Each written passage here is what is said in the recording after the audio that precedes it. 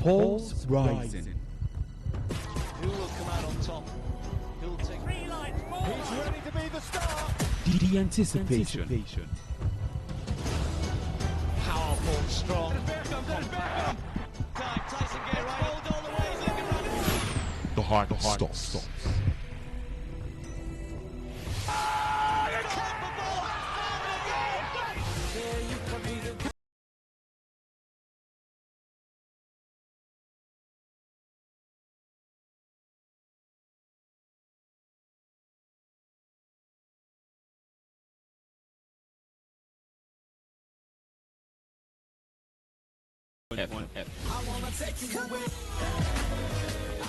Hello, my name is Kanwanko aka Papilo. For the latest and trending sports stories, always listen to Today Sports Live on Today95.1 FM Port Harcourt. My name is Gianni Infantino, FIFA president. For the best of sports, always listen to Today Sports Live on Today95.1 FM Port Harcourt.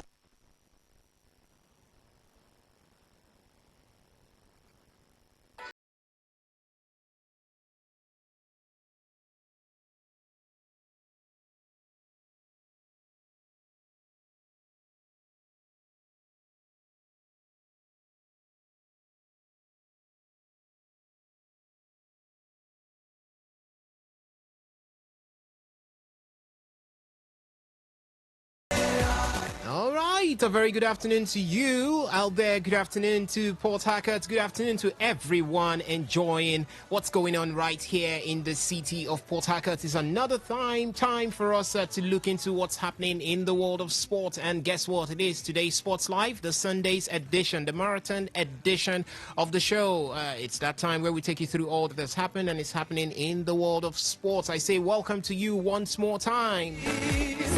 All right, my name is Osasin Hiwin. I will be the man behind this console to drive you through this ever amazing and exciting world of sports right here from the city of Port Harcourt. And I've got the guys right here with me in the studio together. We're going to be with you from now up until 6 p.m. where we will be having the news update. So it's going to be a long run, so get ready for it.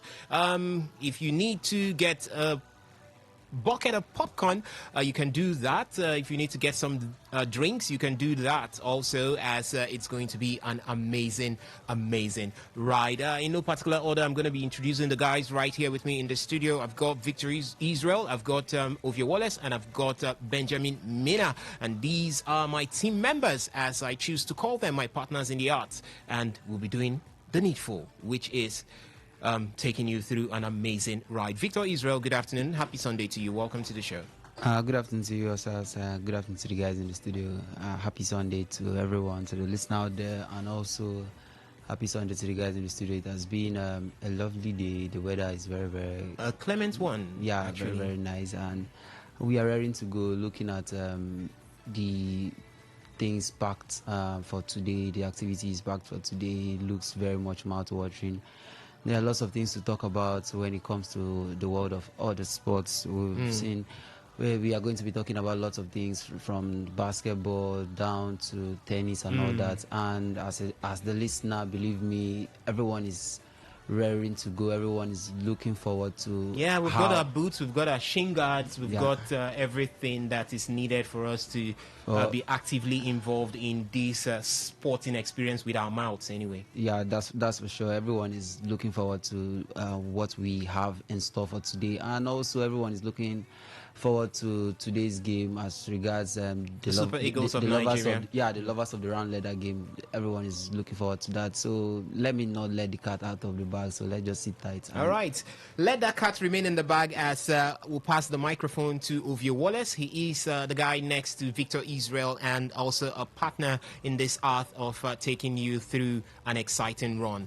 Good afternoon to you, Ovie Wallace. Yeah, good afternoon, Osas. Good afternoon to the guys in the studio. Good afternoon to the sports lovers in the state of Rivers and also outside. It's nice to be here as usual on Sunday afternoon talking sports, and as usual, you know why I like Sundays. We get to talk about our sports, basketball on the menu, the NBA Cup, the NBA regular season going on, Formula One. I think we'll be having the Las Vegas Grand Prix this weekend. Yeah, later this weekend. That's on the 23rd. Yeah, 23rd. That's when we have the Las Vegas Grand Prix. Then we have the ATP Finals, the men's. We saw Alcaraz win yesterday, so I think we already know how the final is going to be set up. Yeah. So Is the Sin Caras, yeah, as always. it's going to be Sin Caras as always, and it's not like I said we didn't expect this. We all saw this coming from a mile away. We just want to see how it's going to pan out, how it's going to end. Is it going to end in a Sinner win? I think these days title? tennis competition for the male gets lit when it gets to the finals, and it's a Carlos versus a Sinner. Sinner, yeah. And it's nice that both of them in the final. One the defending champion, one trying to win the title for the first time. Hopefully, Sinner wins it for me. And definitely, Carlos wins it for me. All right. There is also Benjamin Mina right here with us in the studio. Benjamin, a very good afternoon to you. Welcome to the show. Osas, good afternoon. Good afternoon to the guys in the studio. Good afternoon to our lovely listener out there. It's good to be here to talk sports. The final of the African playoff is upon us today.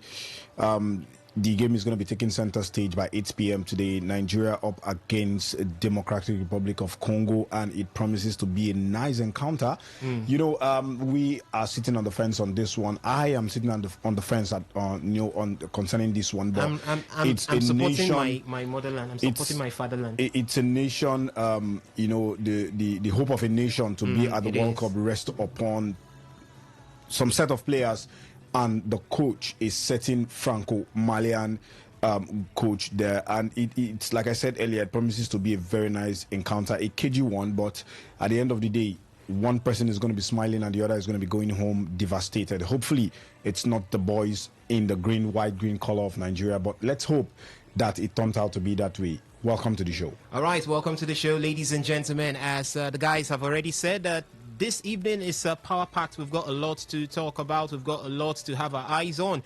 Talking from the view of tennis, where we're going to be having the ATP Finals. It's going to be 6 p.m. and it will lead the way into what is called the African playoffs for the 2026 FIFA World Cup. Talking about qualifying through the back door there. The Super Eagles of Nigeria are not doing badly, as they are in the finals of that particular African playoffs up against the Democratic Republic of Congo. Can they go one more step and take it to the Confederation and see if they can make it into the FIFA 2026 World Cup? I think 8 p.m. is going to be the time for that particular one. I can't say anything from here right now, but the only thing I can do is to wish the Super Eagles of Nigeria the best of luck as they go up against the Democratic Republic of Congo. All right, ladies and gentlemen, as the guys have already said, we have a lot to talk about today. There is athletics on the menu, and from athletics, we go into other sports. Athletics is also part of other sports. We go into other parts of other sports where we talk tennis, we talk basketball, as well as boxing.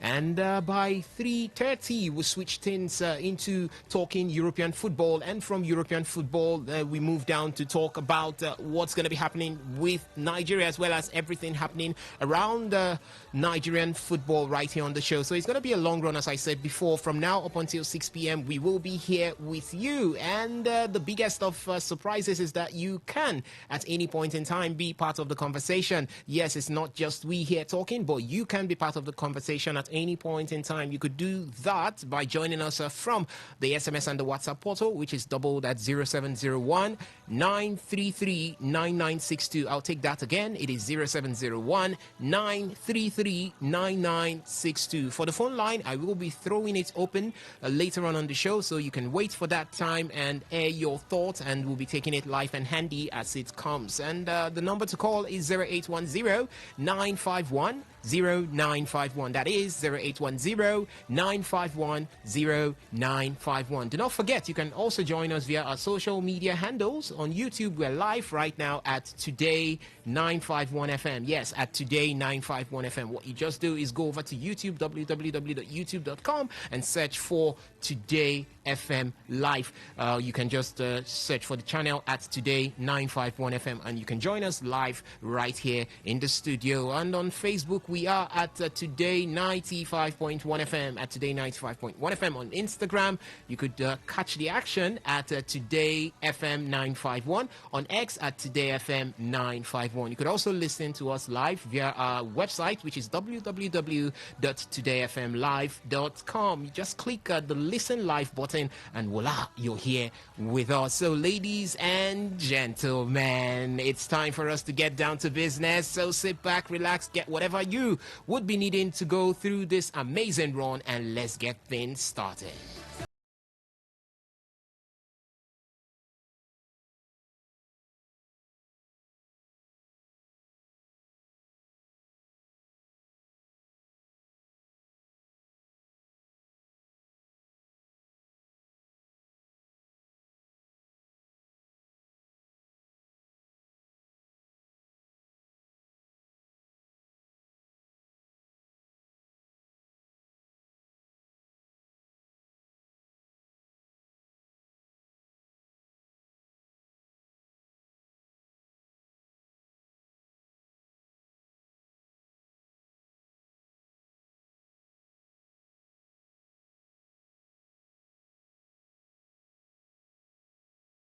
It's Kanwanko aka Papilo. For the latest and trending sports stories, always listen to Today Sports Live on Today 95.1 FM Port Harcourt.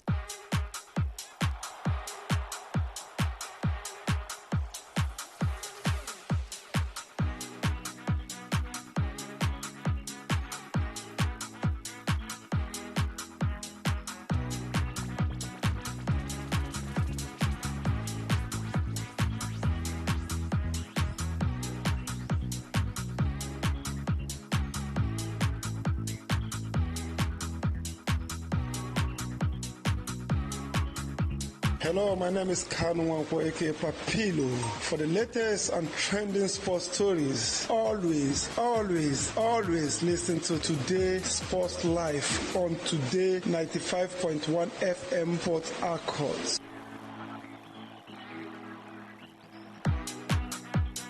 My name is Gianni Infantino, FIFA President. For the best of sports, always listen to Today Sports Live on Today 95.1 FM Port Harcourt. All right, ladies and gentlemen, welcome to the brighter side of life as we start off proceedings right here from the studios of Today 95.1 FM. It is today's Sports Live, the Sunday's edition of the show, the 16th day of November 2025, as we take one step at a time to get to the end of the year. It's almost there, and it's a beauty to see the end of the year. But we still have lots of activities going on in the world of sports before we wrap 2025. And for athletics, this is probably going to be one or just one to the last where Team Nigeria would be in action before we call it a wrap this year, 2025. And in athletics, as the 6th Islamic Solidarity Games enters its final week in Riyadh, Saudi Arabia, Team Nigeria is aiming to consolidate on its first half performance, where it finished 6th amongst the 58 countries in the medals table. Team Nigeria garnered a total of 14 medals, 6 gold medals, 5 silver medals, as well as 3 bronze medals, predominantly from weightlifting, and 1 silver medal from boxing.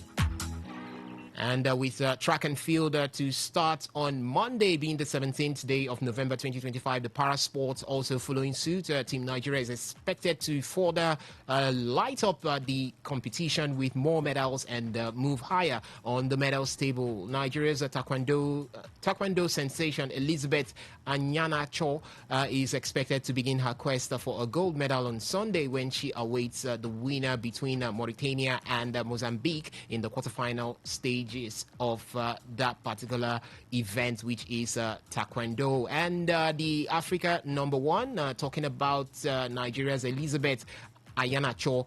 She is one who broke a 20-year-old record in the 67 kg when she won bronze at the World Championship in China last month, and we'll be hoping to now finish the year with a gold medal in Riyadh, with a total of 43 gold medals up for grabs in the track and field. Nigeria's contingent of exciting mix of young and foreign athletes are hoping to have a huge statement at the Prince Faisal bin Fayed Sports City when hostilities begin on Monday. And Nigeria's wrestling contingent, under the new leadership of the Controller General of Nigeria's Custom, that's Dewale Adeniyi, as the president of the Nigerian Wrestling Federation, will start their competition on Tuesday at the Boulevard Riyadh City.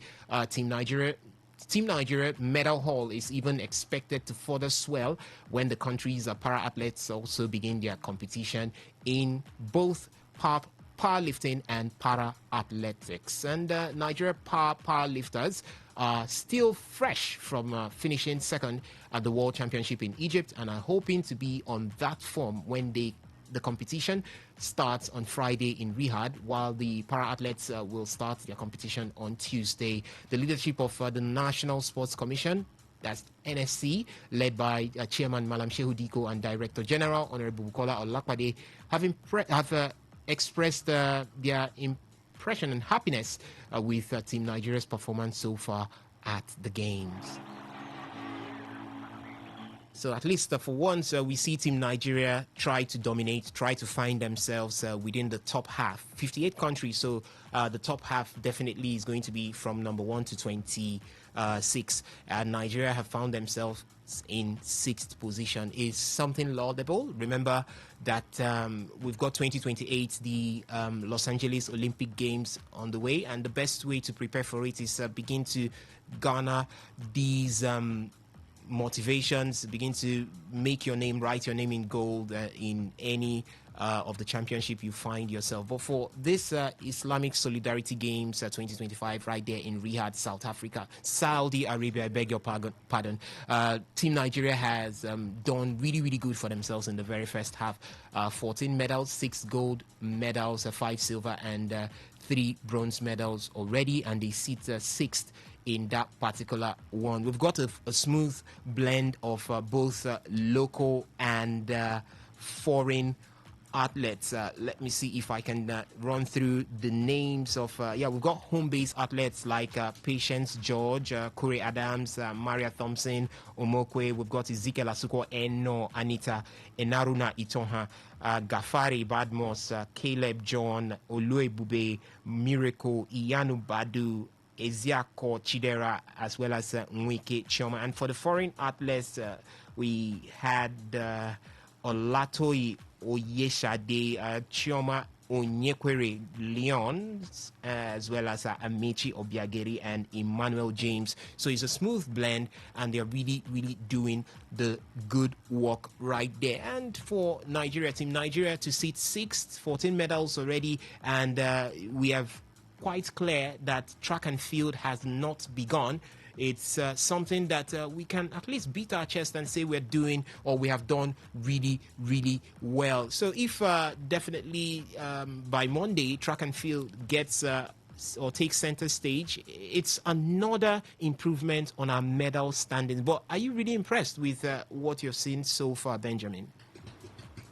Okay, yeah, Osas, definitely. I'm very impressed with what Team Nigeria is actually doing in the 6th Islamic Solidarity Games going on there in Riyadh, Saudi Arabia.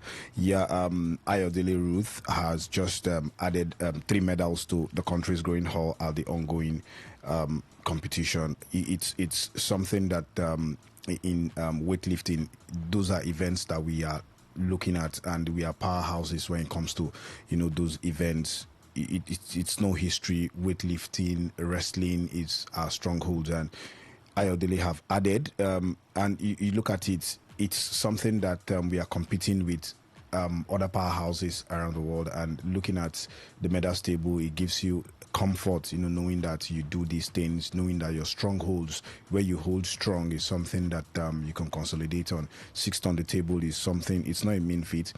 Well, her best lift was 117 kg, and 2 bronze. She snatched 2 bronze in 95 kg and 202 kg, 212 kg respectively. Is something I think, and I like the way it's been blended like a red out. It comprises of the home base and the home base athletes and the foreign base athletes. we are heading to the right direction, and knowing that the Olympics is around the corner, not very far, we could look at it and say this could be a dress. A cutting razor to the main event. We could use this as a main event, and for the para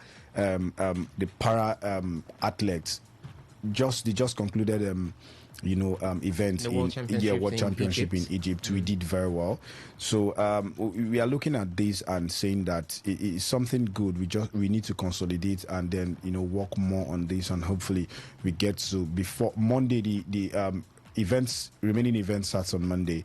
So we are looking at Monday. Hopefully we get to add more medals to our medal halls, and hopefully we get to climb the ladder there. And when it comes to the Paralympic, believe me, Nigerians will look at it and say it is something that we know, we are very sure that we could win medals. The para athletes they've been giving us medals when the athletes, the other athletes couldn't even give us something at the Olympics. We got something from the para athletes. It's some Paralympians. It's something that we really need to work on. Hopefully we get it has to translate down to the men athletes themselves. So I think from now to Monday, hopefully we get to add up to our medals and move up to the table, move higher up the table, and hopefully this could be, like I said, could be a rehearsal ground for the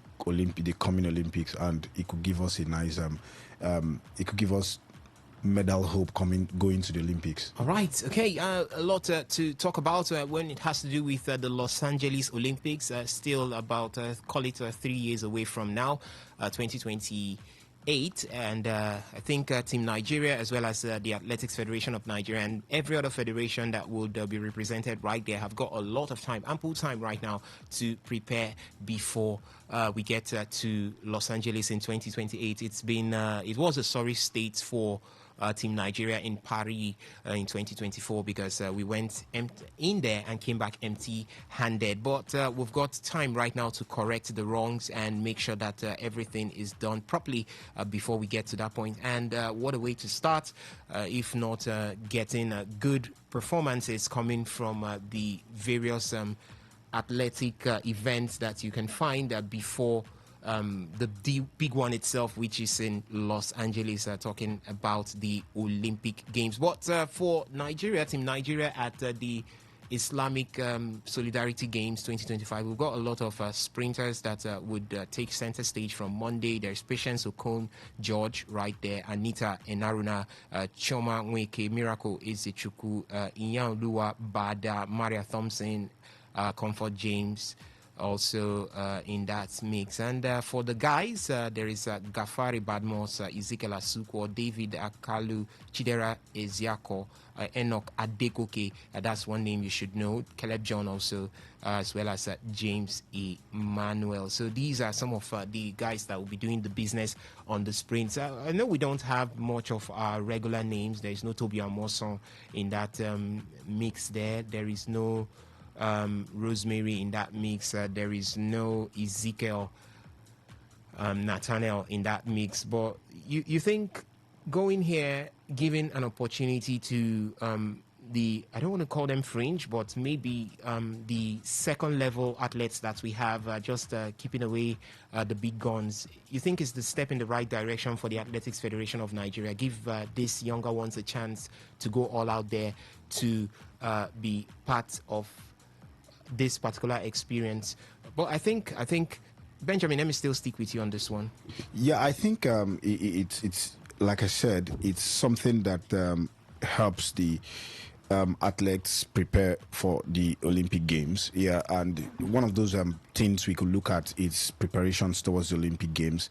We talked about early preparations before, prior to the previous Olympics, that we didn't get anything, and in this part of the country, we are actually looking at preparing early enough for events. Yeah, I know this is, we are even starting a bit late, but it's better you start than, never start starting. late than never starting. They say never better late than never. Exactly. So I think these games could actually prove very crucial in terms of the Olympic preparations, giving the athletes platform to actually showcase their skills, test their readiness for global events, and like, also give some sort Olympics of competition and competition level or too. would I call that motivation to the big guns? Because like a Toby Amoson, you turn back and you see that there is someone performing very close to you or almost like you are doing, then you can beat your chest and say, we're going in there with the confidence of coming out with a good result. Yeah, and you look at it again, I look at talent development and identification. Like I said earlier, weightlifting, boxing, these are talents. These are sports that Nigeria are known for. Our stronghold. Strongholds. Yeah. So I look at it and say it has to showcase our talents, and this could bring further investment. We've been talking about investment, investing into sports, so that the federations don't get to just wait for the government officials or government to actually dish out funds before they start moving or getting ready for preparations for tournaments. But this could actually bring investments out from different areas, not just Nigeria investors and all that, maybe international investors, and you could compete, like you said, competing with other very, very good athletes. Yeah, our A-list athletes might not be available for these, likes of Toby, like rightly said, what have you, lots of them, but this could actually prepare the young guns. Look at it, and exposure wise, I've gone to this place, I've competed with other countries' athletes, and I know that yes, if I can go there and compete, come out with a favorable result or possibly get a medal, it shows that I could actually do it in the world stage. So these are these are some of the benefits that we look at going into this game, and it could help us go into the right direction in terms of exposure, identifying talents, the younger, this comprises of the home base athletes and the foreign base. So there could be a blend amongst the both of them, the two athletes coming from the home base and both sides. So I feel this could actually help them in terms of developing their minds and investments and all that. I think it's a good one going into this. Hopefully we get to, like I said earlier, our medals get to go up, moving from sixth. Hopefully we move from sixth to fifth or just further. But at the end of the day, medals are important in this, but we should look at other areas, developing the athletes, their mind, readiness for major tournaments as the focal point. And yes, and then exposure as the focal point. All right, ladies and gentlemen, we're talking about athletics right here in Nigeria. Team Nigeria doing very well at the Islamic Solidarity Games right there in Riyadh, Saudi Arabia. Islamic Solidarity Games 2025 in Riyadh, Saudi Arabia. Seated sixth on the table, medals table right now with 14 medals comprising of 6 gold medals, 5 silver medals, and 3 bronze medals. That's for Team Nigeria. So you can also share your thoughts with us. Where do you think Team Nigeria will be finishing at the end of this particular games? It's going to run for another 1 week plus, and we have the chances of gathering more medals. As I said before, from Monday we're going to be having the track and field, the jumps as well as the sprints will be up and running. So where do you see Team Nigeria finishing? Do you think that Team Nigeria can break into podium finishes, maybe finish between first and third right there? And what do you think this could have? What effects could this have on a build-up? Remember, the various federations just had their elections, probably changes in the executive positions and all of that. What do you think it could spell to these new incomers into elective positions right there at the various federation? And do you think that this could brighten up our chances at the Los Angeles 2028 Olympic Games? You could share your thoughts with us through the SMS and the WhatsApp portal. It's doubled at 0701 933 9962. That is 0701 933 9962. And when I throw open the phone line, you could also call in and share your thoughts with us on this particular one. Do not forget, you could also drop your comments on our Facebook page at Today95.1fm, and we'll be taking it.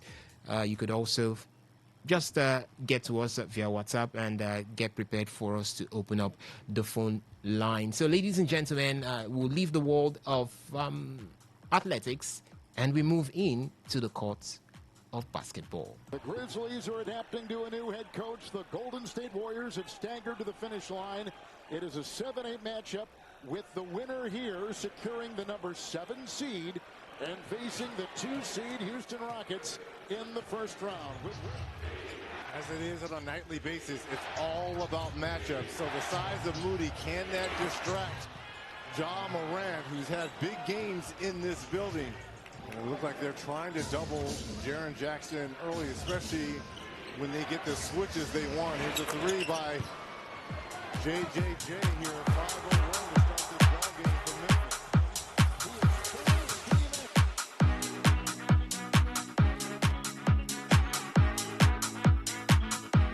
All right, there's so much to talk about in the world of basketball. And where do we start? We start from the Nigerian. Did I say Nigerian? NBA, yes, right there in the United States of America. Earlier on today, the Los Angeles Lakers handed the Milwaukee Bucks a big loss despite injuries to that team. In the absence of the likes of LeBron James, it was the LA Lakers who were able to pull out that victory against the very much highly inspired Milwaukee Bucks with the Antetokounmpo brothers right there. But the performing one, Giannis Antetokounmpo, is one man. When you call Milwaukee Bucks, his name gets to ring in your head. So the win comes amidst a gambling investigation involving the NBA, which has requested phones from several team employees, including Lakers personnel. And that game also had LeBron James' son, Bronny James. He made his second career start for the LA Lakers though he failed to score any points in that particular game. Yeah, as usual, as expected. But let me come to you with your Wallace on this one. LA Lakers defeating the Milwaukee Bucks. Many persons didn't see it coming because for now, we just know that it's only Luka Doncic who is the big man there for. I know Austin Reeves is in there, but he's not really consistent with the numbers, or he's not hitting the numbers big. And we know that the face of the Los Angeles Lakers right now happens to be LeBron James, though injured, not around. But they are still able to. LeBron is no, not he's the biggest. He's the biggest figure. He's the biggest figure. Biggest name. He's the biggest name. It does not mean that he's the face of Los Angeles Lakers. The face of the face of Lakers is Doncic. Everybody knows it's Doncic. No, but usually the face is always the biggest star. He's the biggest star there. He's the biggest. Are you trying to say Doncic is bigger than LeBron James? At this point now, yes. I don't understand. Is it by the take home? Tell me why. Is it by the take home? At this point now, yes. See, even if LeBron comes back, I don't think aims higher than we are not talking Luka about Doncic. higher. We're talking about the output they are going to bring when coming back. Even last season, LeBron was still not giving you that team top performance because of why the old age. Yes, we still saw the man was still dropping 30 points. Man was still dropping 20 points. So at least sometimes we drop 60 and everything. But Luka was still there, keeping it at a high level, and he didn't even come, or he didn't even spend a full season at Lakers, but he was still able to assimilate. Now you're looking at more improved Luka Doncic. More improved Luka Doncic. For me, he's now the face of Lakers. They are trying to build everything around. They're trying to fit everything around it. Now is how LeBron is going to. No, we're going to see that. We're going to see that. We're going to see that when LeBron returns to the team. If he's going to fit in, or he's going to hijack what has been done. LeBron is not going to hijack. LeBron is going to try and fit in to what they do. Because for me, it's not about Luka letting go for LeBron. My problem is Austin Reeves. Okay. Because it's Luka's team. Now, we know Austin Reeves is playing second fiddle to Luka Doncic. He's the one that when Luka and LeBron are not around, he's dropping 30, he's dropping 40, he's dropping 40 points. He stands up. Yeah, he stands up. Even with Luka, at least he'll still give you 16, or he'll still give you 16, still give you 20. That's something that is still good for at least your second scoring option. But I'm looking at it now. LeBron is coming back now. LeBron is going to take this man's shine, and will Austin Reeves be able to keep up with him? That is the question. I'm not really worried about a LeBron coming back and and taking the spotlight from Luka. It's all Luka's game this season. Even you saw look at the projected projected MVP tracker that we have now. After Nikola Jokic with 87.6%, we have Shai with 9.6, and then Luka is third. He's third on that MVP tracker. So he's in line to get an MVP shout out this season.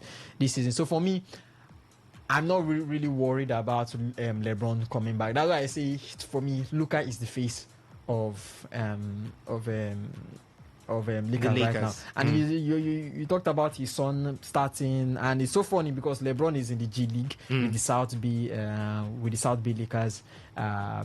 You can say warming up and trying to get himself back into the game, and his son is starting. So they've switched roles at this point.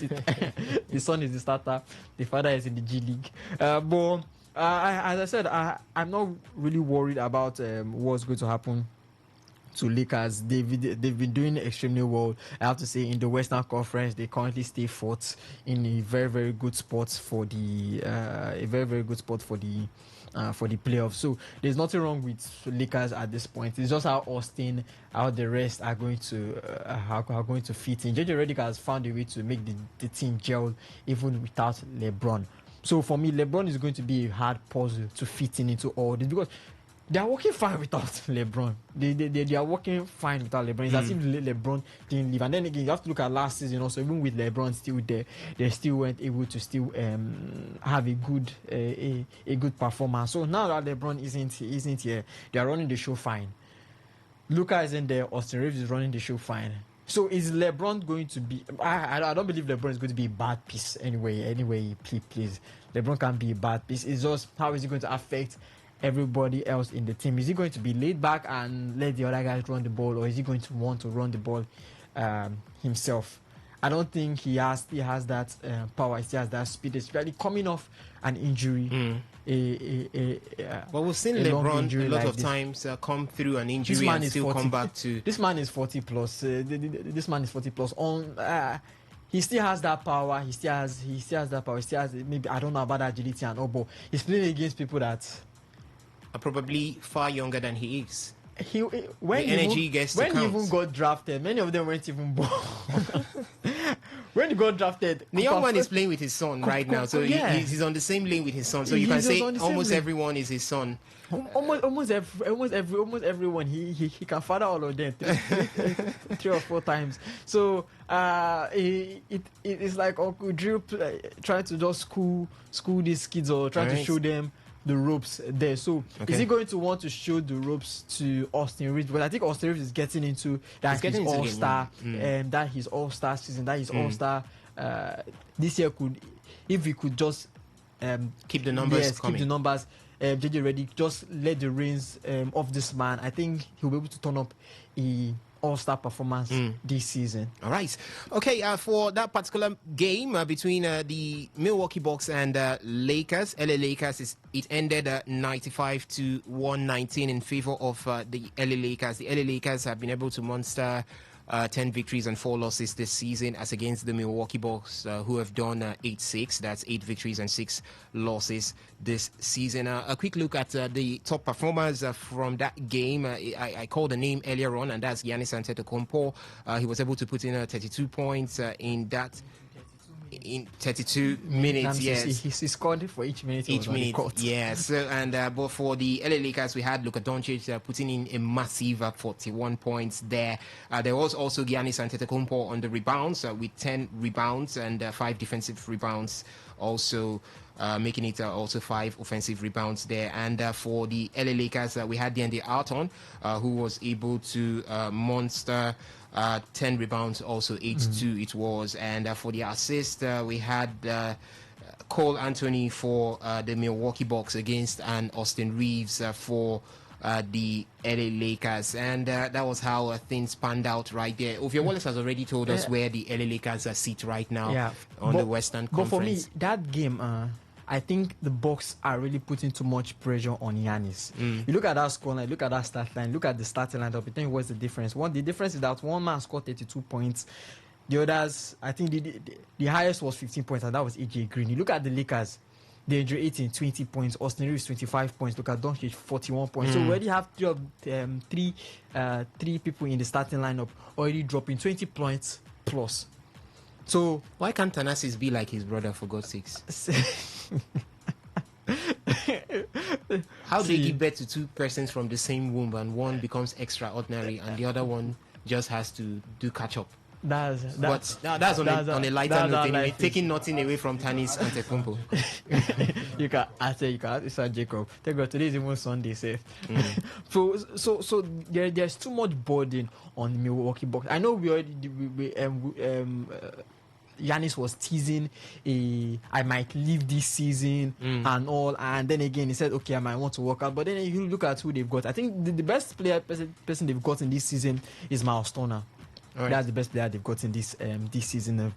A good big man. He could have gotten to Los Angeles Lakers. That was where he was teasing. But then again, look at the remaining people in their roster who is actually piling up. Kyle Kuzma, 1 point 20 minutes for a forward, which does not actually make sense. AJ Green, at least he hasn't even tried. Him and Collins, 50 points, 10 points. Bobby Portis, 18 minutes, 8 points. I think they've just been how I say lackluster for Bucks. They need to find a way to. You forgot about Gary Trent Jr. Yeah, Gary Trent Jr. I think he dropped 13 points in 13 24 points, minutes. Yes. 24 minutes, and he dropped 13 points. So you're looking at that, and you're looking at what Lakers are dropping. Yes, you say Lakers is more built on this 3-man lineup. DeAndre, I say 18. Yeah, 18 years as the big man they've gotten. He should be at least be able to get you off those, get you those boards. And 10 rebounds is not bad for a center. Yeah. Austin Reeves 25 points. As I said, the man is always delivering. Look at Doncic 41 points. Him. It's only him and Giannis that are currently. I think they are the point leaders. Both averaging 40 plus points or 30 plus points. So wait a bit. I would bring someone to your notice.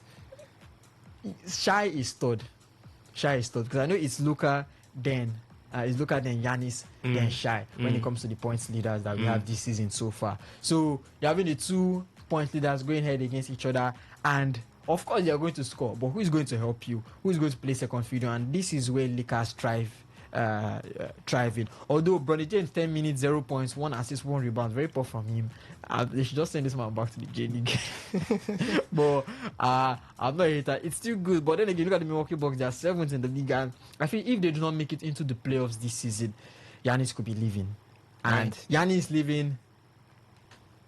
If he's going to, I think he's extended it. I don't know if he's extended his contract. If he has extended his contract, then that means you have to trade for him. If not, then that means you'll be exploring the free option this season. And if he explores a free option, then that means he'll be a free agent. All right. So the Milwaukee Bucks have to find a way to support the man. Okay. I don't know who they can get during the trade deadline, but you see, to get a support for Giannis Antetokounmpo. We had Damian Lillard last season. Damian Lillard was really good with him, but due to issues and everything and salary issue, they decided to cut Lillard, and now he's back with his family, the Portland Trail Blazers. So they just need to find a way to support him because Kuzma is not doing anything, and I think Miles Turner as a big man won't really give you. He's not Nikola Jokic that you see. He's a big man that is actually effective on the offensive. Yeah, so you need to. Giannis is a big man himself. Giannis is a big man, but Giannis dominates that paint. Now you need someone outside the paint that can do that. Give you those threes. That's why you need a good shooter. They acquired Anthony Simmons.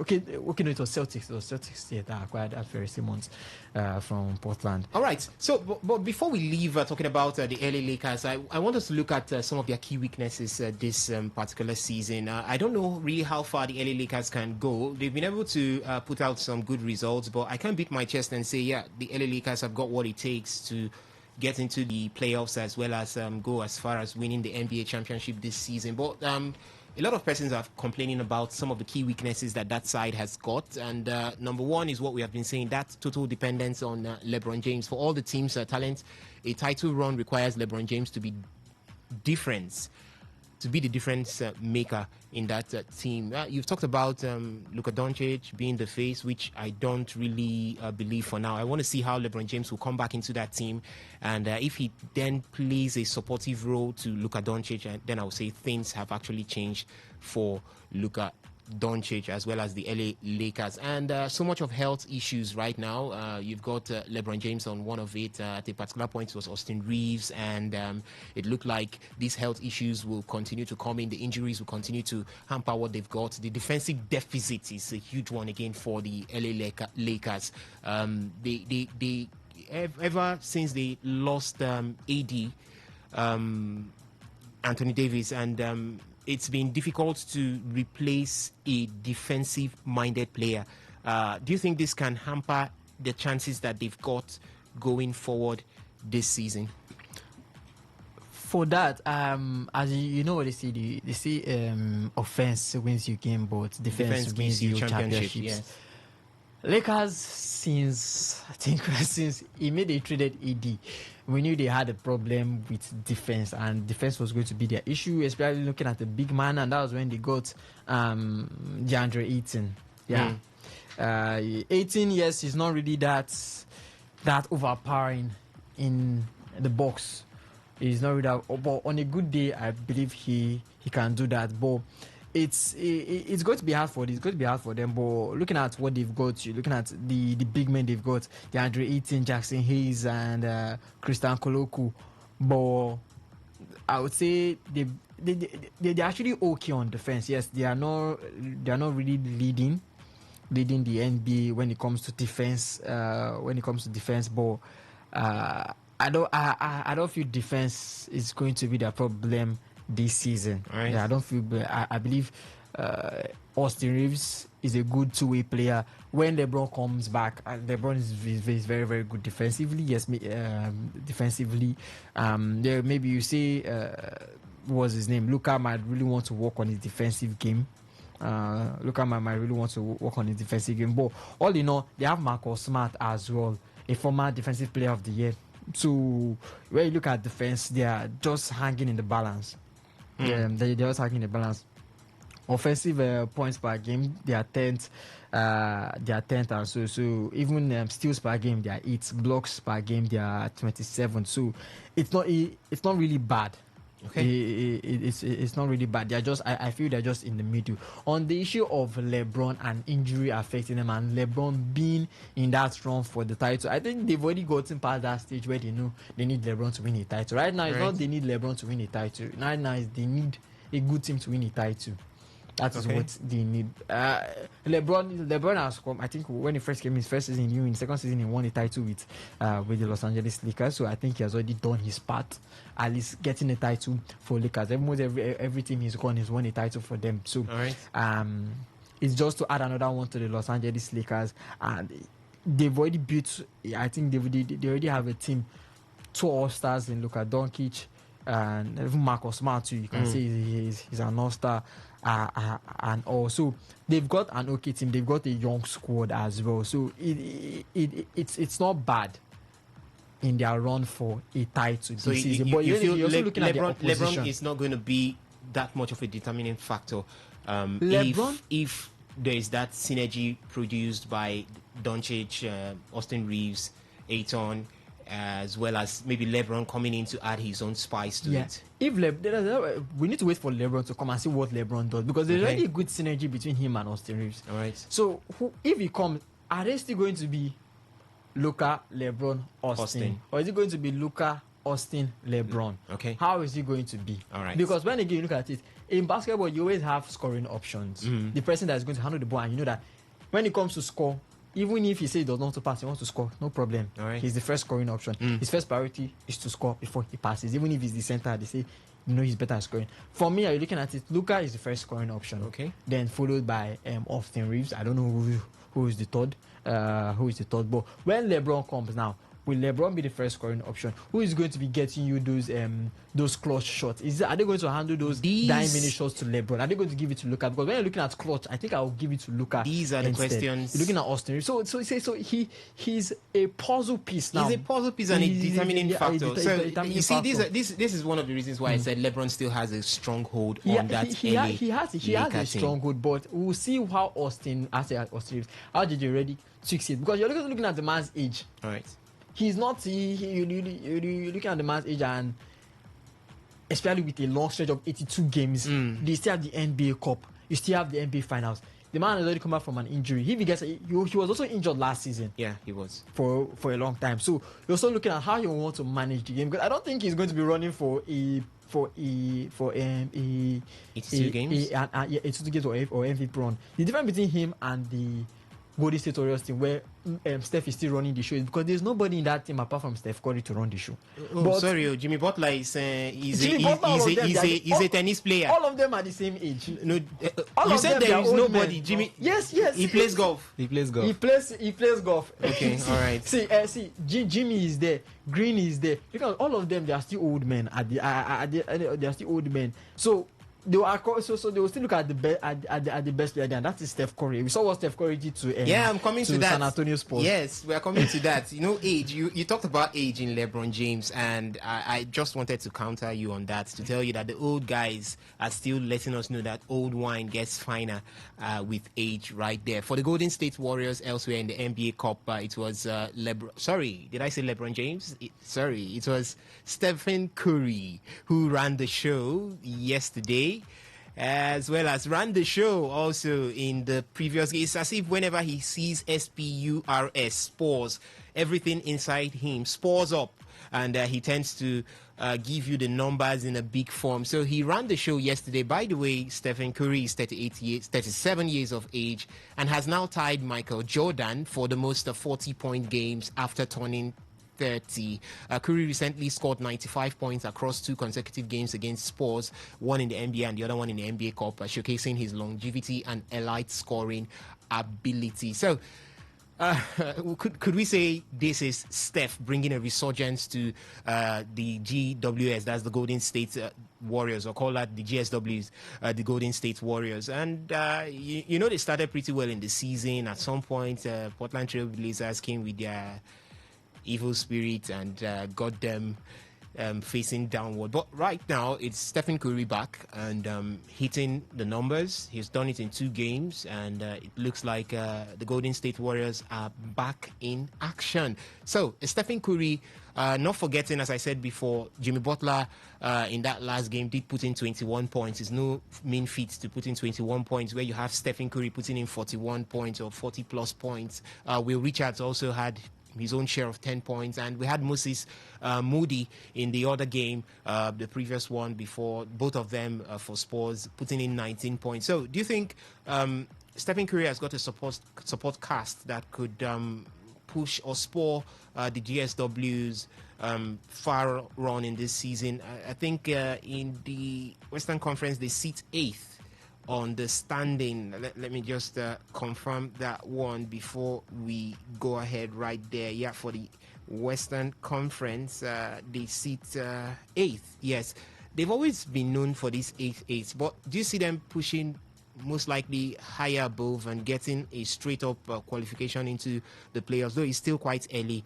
in the season. So much of waters could still go under the bridge for Golden State Warriors. But how happy are you for Golden State Warriors at this point? Is Stephen Curry, if he does this again in the 3rd game, it now becomes irregular and maybe could now become a part of him putting down 40s games to come? And how long do you see him also dropping these 40s?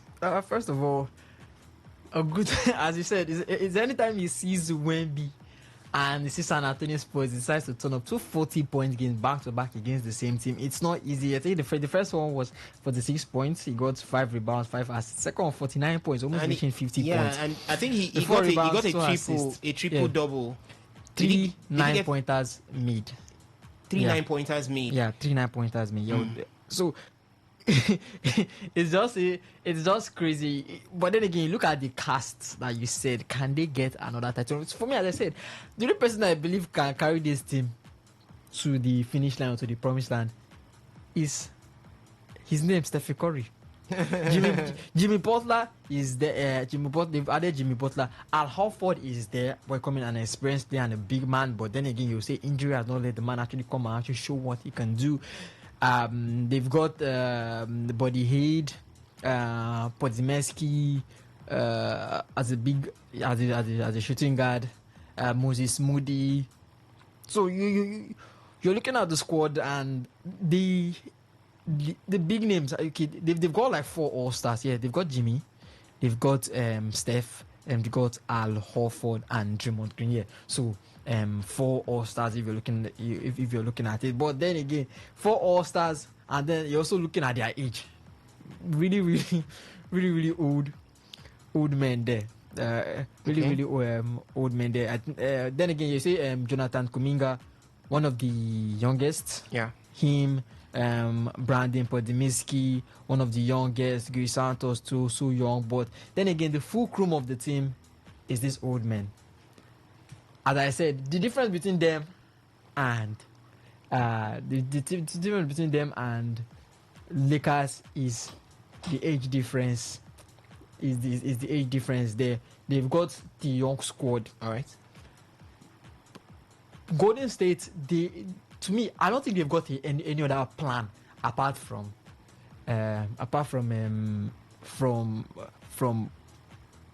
Steph Curry. Just as if they're just spamming the same move every time. Steph Curry. Steph Curry is the answer for all their problems. Jimmy Butler came last season. Him and you see that synergy between him and Steph Curry was fantastic and good. But then again, I don't believe this roster is going to sustain you in the long run. I don't think it's going to sustain you in the long run. They've got a good squad. The likes of Brendan Podziemski decides to step up. Kuminga has already stepped up. Kuminga has stepped up. He leads the team with rebounds per game. Jenny Green leads the team with assists per game, 5.7. Steph Curry, of course, the big man. The defensive rebounds per game to the whole team sits 9 among everyone in the whole NBA season. I'm also looking at their next games there. So looking at New Orleans Pelicans, Orlando Magic, Miami Heat. Then they go to play then they take the Portland Trail Blazers and then the Utah Jazz. So you're looking at those games. Who could they beat? I think it should be an easy win against New Orleans Pelicans. Orlando Magic is going to be tough. Same with Miami Heat. Same with the Portland Trail Blazers and the Utah Jazz. But if you want to get a win there, I think it's going to be at least the Orlando Magic and the Pelicans. Yeah, and the Pelicans, maybe the Utah Jazz or the Portland Trail Blazers. All right. Okay, ladies and gentlemen, let me bring you into the conversation. You out there that is a basketball lover, what do you think of all that is going on? We've talked about the Los Angeles Lakers, that there's an expectation of LeBron James coming back into the squad, but we've got guys running the show right there. Luka Doncic is there. Austin Reeves is also in that mix also. And we have Dendry Ayton also in that mix, doing things there for the Los Angeles Lakers. Do you think that LeBron James coming back into that team is going to change the face of how things have been? Do you think he would just come back to maybe become the front runner because there is a concern about the overdependence on LeBron James, most likely for an NBA championship. Do you think the LA Lakers also, with what you've seen from the beginning of the season to this point, could muster the bravery of going all the way and winning the NBA championship at the end of the day? It's still early days. We've got a lot of games to go through, but do you think that the prospect is there? We also look at the Golden State Warriors. There is some sort of resurgence from Stephen Curry, and for 2 games now, he has been able to hit 40-plus points, and that has tied him with Michael Jordan, the great in the world of basketball for players who've been able to the most number of 40-point games a player could garner after the age of 30. That's Stephen Curry there. We looked at his support cast for the Golden State Warriors, and one name is just ringing out, and that is Jimmy Butler. The likes of Will Richard and Moses Moody would definitely be coming to the party, but for now, it's going to be a Stephen Curry, a Jimmy Butler running the show for the Golden State Warriors. How far also do you see this resurgence from these old daddies? How far do you see it go for the Golden State Warriors? You could let us know your thoughts from the SMS and the WhatsApp portal, and right now the phone line is open for you to call in and talk to us right here in the studio. Remember, we started with athletics, where we looked at Nigeria's good performance at the Islamic Solidarity Games 2025 in Riyadh, Saudi Arabia. What can you say about that one? Do you think it's a step in the right direction to correcting the wrongs that has bedeviled athletics in Nigeria? Do you think it's cast or talks about or shows or points towards the direction of greater days being ahead in Nigeria's athletics, as we hope to build on something like this for the Los Angeles Olympic Games? 2028 is going to be that time where we'll see if changes have actually been made. So the phone line is open right now, 0810-951-0951. That is 0810-951-0951. You could also make use of the SMS and the WhatsApp portal, which is doubled at 0701-933-9962. That is 0701-933-9962. What do you have to say? Nigeria's athletics, Nigeria's team, or Team Nigeria, our athletes far away in Saudi Arabia, making us proud. They sit sixth on the table right there at the Islamic Solidarity Games 2025. They sit sixth on that table with 14 medals, consisting of 6 gold medals, 5 silver medals, and 3 bronze medals. And from Monday, being tomorrow, we could have the chance of hitting more medals or making ourselves very conspicuous and very big on the medals table as we get the track and field, which you know very well that Nigeria has also got a stake right there. The track and field would be lit. The action will come in from that particular angle. We also have the para athletes. They would also take center stage from this coming week, and we are sure that more medals would be coming in from that particular angle. So what do you think? Do you think that it's an encouragement that we could build on to correct the wrongs that have bedeviled our athletics or athletics sports, call that other federations away from football? Football has its own matters, but do you think this is a step in the right direction? 0810-951-0951. That's the number to call. While for the SMS and the WhatsApp portal is doubled at 0701-933-9962. That is 0701-933-9962. We're still talking about basketball, Ovie Wallace. Let's take a look at the Boston Celtics. They continue with the struggles in the 2025-2026 season, hugely due to the absence of the likes of Jason Tatum, one of their star man. I can remember the end of last season, towards the end of last season, that was when he picked up that Achilles heel injury that did spell out one full season away from the action. And it's now a curse, or would I say a reason to worry for the Boston Celtics.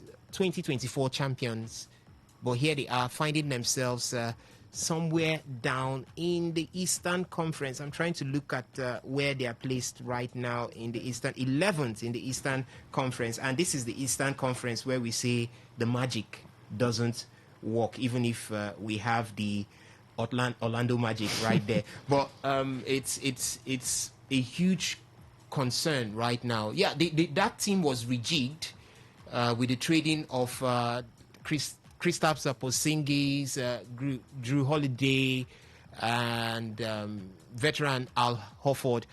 Now the rebuilding process is the issue right now, and it seems like it's going to be a Herculean task. They went on a 3-match loss before they were able to get a victory. I think that victory came against the Grizzlies.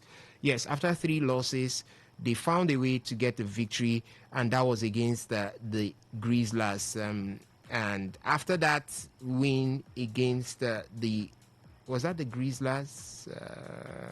Okay. No, I think that was the Wizards. Yeah, they got a victory against the Wizards, and after that victory, they've sort of relapsed again, going into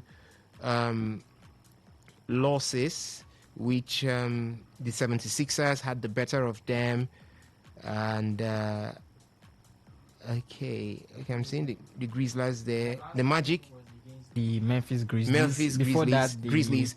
So lost to 76ers. Sixers and the Orlando Magic. They had the back-to-back.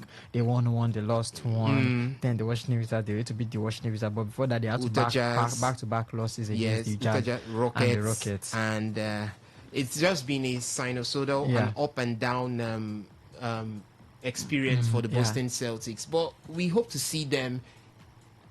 Is it because where they are right now is going to be difficult? If it ends this way, they wouldn't get into the playoffs, quite obviously. Yeah. So, but is there a possibility that these guys will get themselves back into contention? It's going to be hard. It's going to be hard. The season is long, as you said. It's long. They only have one player out. That's Jason Tatum. Yeah. Yes. They've done trades this season. You would see Kristaps Porzingis, Al Horford, Drew Holiday, 3 key players there. But then again, you have to see with the new management coming in, with the new chairman coming in, they needed to make some changes. It's the same thing when you have in football. You have new management coming in, new owners coming in. They want to make changes, and they felt there were some players they needed to cut due to wages and all. And Al Horford, Kristaps Porzingis, and Drew Holiday had to go. And you have to look at how big of an impact they were. And Jason Tatum is now out again. Yeah. You're looking at Jaylen Brown is Jaylen Brown. Jaylen Brown is their only shining star. The man is averaging at least 20 plus points. But is he standing in for an absent Jason Tatum? Yeah, I don't know what you want the man to do. To do again. I believe we've seen cases where Nikola Jokic gets to monster the absence of Jokic makes everyone on the field play better. Jaylen Brown is not that kind of player that makes everybody play better. That is the difference between this person, Jokic, and most players. And that's why people say the Denver are far better with Jokic on the court. All right. You have to the reason why the man is always up there when it comes to part of the top assist in the league, because he has that vision in the whole court. Okay. He makes everybody on the team play better. Jaylen Brown is not that kind of player. He's the one that wants to run the ball and carry the team on his back. It's different from how Jokic sees that, okay, when the team is down, let me lay off the ball. If I see that I need to take the shot, I'll take the shot. He knows how to be efficient when he needs to. That's the thing with Nikola Jokic. And that was one of the reasons why I felt then the battle between him and Shai, I feel like the reason why Shai and him are really, really different players. But to me, Jaylen Brown has done enough. I don't see what you expect the man to do anymore. You just have to look at it. He's done extremely well for the team. Who else is there? They have the required. They have Peyton Pritchard. In their last game, Peyton Pritchard he monstered 24 points in 30 minutes, as well as 9 assists and 6 rebounds in their last game. The victory they had over the Grizzlies. He's averaging 15 points per game. They're required to averaging 15 points per game. You have to look at the assists. He also leads in assists. Peyton Pritchard, 5 assists. One of the most improved players you will see. Then you look at Ferris Simmons, a shooter that they got from Golden State. I think from Portland Trail Blazers, 14 points. Look, Gaza isn't doing badly too. Gaza is not doing badly. At least from coming off the bench. You see, not doing badly. 3 points per game, 2 rebounds for someone that's coming off the bench. You just need to just add those 1, 2, 3 points. But then again, you just have to look at bench points are also going to come be a big factor in the game. You also have to look at Quetta. Right. Big man. 8 rebounds per game. I think he leads the team. So it's going to be hard. They sit 11th. I don't see them even with maybe 6 wins and 7 losses. Maybe even with Tatum coming back. But the Eastern Conference isn't it's not something as tight. it's not as tight as the Western Conference. So there could be every possibility. The problem with the Eastern Conference is that everybody has stepped up. That is the thing. Look at who is stopping the Detroit Pistons. The 76ers have stood up. Milwaukee Bucks are there. So everyone has stepped up. Miami Heat are there. The Cleveland Cavaliers are there. It's about stepping up. It's not like the other conference where we have huge favorites. Yes, it's not like the West where you have the OKCs, the reigning champions, Oklahoma City Thunder. You have Golden State Warrior with a four-time champs, Golden State Warriors with a 2-time Denver MVP. Nuggets, you have Denver 2018 champions, Nuggets, 2018 champions that have a three-time MVP champion, MVP right champion. In that team. Lakers too, they have a scoring champion, Luka Doncic. They still have one beast that is still sleeping.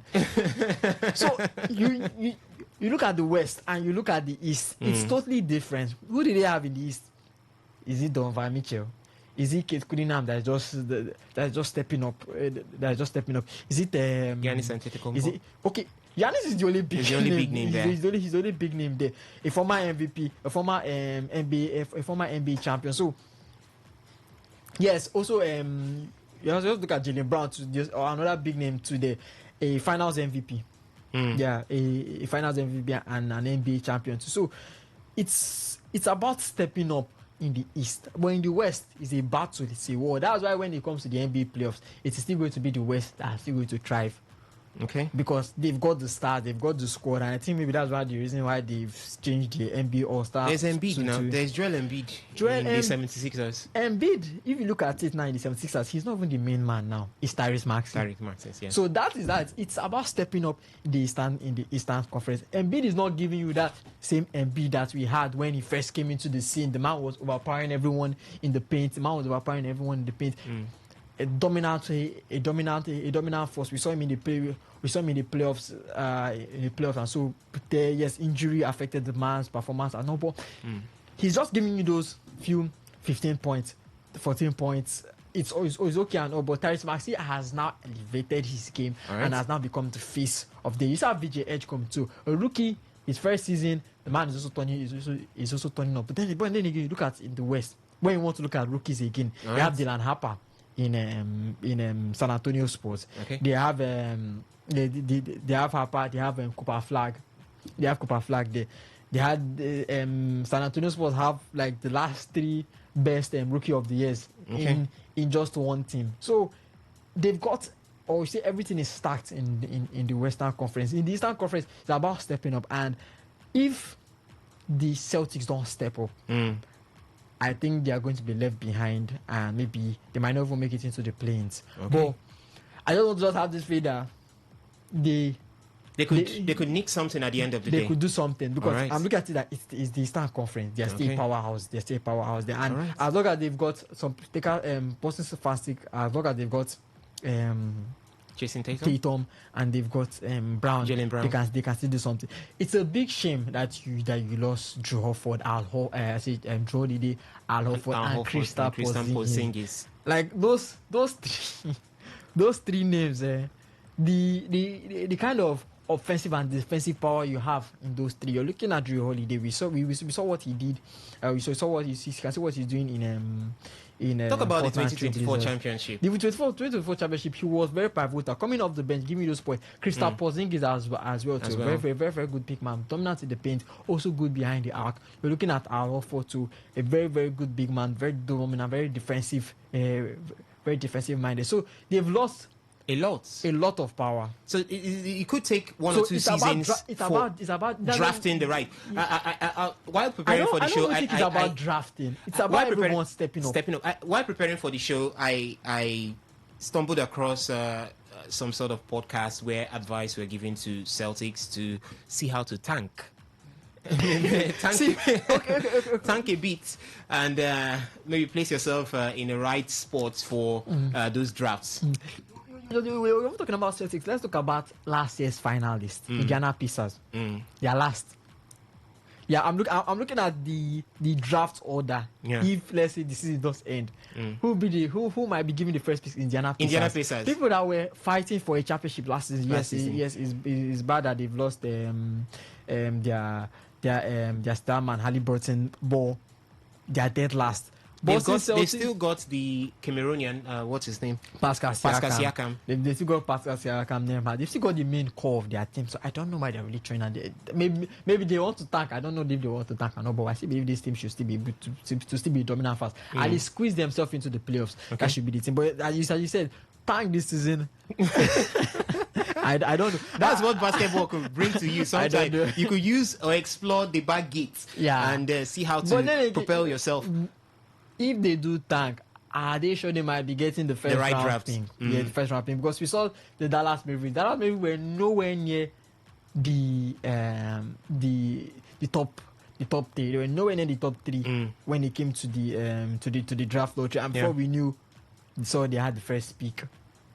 All fine for them. They still have problems there because with the sacking of Nico Harrison, there are talks of they want to trade AD.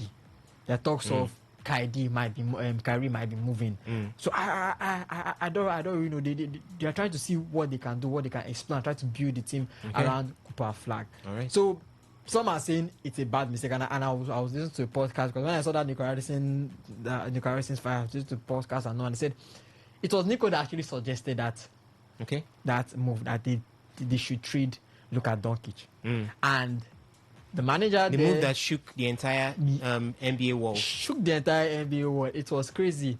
And when when Nico proposed it, the GM there felt that this was the right move because his trust and everything in Nico Harrison and especially when they got to the conference to the NBA finals. Right. Especially when they got to the NBA finals, he looked at Nico Harrison like, oh, this guy is a basketball genius, and he believed that the man made the right call in drafting Luka Doncic. And from the letter that he addressed to the Mavericks fans after sacking Nico Harrison, he saw the man apologizing. So that means deep down, the man knew what he did. Makes sense.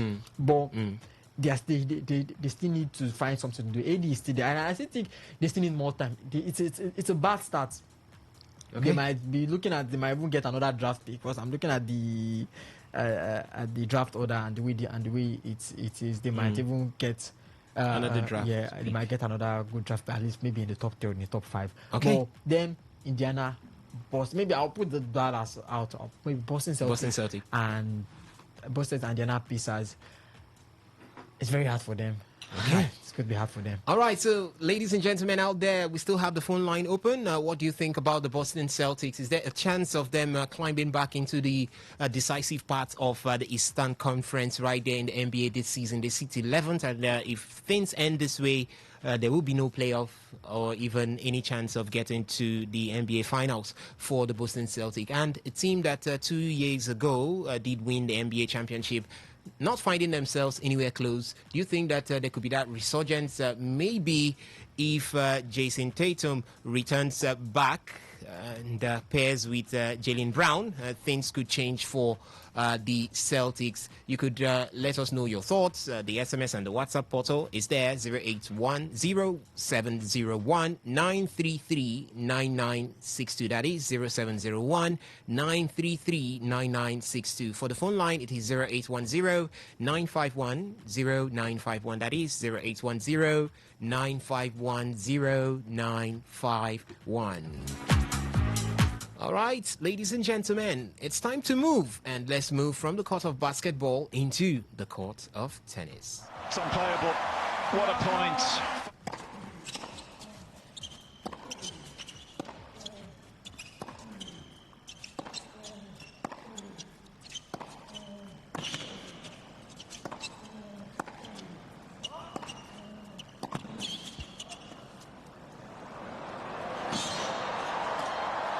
It's unplayable. What a point. Firing bazookas at Auger Aliassime initially, and then the most subtle of touches to draw him forward. And it hasn't taken long for Alcaraz to take control. This is ridiculous.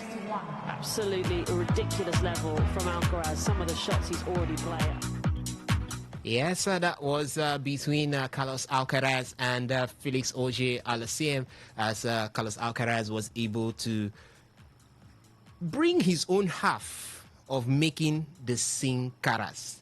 Yeah, when we say Sin Caras, you know what that means. It's something that has been ringing in the heads of every person who loves tennis these days. Sin Caras. Whenever we have any tennis tournament, we just say Sin Caras. And Sin Caras usually happens in the finals of it.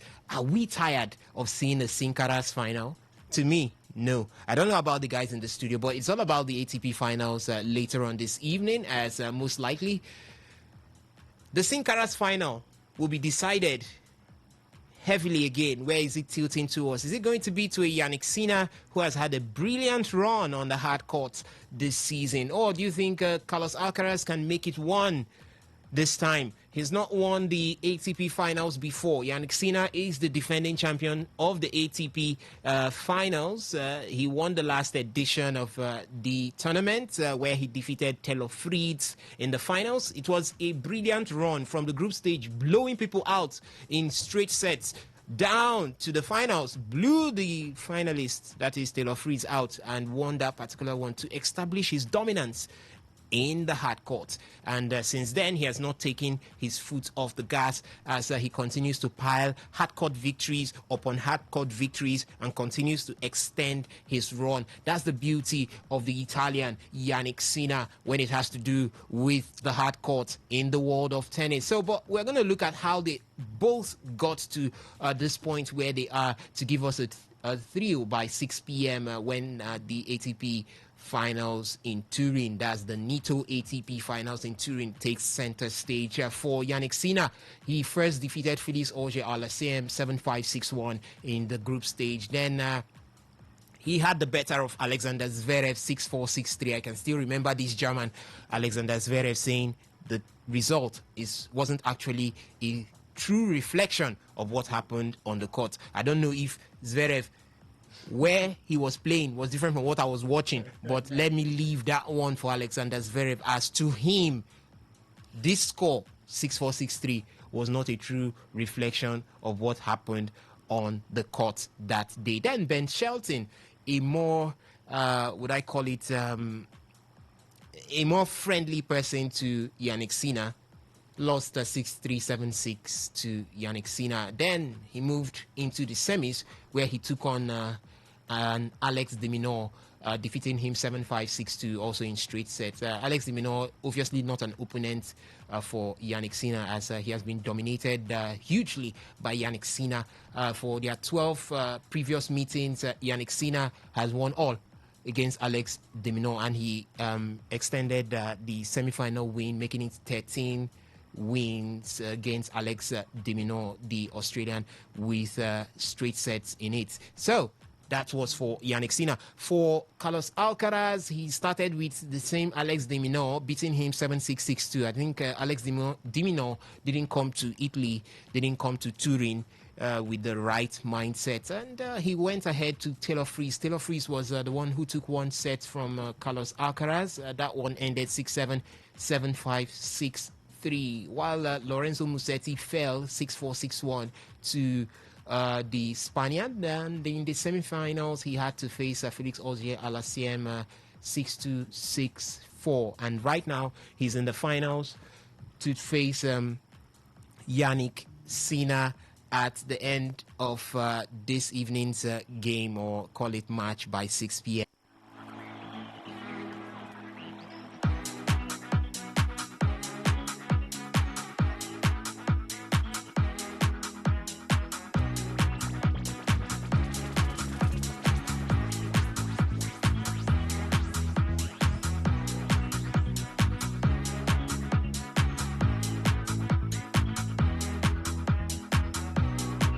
So as I said before, it's going to be Yannick Sinner up against Carlos Alcaraz by 6 p.m. at the NITO ATP finals right there in Turin, Italy. And this is going to be the sixth meeting between Sinner and Alcaraz this year. Both players have reached the finals this year on a 3-love record with their respective group matches, and it promises to be a very, very huge one when both players take center stage by 6 p.m. And let's take a look at the odds and who it favors between Carlos Alcaraz and Yannick Sinner. For Yannick Sinner, we start.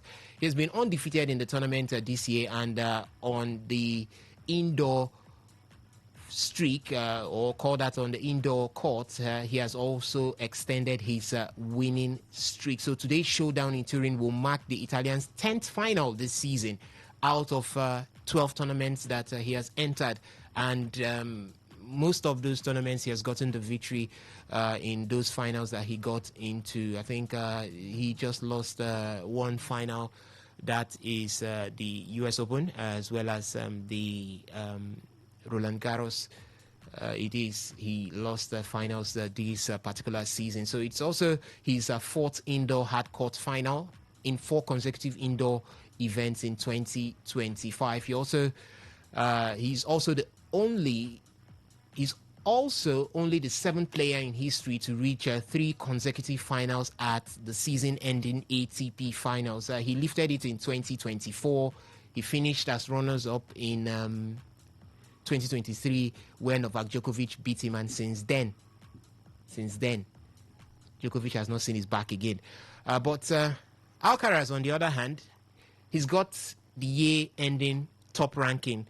I saw him pick the trophy for that one, so that could serve as a motivation for him. He's got the year-ending number 1 ranking to his side, so he could go in and say, yeah, I'm the number 1 man in tennis ending this year, so let me stick to it and motivate myself and make sure that I win this one as the number 1 man. He also has a better head-to-head record over Yannick Sinner. That's 11-7, including exhibition matches. So that one could also count for him going into the finals this evening. And he could also be motivated by the fact that he's on the verge of achieving something that even his idol, Rafael Nadal, wasn't able to achieve in his illustrious career, which is winning an ATP title. So he could be the next Spaniard after Alex Corretja in 1998 to win the ATP finals. So that could also serve as a motivation for Carlos Alcaraz going into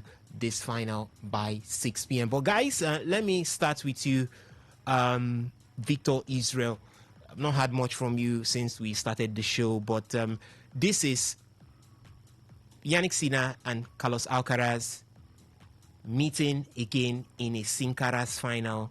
I just read out the odds, who it favors and who it doesn't favor, or who has it the most. And it seems like Yannick Sinner is having it the most. After all, this is the indoor hard court.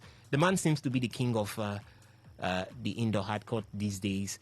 And he's been prolific in finals. The only person that has been able to oust Yannick Sinner from a final is Carlos Alcaraz himself.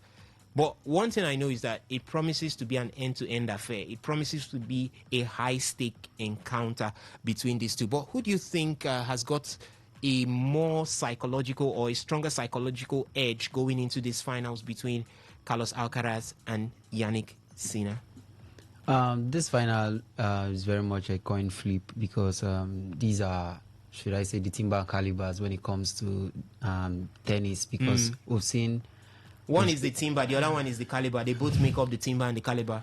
It depends on who you are referring to as a timber. I just said one, the other one. So anyone you want to pick and drop his name on either the timber or the caliber is left for you. Yeah, it doesn't matter who is the timber, but these are the top guns when it comes to tennis now. These are the men that have colonized the world of tennis. Right. We see them exchange that dominance. Today one becomes the world number 1, tomorrow the other takes the top spot. My issue is the way Alcaraz used speed in collecting back the world number 1. Just he didn't want to make that mistake of having Yannick Sinner bend the world number 1 holding or sitting into January, where the Australian Open comes in, because he knows very well that that's his stronghold also. So that could extend his stay.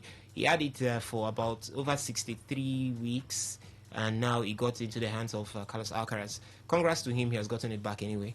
That's true. Congrats to him. But I think these two tennis players have given us a reborn of what we used to know then, when we used to see a certain Spaniard also, Rafael Nadal, and also Roger Federer. They just give us that feeling that the other players maybe are left in the dust. The other players are not doing something worth looking at. And whenever we get to see a Sin Cara's final, it gets to give us that joy. I don't know for others, but I can recall the last final we had where Alcaraz and Sina were facing off. Here in the studio, we understand how it was. There were fans rooting for Alcaraz. There were also fans rooting for Sina. But for today's final, I think everything is pointing to one direction. It's pointing towards the Sina direction because we know what he can do when it comes to the indoor competition. So I just feel today the victory is tilting towards Yannick Sinner. But on the other hand, you also look at what Alcaraz has been doing. He has been putting up remarkable performance. And he knows for sure that coming in as the underdog, if I may say, coming in as the underdog, he has something that he can do and maybe get the victory this time. But when we want to look at tennis, we just look at the fact that these two players are doing something that others should be looking at. The British tennis players, because if you look at what the British media have been doing, the British media try to project their own. But we've never been seeing their players come into the news for something positive. The likes of Taylor Fritz, the likes Taylor of Fritz is American. Jack Draper. We've not been seeing. I think when you want to see Jack Draper, you just need to go to British media before you get to see him making the headlines. There's also Cameron Norrie. Cameron Norrie is not bad. Doesn't do badly these days, but. Anyways, that's the British thing anyway. Hype your own. No, normally hype Where's your own? Where is your own? No, with time we'll get our own Carlos Alcaraz. He's still playing table tennis. Call it your own Chukwuebuka. Have you ever heard it? He's not going to be Carlos Alcaraz now. He no, can't be our your own. Yeah, call him your own Chukwuebuka. Chukwuebuka. Or Adeyemi Chukwuebuka Ogunlesi, yeah, or Ahmad Sikirut Abdullahi. Why can't we just go to maybe those regions that don't produce something? Let's leave out the Igbo region, the Yoruba region. Let's go to those minority regions. You don't the carriers they go where we don't know. No, so I feel Nigeria maybe something good will come out with time. We at some point we had was this man Aruna Quadri and doing something else on the table tennis level. So I feel there's something cooking here in Nigeria. Maybe it just needs maybe an event, a competition to announce that particular player. So, but back to the Sin Cara's final, believe me, it will be a cracker today because nobody will agree for anybody. But I feel why the victory is going towards Sina, at the same time, let's be wary of what Carlos Alcaraz might bring to the table today. He might get to bring out something that Sina might not be ready for. We saw the final where Alcaraz did humiliate Sina. So many will say it was a case of it wasn't normal because the other day we were in the studio, we were talking about it. And humiliate, you mean? I don't know why you say humiliate. I can't recall if it was the US Open final where he won and someone made mention. I think that was Roland Garros, but it wasn't humiliate. When you say humiliate, it's what Iga Swiatek did to Amanda Anisimova. No. That one is on a different league of its own, where we had a double beggar. No. That one was a flawless victory. We are talking. Humiliate is a case where, in football terms, where where you are trashed, maybe 4 goals to 1. Like what Morocco under 17 did. That's what you call humiliate. No. Like in the finals of the US Open, it was that was a 4-setter, 2-6. I'm talking from Yannick Sinner's side now. I'm sorry, Carlos Alcaraz's side. 2-6, 6-3, 6-1, 6-4. Yeah, 2-6, 6-3, 6-1, 6-4. Then if you're also looking at Roland Garros, it was also a 5-setter. which from Yannick Sinner's side was 4-6, 7-6, 4-6, 6-7, 6-7. So now fight till you finish. No be humiliate. They no born Alcaraz where humiliate Yannick Sinner. They don't still born Sinner where humiliate Alcaraz. No, just like what these two men have created for themselves. I think maybe something different from a keenly contested final just means that yes, one trashed the other, because this is this is a cracker. This is that particular game where as a tennis fan you don't want to take your eyes off. You don't want to take your eyes off it. So when you get to see a case of maybe a 6-3, 6-4, you feel was the other one sleeping? Because what we want to see is keenly contested, and today, believe me, promises to be something better than what. I want to see those. I want to see those baseline volleys. I want to see those chops, those drop shots that these days these two have perfected the fact that they drop the shot just behind the net, and it starts returning back to them. Like go forth. I think I've watched lots of tennis finals, but the final where I get to pick some crazy moves is whenever you get to watch the Alcaraz and Sinner finals.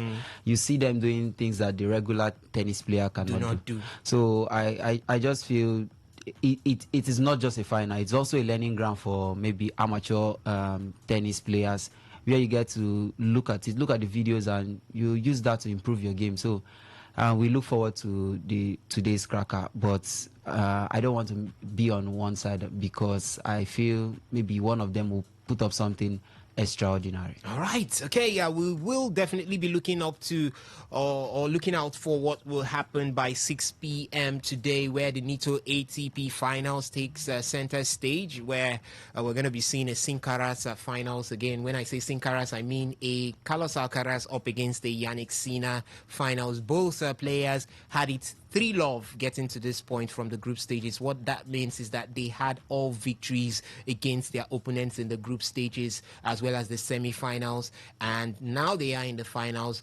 Perfect record for Yannick Sinner. Never dropped a set, doesn't drop a set when it has to do with the ATP finals of recent. And for Carlos Alcaraz, it was just Taylor Fritz who was able to take one set away from him.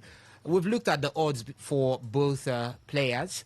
Who has it better this time? And it seems like Yannick Sinner is the one with the odds in favor of him. And for Carlos Alcaraz, he comes into this one as the underdog. But you cannot take it away from Carlos Alcaraz. Whenever you decide to take your eyes off the pedal or take your eyes off the focus when it has to do with Carlos Alcaraz, he tends to surprise you. We saw it in Roland Garros. Everybody thought it was going to be a Yannick Sinner because he came back resurgent. That he came back in good form from the ban and returned to some of the ATP 1000s before Roland Garros and was able to give a good account of himself. But getting into that one, I know very well that I think in the Italian Open, was that the Italian Open or the Barcelona Open, he was thrashed by Carlos Alcaraz before the French Open. But that was Yannick Sinner and that was Carlos Alcaraz. But whenever these two come in contact with themselves on the court, you don't really know what to expect. So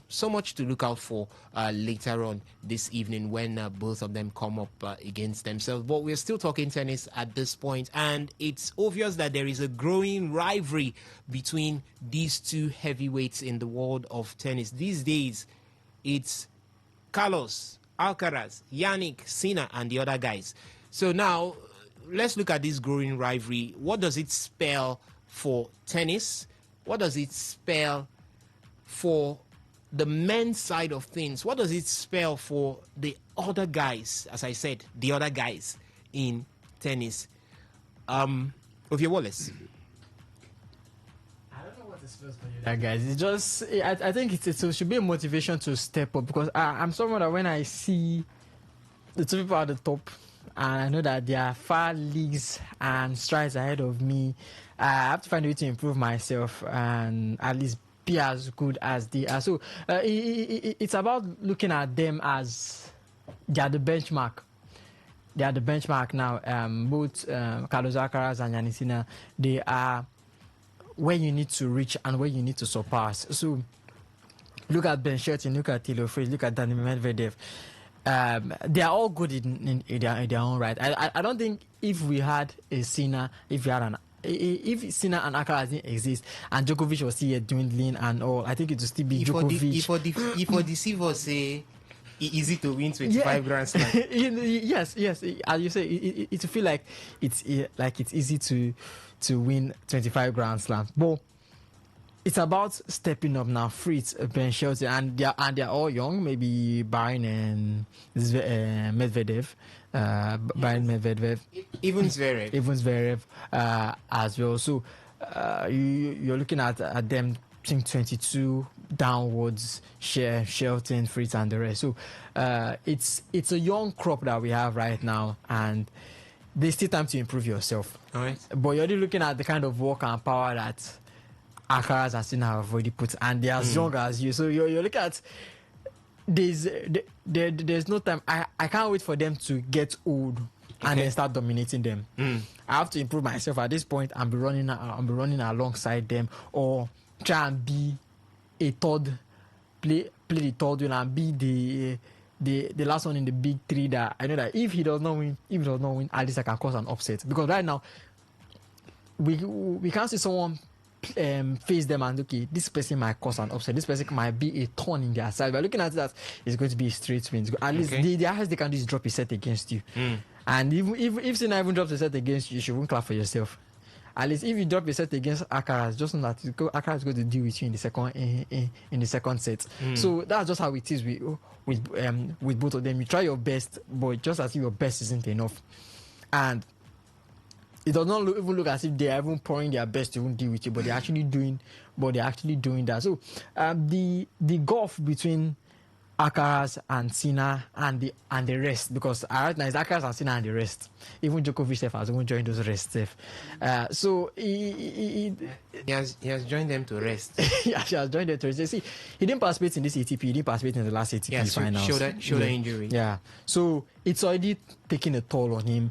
You look at Yannick Sinner, the past ATP finals, the man has been from 2023 was in the finals, 2022, 2024 finals. Now he's in the finals again, to show you that longevity, we can expect to see it from him, because it's not easy to be in the ATP finals back to back. Yes, we can see Carlos Alcaraz is here. He might win his first title. He might win his first title, ATP finals title. But the gulf between them and between the two players is going to be hard to close unless they step up. For me, unless the new players step up. If not, I believe Carlos and Sinner are still going to be dominating for a long time. Looking at the age they've got, looking at the time they've got, as you said, one person beats the other. They go back and watch the videos. It's not like the other players aren't studying them. Not like they aren't checking up, because you're not going to play an opponent like Sinner and the rest, and you're not going to watch videos to know how you can beat him. And but they too improve themselves day by day. So you need to take a jump from this ledge to the other ledge to catch up with them. But it's as if you're jumping from this ledge to that one, the gap is still increasing. So by the time you're already reaching there, the ledge has already moved and you're falling in there. One very good explanation to what you're saying is what happens in the universe, where our solar system continues to rotate with all the planets heading towards the end of the universe, and the universe is heading away in a faster speed than the way you're heading. So it looks like each time you make a step, it expands. It expands. So it's just a continuous cycle that will keep on going. But we all know that cycle is still going to end. Right. It's still going to end. But how long can that cycle keep going on for?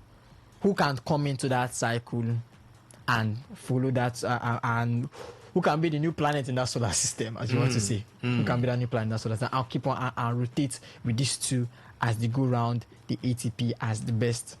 All right. Okay. It's a case of let me see. The truth about this whole thing is the way and manner at which Carlos Alcaraz and Yannick Sinner are actually going and playing tennis, I think it's bully. I think this is bully. They are being a bully to the other folks, in the mix, because why I said this is I think it's not as though the other folks are not improving, but the way both of them appears in final and the way they get to play makes it looks as if the other players are not really improving. Now, the thing is, it's like having Lionel Messi and Ronaldo appearing in, on the podium every time for the accolade of the world best players and all that. It's bullying, because you look at the other players, you look at them and say, they will be asking themselves, how and when will I get to this point? How do I even break these guys down to actually win one title? Okay. So I think it's intimidating to the other players. Yeah, because you look at it, okay, both of them have played in lots of finals this year, just this year alone, right? And one, which is Yannick Sinner, have appeared in the ATP final for 3 times in a row. And the other players will be asking themselves, these other players look at these two and see them as demigods in their era. Okay, I think I can understand that. Yeah, no, it's I not know your Osas own. can It's not your relate own. because a demigod talk to a demigod and a demigod understands. I can understand. We can both relate. Yeah, so you look at it and you ask yourself, it's like looking at Ben Shelton. Ben Shelton will just, guy, how was I born in this era? Because when you read about the other trio, Yannick Sinner took on Roger Federer. Yannick Sinner took on Alex de Minaur a few days. Would I say a few days? Call it a day back. Yeah. And in the semi-finals of the Nito ATP finals. And after the game, he said, "I actually know how to defeat Yannick Sinner. But each time I try it doesn't work." It doesn't work. See, it's not as though they are not trying, but you look at it and say, it's very intimidating. You look at it and say, okay, let's see if we can. Ben Shelton will be looking at himself and say, wow, when you read about the other trio, that's Rafael Nadal, Roger, and what's his name now? Novak. You look at it and say, you read as if these guys are aliens. Now you're being born in this era where you're a tennis player competing among these two players, and you're not making, it's not as though you're not making any effort. You're making effort, but your effort is not enough. And you're looking at it, how can I break this? So I think the way they are going is intimidating to other tennis players, and the other tennis players will be saying, and before they come into a game, I think there is no motivation anymore for the other players coming into going into a tennis game against let's say Yannick Sinner going against Tyler Fritz going against Yannick Sinner. All right. Looking at it, what am I going to even do to beat this guy? Let me just go there and play my best tennis and I just lose and go home, because I know I cannot get past this guy. All right.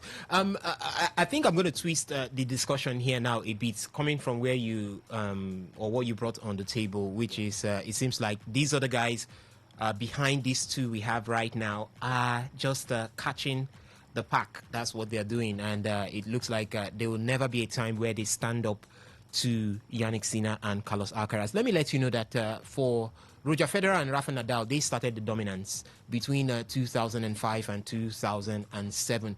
Then Novak Djokovic had to establish himself into that dominance in 2008. So you can see between 2005 and 2007, it's 2 years. So it took 2 years for Novak Djokovic to get acclimatized to this feeling, the likes of Ben Shelton, Felix Auger-Aliassime, Alexander Bublik, just call anybody you want to call these days. I don't even want to call Alexander Zverev because I think he's way past. Daniel Medvedev also is way past. So I'm looking at the young guys that we have this time, Cameron Norrie and the rest of them. So it's 2 years already because this Sin Cara's dominance started somewhere in 2004. Let's call that 2004.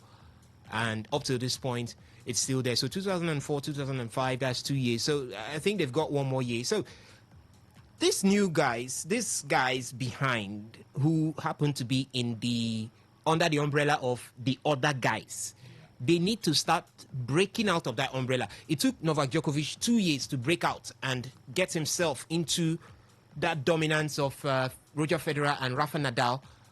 Then it now generated into what we call the big three today. So it was never a big three. It was a big two that later became a big three. So what's happening with these other guys? We're going to be taking a look at some contenders, some persons who could find themselves into this mix right now. The reason why I took that pause was because someone was trying to taunt me right here in the studio. On our screens is the game between Real Madrid and Barcelona. That was the first El Clasico. And someone knows where I stand, and he's deciding to poke his finger into my eyes right now. But I would leave other sports and I will come for you when the time is right. But for now, let me just stick to tennis. So we are looking at some contenders for that big three position. We already have two. So it's that third position. Let's look at some of them. Do we see prospects in these guys in the coming year? Because between this year and next year, if they must replicate what Roger Federer, Rafa Nadal, and Novak Djokovic did between 2005 and 2008, then somebody has to step up and join Carlos Alcaraz and Yannick Sinner to create the big three. So, Alexander Zverev is world number 3, but he's not that number 3 to join the big three, if you understand what I'm saying.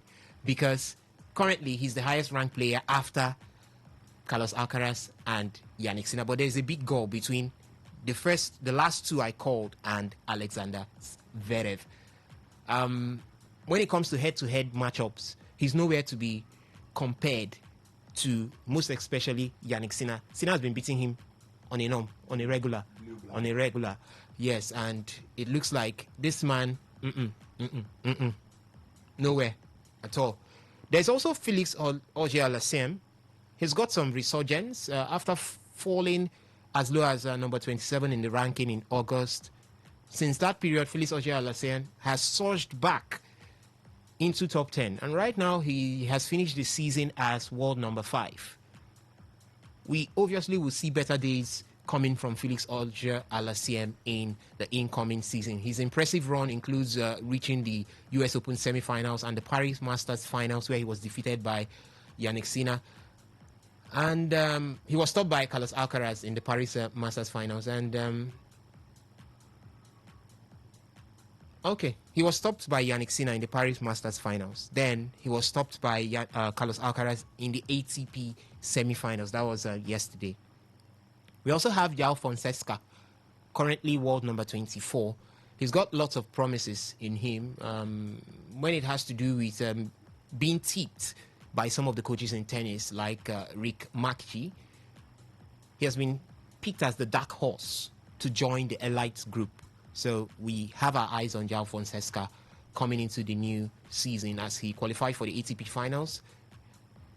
That made him the youngest American to do so since Andy Roddick. Okay, that's not for João Fonseca. Anyway, that's for Ben Shelton. So we have Ben Shelton also in that mix. He has won his first Masters 1000 title in Toronto, defeating Karen Khachanov in the finals. Then he has also made it into the top 5 ranking as at one point in 2025. Following that Masters win he had, he rose into world number 5.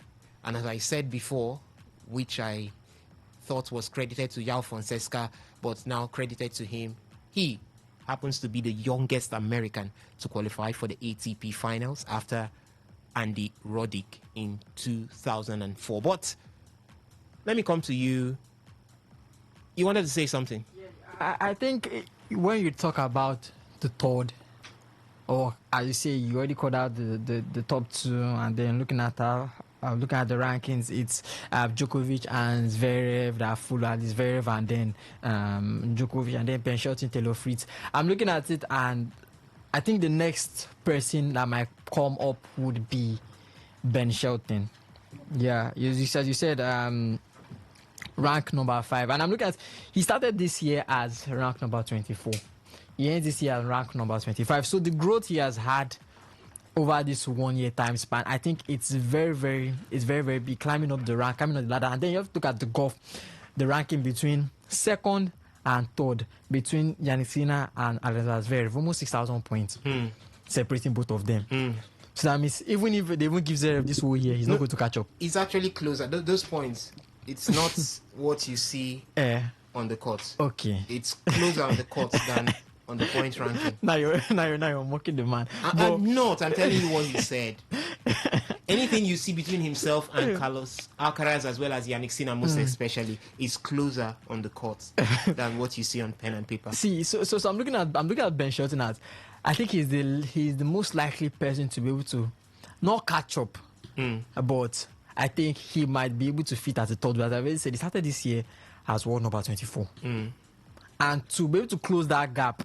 When you have Zverev, you have Kasparov, you have Rublev, you have Djokovic, and you're able to climb up You've got fifth. What's the Danish guy's name? I'm not hearing it Is it any Ruud? longer. Holger-Rune. Yeah, Holger-Rune. So you have that gulf of players in front of you, and you're still able to close that gap, taking strides after strides after strides, to be able to catch up. And world number 5, he just got up to world number 5. I think this is going to be his first. Yeah, that's his highest ranking. Yeah, this is the highest ranking. This is his first. I think he has been US. He has been world number 1 for US before. No, he hasn't. He hasn't. Right? So this is going to be his first ranking. And then you have to look at the last game he took against Sinner, 7-6. The second set he took Sinner to the edge. He could have stolen a set from Sinner. So I think he has that capability, and then you have to look at his power, his speed. There. Maybe as we talked about that. We don't these players this time, they don't really have that flair and all this much of the power and all. Yes, and I feel he has that power, he has that speed, he has that agility to be able to catch up and keep up with Sinner and Alcaraz, and Alcaraz. So I'm looking at maybe Joao first. The rest might be coming up, but you're looking at it has the to rankings. Be Ben Shelton. But you have to catch it. I think maybe give him next year where he starts afresh. He's starting from world number 5. He knows that I can keep up with these guys. Right. I think he might end next year as world number 3, or he might turn up a surprise and win a Grand Slam next year. All right. Do you share the same, Benjamin? Yeah, definitely. I look at Ben Shelton and look at the prospect that the man has had. I have looked at him, and I feel he's one of those players that tennis players that could actually go all the way and get something. He's quite a young lad. He's young, but quite unfortunate that he was born into this era of these 2 monsters, and it looks as if his effort is not really being shown on the court. Yeah. Right. See, the truth is, you could change all the coaches forever for what you want, do all the trainings you've got. It's just that these two are just too good. But whether we like it or not, there's going to be a third man that could actually look for a way to rival these guys.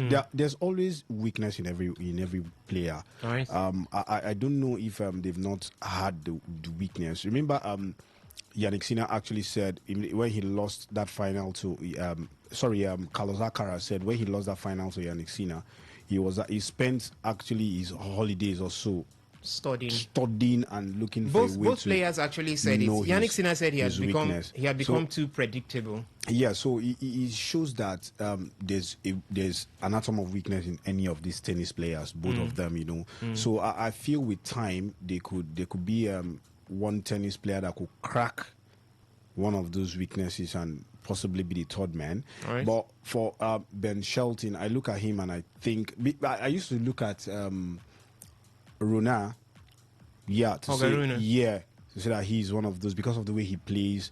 But injury, I've never been a friend to the man. He's always injured, and currently he's injured.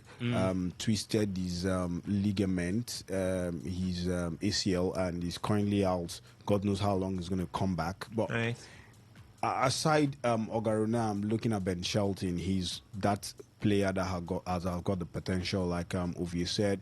A red out. The man actually started from he was ranked 30th, around the 30th position. But look at him now. Currently, he's going to end the year being world number 5. So it shows the potential of the man and how the man could navigate, through and possibly be the third person that could rival Yannick Sinner and Carlos Alcaraz. So for me, I think Ben Shelton is one of that person, and hopefully the man could actually just maybe next season could be in the Grand Slam final. To look at it and say he's going to win a Grand Slam, well, that's a huge is a very huge mountain for the young man to climb. It's possible. I'm not saying it's not possible. It's huge because of the same reason. These two tennis players, right? Unless you look at them and say injury rule one of them out, or maybe something happens, or just like Yannick Sinner was banned. Maybe any of those unwanted situation arises and the man could possibly win a Grand Slam. But I see Ben Shelton as that young man that could actually join and make it the big three. Or maybe just crack the wall and look for a way to fix himself amongst the two biggest players in tennis right now. Are we looking for a big three, or we are looking for big two and semi-big?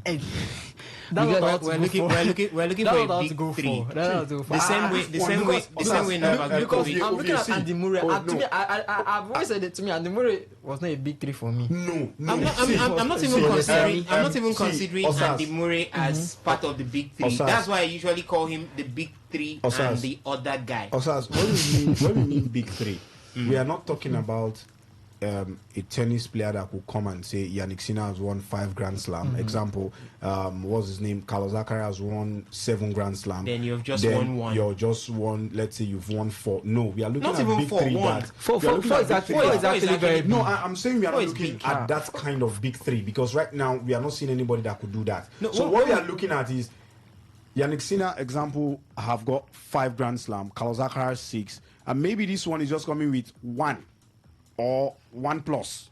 No, when we even say that's a regular. No, wait, that's a regular. That's a regular. When we say big three, let me come. You need someone who is dominant. For example, you will never at this point. For now, I'm not saying it will not happen. For now, there's nobody that could give us could rival this. Why would you say for now? For now, no. See, in the next next 3-4 years, if it continues like this, we are definitely not going to see anybody. I said we had the dominance of Roger Federer and Rafa Nadal from 2005 to 2007. Those are 2 years. Those are 8 Grand Slams.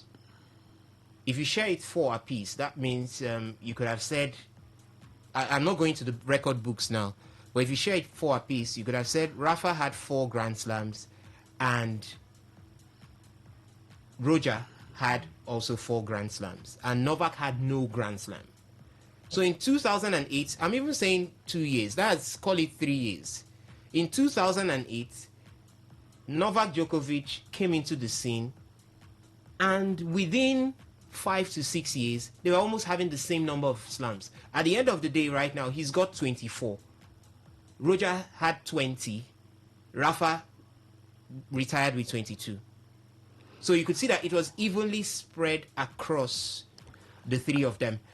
That's what we call the big 3. I think what we should be looking at is not someone that could rival them right now. We should be looking at consistency, because whatever made both of them to be among the big 2 is not what they can do this year, is what they can do consistently. Yeah, that's what I'm saying. So whoever we want to place in that bracket needs to do it season in or year in, year out. He needs to come in.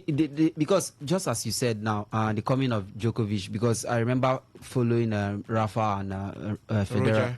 I at some point, I never thought there were other tennis players. I just felt these 2 men were the only tennis players, because they were the only people constantly coming out. Okay. Now, for Djokovic to break into that big 3, he had to do it consistently. He had to always make sure he does something that the others couldn't do. Okay. And at this point now, you just said that he has 24 Grand Slams. This is what consistency gives you. Yeah. This is the coming out is not just you being better than the rest, because we can say that the likes of Andy Murray, it's you staying better than the rest. You need to stay better than the rest. You need to do it in 5 years. You need to be relevant for straight 5 years. All right. For you to rival these men, you need to be on your A game every year. So that's consistency is what we need, not just a player that can do it this year. Okay, ladies and gentlemen, you've had the guys in the studio. We've talked a lot about tennis going forward. Number one, we're going to be having the ATP finals by 6 p.m. today. Carlos Alcaraz will be up against Yannick Sinner in what we these days called the Sin Caras finals. What do you see happening from that particular center between these two? It's going to be happening in Turin right there. So whoever takes it wins the ATP finals for 2025. Carlos Alcaraz has already won or ended the year as world number one. The best for Yannick Sinner definitely is to end the year as the ATP finals champion. What do you see happening from that particular end or from that particular location? You could share your thoughts with us via the SMS and the WhatsApp portal, which is doubled at 0701 933 9962. That is 0701 933 9962. The phone line is open right now. You could call in and talk to us. Also, we want to hear from you. We want to hear what you think. We want to hear what your thoughts are concerning these two big heavyweights in the world of tennis. 0810-9510-951. That is 0810-951-0951. That's the number to call to talk to us right here in the studio as the phone line is officially open. You could also react to any of the talking points we had before talking tennis. Remember, we started with athletics. We looked at Team Nigeria's performance at the Islamic Solidarity Games 2025 in Riyadh, Saudi Arabia. We also looked at basketball, a lot to talk about from the NBA right there. So you could react to that particular one or these particular talking points right here on the show. So the phone line is open right now to take your reactions coming in. 0810-951-0951. That's the number to call to talk to us right here in the studio. You could also make use of the SMS and the WhatsApp portal, which is doubled at 0701-933-9962. We've talked a lot. We've got this message coming in here from the WhatsApp platform. It says, good evening, Armstrong from Rumudara. The NBA is in early days. My team, OKC, that is the Oklahoma City Thunders, the defending champions of the NBA, needs to work more in offense, scoring more points. We're just starting the Shea Gilgeous. Okay, we're just starting the Shea wagon. That is the Shea Gilgeous Alexander wagon. Chet Holmgren, coming from an injury, is good also. As for the LA Lakers, when LeBron James comes, it's game on. But in defense, they need some work. Last season, Luka would score 30 points and still lose the match. Thanks. Thank you so much, Armstrong. It's good to know that someone loves tennis.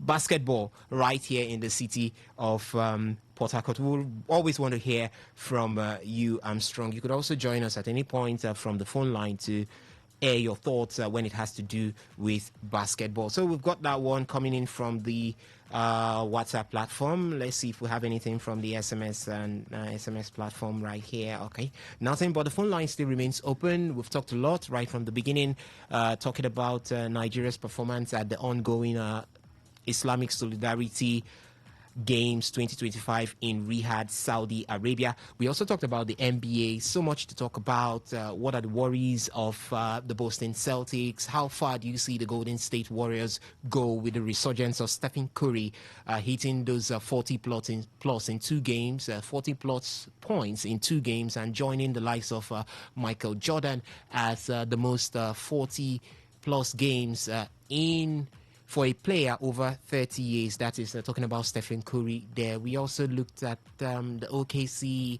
How far can they go? What's happening at the Eastern Conference? You could call in and air your thoughts. Now we've talked about tennis. What's going to be happening later by 6 p.m. when Carlos Alcaraz and Yannick Sinner reignite another Sin Caras finals in Turin at the NATO ATP finals right there in Italy. What do you see happening? And we looked also at possible contenders for that big 3.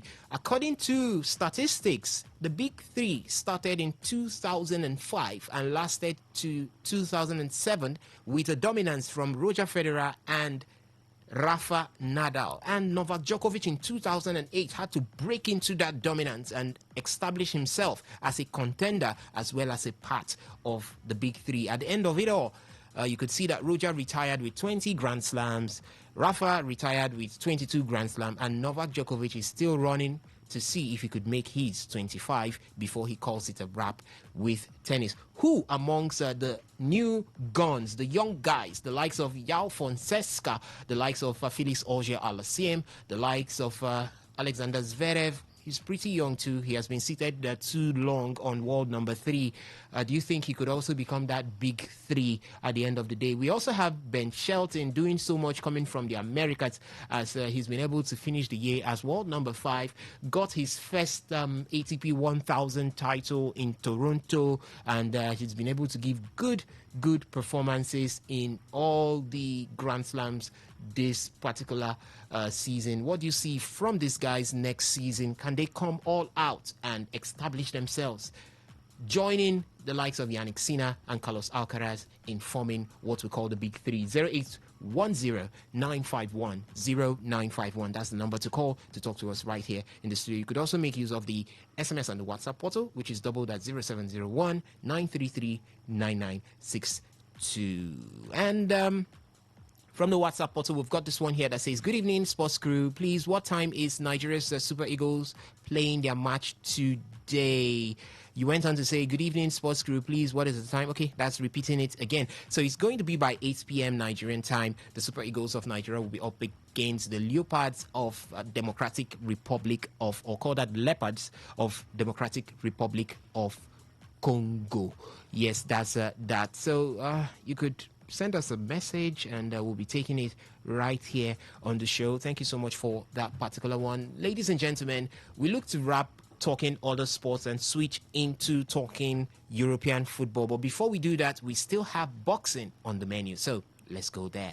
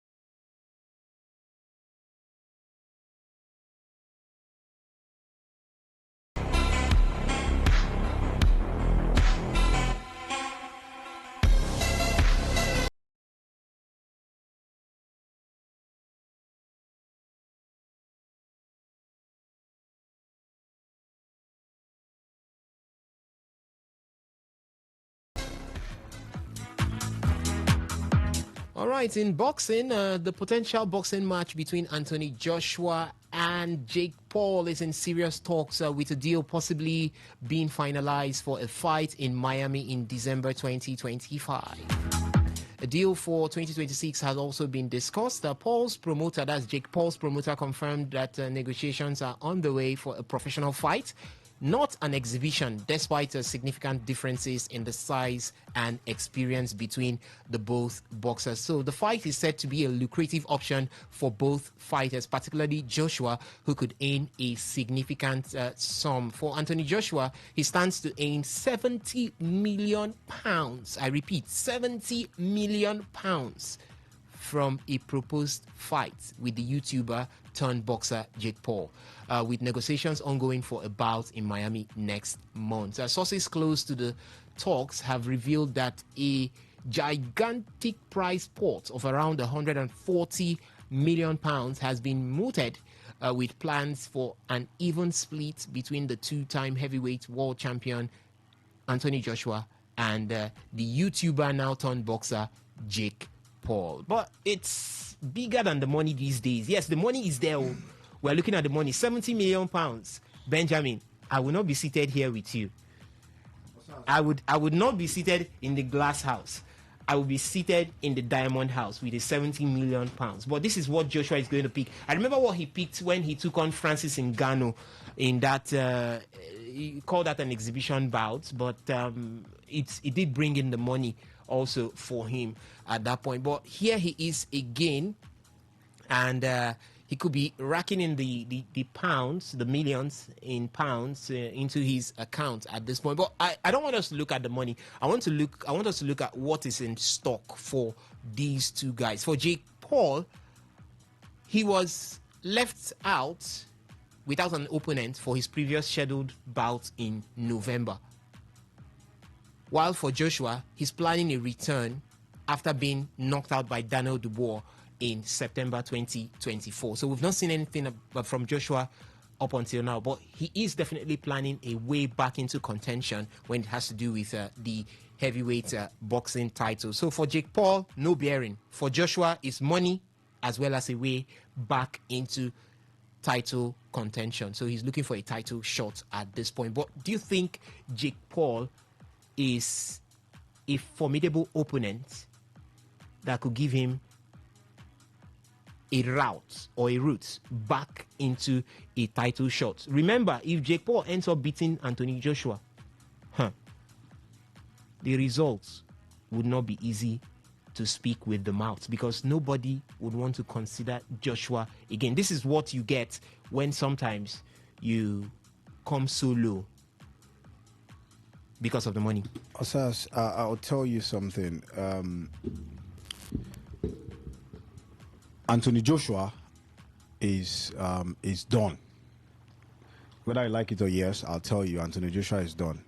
Who is that serious fighter, that heavyweight boxer that is serious, would stoop so low, no matter the amount, to go fight with 70 million pounds to go fight with my brother? If they show you 70 million pounds now, you will fight a 5-year-old. See, I'm driving at somewhere. The truth is, Anthony Joshua's career is winding down. Okay, it's so sad and it's so sorry to say, but that's what it's looking like, and that's what it is. Because I asked myself when I saw that. I remember early this year when there were rumors of that fight. I told Henry. Henry said that fight wouldn't see the light of the day, but is now coming out. So the truth is, you look at it, and I just look at it and say, for AJ, his career is winding down. Would what's his name now? The undisputed heavyweight, undisputed. What's his name now? Alexander Usyk. Usyk. Will Usyk actually take up this fight? No. Would Daniel Dubois take up this fight? These guys are actively with a belt or in contention for a belt. So sometimes now you it might shows that. See, he's not serious. Anthony Joshua is not serious. Himself, Eddie Hearn, is not serious. Okay. So there it goes. I just can't wrap my head around Anthony Joshua going to fight Jake Paul, be it because of the money or something. It's not and would never. I don't think that's a good one for him. Yeah, he's trying to come up around the ladder. He's trying to come up after he lost that fight to Daniel Dubois, and he became injured. Yes, he became injured trying to come up, but this is not that kind of fight that you come out and then your other opponents will take you serious. All right. So I feel it is not right. It is not good for the man. Yeah, everybody wants the money. People are fighting for the money. That's the reason why they are fighting and what have you. But the truth is, I don't think it is right for the man to actually go on and take this fight. Okay. There's money involved in it. Jake Paul is just there for this is. The last fight Jake Paul had was with what's his name? The old boxing icon, Mike Tyson. Mike Tyson. Those are the kind of people that Jake Paul should be fighting, not Anthony Joshua. Anthony Joshua, for me, is not a serious boxer for accepting to take on this fight. Okay. Nobody in the heavyweight division that is serious, aiming to actually come back, resurge your career, come back, take up a huge fight, and make that claim and a name that you've had before, will take up this fight. Nice. For Anthony Joshua and Eddie Hearn, yeah, money is involved, but trust me, it is not the way. It's not a good one for Anthony Joshua, and nobody will take him serious. All right, not a good one for Anthony Joshua taking on or accepting a challenge from Jake Paul. Huge money there for Anthony Joshua, 70 million pounds, but it looks like this is probably a letdown for Anthony Joshua as he hopes to reignite his chase for a heavyweight title come the year 2026. But not just Benjamin Mina Nwachukwu feeling this. There is also former, or called that boxing legend, Johnny Nelson, who believes that the reason why the guys in the studio are laughing right now is because there is Nelson Odia in the studio, and he was expectant, feeling that it's funny because he said after you mentioned Benjamin, yes, and as you mentioned his thoughts, you were about so you wanted to introduce someone else. Yes, and he adjusted the microphone. He adjusted his mic, and like coincidence, you mentioned Johnny Nelson. He was expecting to speak. That's what comes with Osas. He tends to flip things at times. I saw when he adjusted his mic, but it's not yet time for you to talk anyway. I'll be bringing him into the show pretty soon before we call it a wrap. But guys, boxing legend Johnny Nelson believes if Anthony Joshua fights Jake Paul, it will seriously damage Joshua's chances of ever getting the blockbuster bout against Tyson Fury. He questions Joshua's motivations and timing, describing the move as just business for AJ, and implies Joshua may be deviating from a path aimed at the very elite for heavyweight boxing. Let's take a listen to Johnny Nelson right here on today's Sports Live. Is it a boxing match? Is it an exhibition? What is it exactly? If it's a boxing match, I think Jake Paul is absolutely crazy to do this against Anthony Joshua. Because regardless, everybody thinks they can fight until they get in the ring and get punched on the nose. Jake Paul, in my opinion, is a decent domestic fighter, but he's a domestic fighter. He's not a world-class fighter. And even though Anthony Joshua is not the fighter he was, the fighter he is far too much for Jake Paul. So the devil's in the detail. Is it just a conversation, or is this a done deal? I don't think it's a done deal. And again, I don't think it's a fight. But if it is, I'll get so excited because I think, oh my goodness, and I'm quite sure a lot of people are thinking Anthony Joshua will be the guy that gets rid of this Jake Paul that's been the problem child. I think for AJ, it then tells you about his ambition. Is it now about the money? Because how does this solidify his quest to become world champion in there?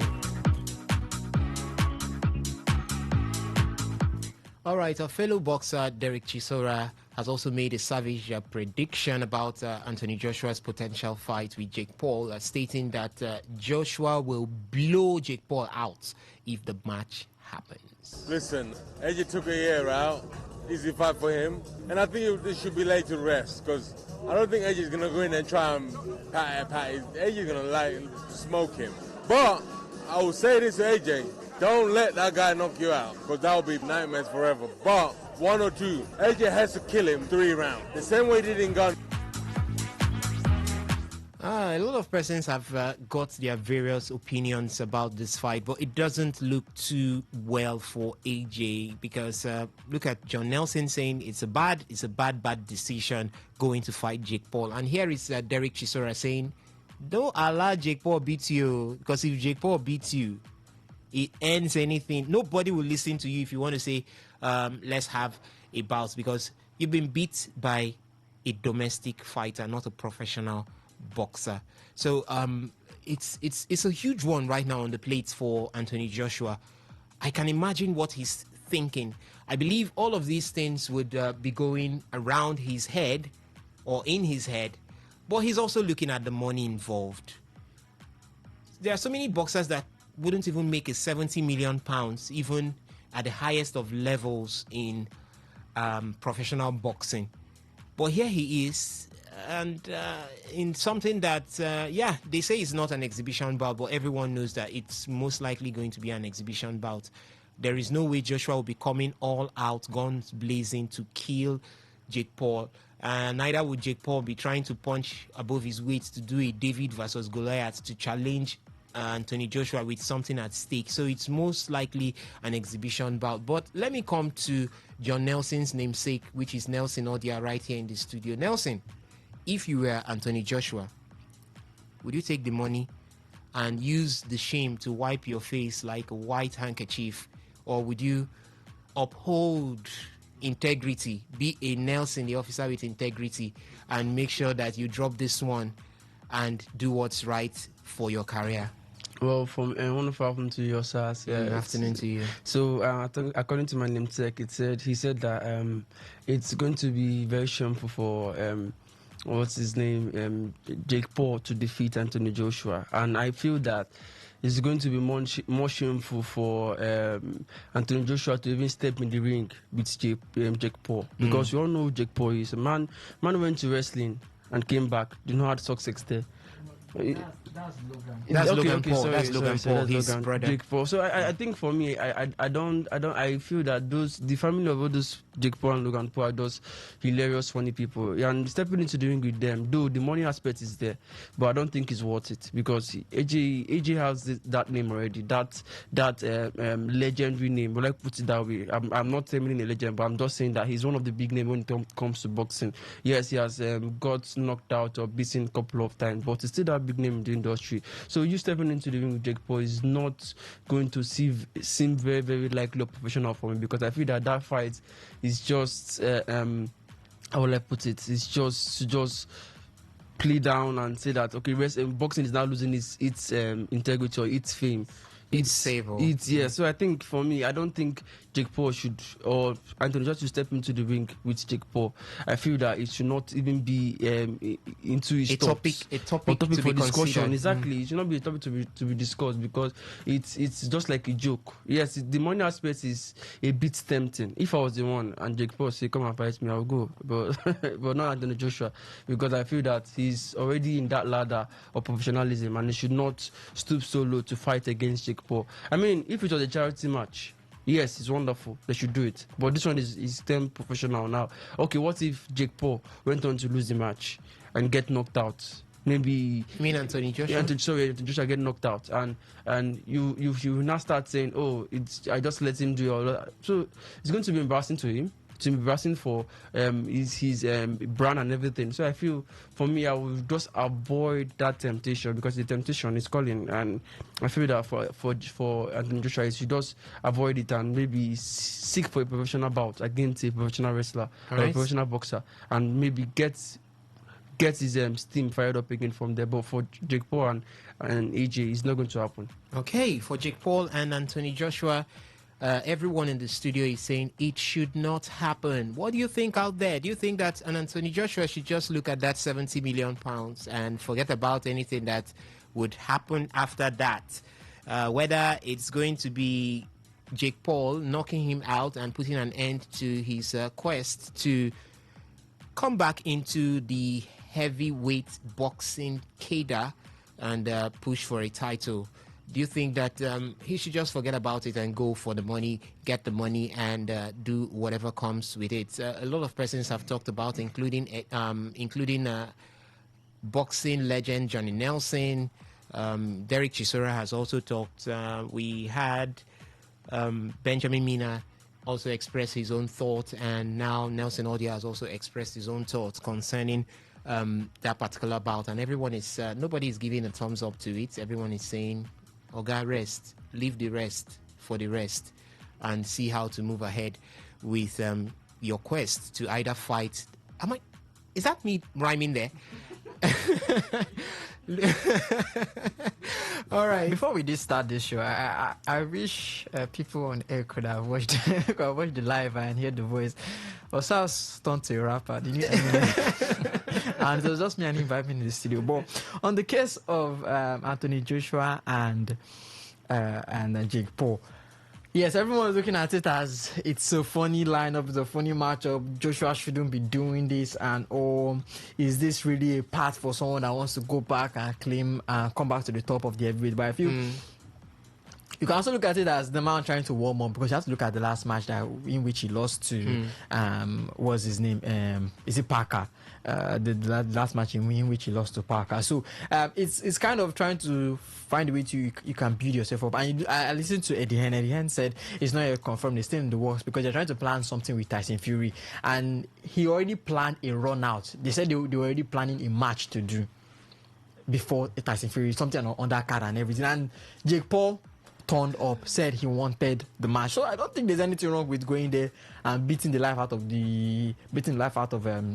Jake Paul, and also doing it and also getting the money. The only downside of it is that I don't think it's going to be an exhibition. I think it's going to be a phenomenal match, because from what we hear, it says it's going to be an undercard, and when it's an undercard match, that means it's going to be in a full event and it's going to be a full match. Do you think a Jake Paul can stand an Anthony Joshua when it has to do with an undercard, something that is not an exhibition game?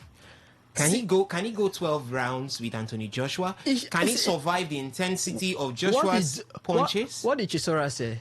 Chisora said he shouldn't even make it to at least third round. The third round. At least the third round. The way he did with Francis Ngannou. And that is how it should be for me. To me, at least the third round should end it. Okay. The first round, maybe you can just use to just, boy, let me check your footwork. Let me see how you've been doing in this business. Okay, good boy, good boy, good boy. Second round, I'll show you some how to move. And then the third round, let me just end you. You can go home. Let me take the 70 million or how much and pack my load.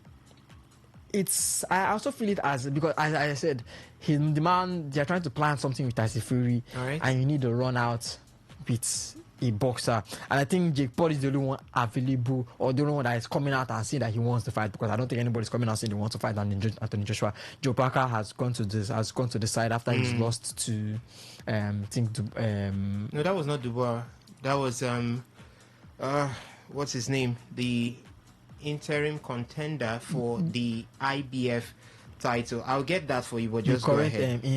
Interim, he lost to him, and then he has gone to the sideline. So everyone is looking at Usyk. So Joshua is trying to get those. He's trying to, okay, you go for the title. Let me just try and get my reps in. Let me just try and see how I can just get back into warm up into the sport once more. And Jake Paul has offered himself up. Yes, we know Jake Paul has a bad record of stupid nonsense fights. I think the last one with Mike Tyson, which didn't actually make any sense, although he did win the match, and it went under his belt. I think that's Fabio Wardley. Yeah, Fabio Wardley. It went under his belt for Joseph Parker. He has even gotten into huge trouble. From what I'm seeing, he's going to be facing a ban after failing a drug test, a positive test for cocaine. So there's much issues for the man Joseph Parker. I thought he would have been in line to maybe get that belt from he had a chance of going up against Daniel Dubois. Yeah, could have gotten that belt, and maybe also have a chance to go up against Alexander Usyk. But with all of this around him right now, I don't think the New Zealander would be he will be out of it. And if he is found guilty, we are looking at a possible ban from the sport, a possible ban or suspension. And you're looking at boxing, especially now that everyone is trying to scramble to the top. Is cocaine it's not a performance enhancing drug? It's not a performance enhancing drug. It's probably a banned substance. Yeah, but I believe it's a banned substance. And then again, it is coke, so it is going to have its own implications, not just even in the boxing world, but in society in general. So he might be, maybe, I don't know if he might be fined, he might be killed, who knows what he might banned. be doing. It could be banned. It's a banned substance. So yeah, so it's going to have its own implications. But Joshua has a lot to lose. It's almost the same thing the same thing we were talking when it came to Francis Ngannou, that he had a lot to lose. He was not meant to fight someone that's coming up from the MMA, having his first. He had the match against Tyson Fury. The match against Tyson Fury was really, really close. But maybe if they had gone a second bout, maybe Tyson Fury would not have played with him like how he did in the first round. Joshua knew, from that game, I don't need to stay around and play with this man. I need to go and knock him out. And he did it in the first round. He immediately started, knocked him out. And I think that's what same thing is going to do with Jake Paul. I don't need to waste time. I just need to go and knock him out. But then again, I think the knockout from Francis Ngannou, and then from there, I think he leapt over to Joe Parker, and then he lost. So, is it Joe Parker or Daniel Dubois? Daniel Dubois. You mean Anthony Joshua? Yeah, Anthony Joshua. From there to Daniel Dubois, he lost to Daniel Dubois. Maybe he should have put some more matches under his belt, and that is what he's getting now. You say now the Tyson Fury, good matches to work under his belt, even though this team they might just get Tyson Fury for kind of exhibition, it's still good. Unless maybe come back as a Fury beats him. Tyson Fury, like, no, Fury is not coming back into active. He's not coming back. Yeah, he's not boxing. coming back. Competitive boxing. What they are talking about an exhibition. They might just get in Saudi Arabia. From what the reports and everything we've heard in Saudi Arabia. That's exactly the one everyone is actually was actually anticipating waiting for, because Anticipating, yeah. these two British boxers have not come head to head in their A-days, and everyone wanted them in their A-days, but unfortunately it didn't happen. But it can still happen now. Yeah, but now the problem is Joshua needs to warm up, and he has already said Jake Paul is going to be the person that is going to run in and spar and spar with, and it might go topsy-turvy for Anthony Joshua. Okay. Nobody wants to see that. Even Jamie O'Hara from football even said Jake Paul shouldn't. He said it's madness from Jake Paul to say Going he up wants against Anthony Joshua. It's pure madness. Even a huge, stronger Francis Ngannou was devastatedly punched out of consciousness. Yeah. And that's me going too high on it anyway. I don't even think they are the same weight. He was beat silly. Yeah, they're not the same weight. They are not even the same Jake Paul and Anthony Joshua. Anthony Joshua. So it might be finding a middle ground to ensure that both fighters can now come up against themselves. So we'll just see what happens. But I'm actually looking forward to the fight. I just want to see Anthony Joshua knock Jake Paul out so the boy can go and rest. All right. Okay. Ladies and gentlemen, let me get to hear from you. Anthony Joshua up against Jake Paul. Are you okay with it? Is it about that you can, if you are related to Anthony Joshua, you can say, my guy, go ahead with this one. Remember, there's 70 million pounds for the taking. Hello. Good afternoon to you. Good afternoon. Welcome to the show, Kabalo Barry. Yes. Yeah, for that fight, for me, if I've been brother, I'm making no go take that fight because that guy will beat someone. That is it. Because if he gets beaten by Jake Paul, it's an end. There is no person that will take Joshua seriously. That is the only thing that is making me scared of that fight. That is why I would say you should not take up that fight. All right. Thank you so much, Akabalo Barry, for your thoughts there. Hello. Good afternoon to you. Welcome to the show. Hello, sir. Welcome. Good afternoon. Tony Hosford. Welcome. Yeah, thank you. Yes, sir. This is the potential problem anyone in the status of Anthony Joshua might get if he goes into the ring. Trading pointed to the likes of Jake Paul. It's quite an unknown that Jake Paul is not a known name. It's just that he has been operating in obscurity. I mean, when you talk about boxing, how will you go to the at the end? I don't really know. You see, when you put money first in anything you do, you might end up, being a loser. So Anthony Joshua is trying to find a excuse. If really you want to get to, within the, number 3, bracket and the boxing world, victory. I don't think Jake Paul is somebody. He should take off. All right. John Nelson has said it all. Derek Chisel has said it all.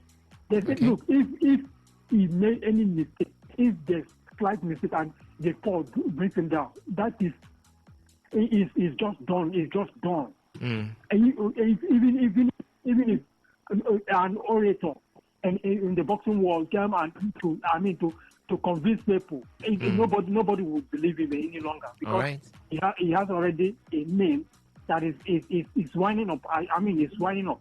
So we should be very, very careful. We should the should be very, very careful with this when it comes up against Jake Paul. All right. Thank you very much. Thank you so much, Antonio Hosford, for your thoughts right there. And ladies and gentlemen, at this point, we're going to be switching our attention from all that we have been doing in other sports as we look down to what's happening in the world of football. So much to talk about. The World Cup qualifiers from the European scene is up and running. There's also the one from the African scene is up and running. After this, we'll definitely be going back to club-side football. So, ladies and gentlemen, here we switch it. Benjamin Mina standing by for that.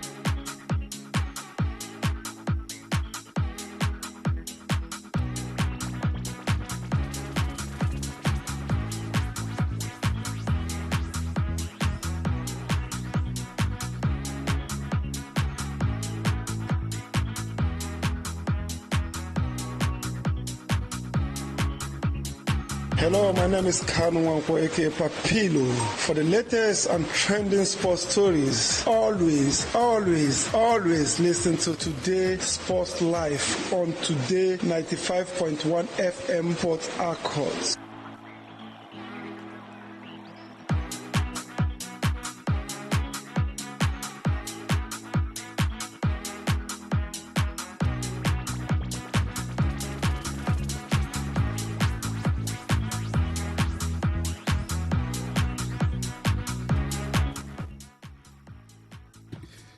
Good afternoon, football fans, and welcome to another electrifying edition of Today Sports Live, the marathon edition. My name is Benjamin Mina. You can call me the Dollar of Sports, whether you're tuning in now or you are already on your chauffeur or stuck in traffic, dreaming of kickoff. We've got minutes. We've got 90 minutes of pure football passion lined up for you. So lace up your boots, adjust those headphones, and prepare for a show packed with insight, debate, and a whole lot of energy. This is football. This is Today Sports Live, the marathon edition. Welcome.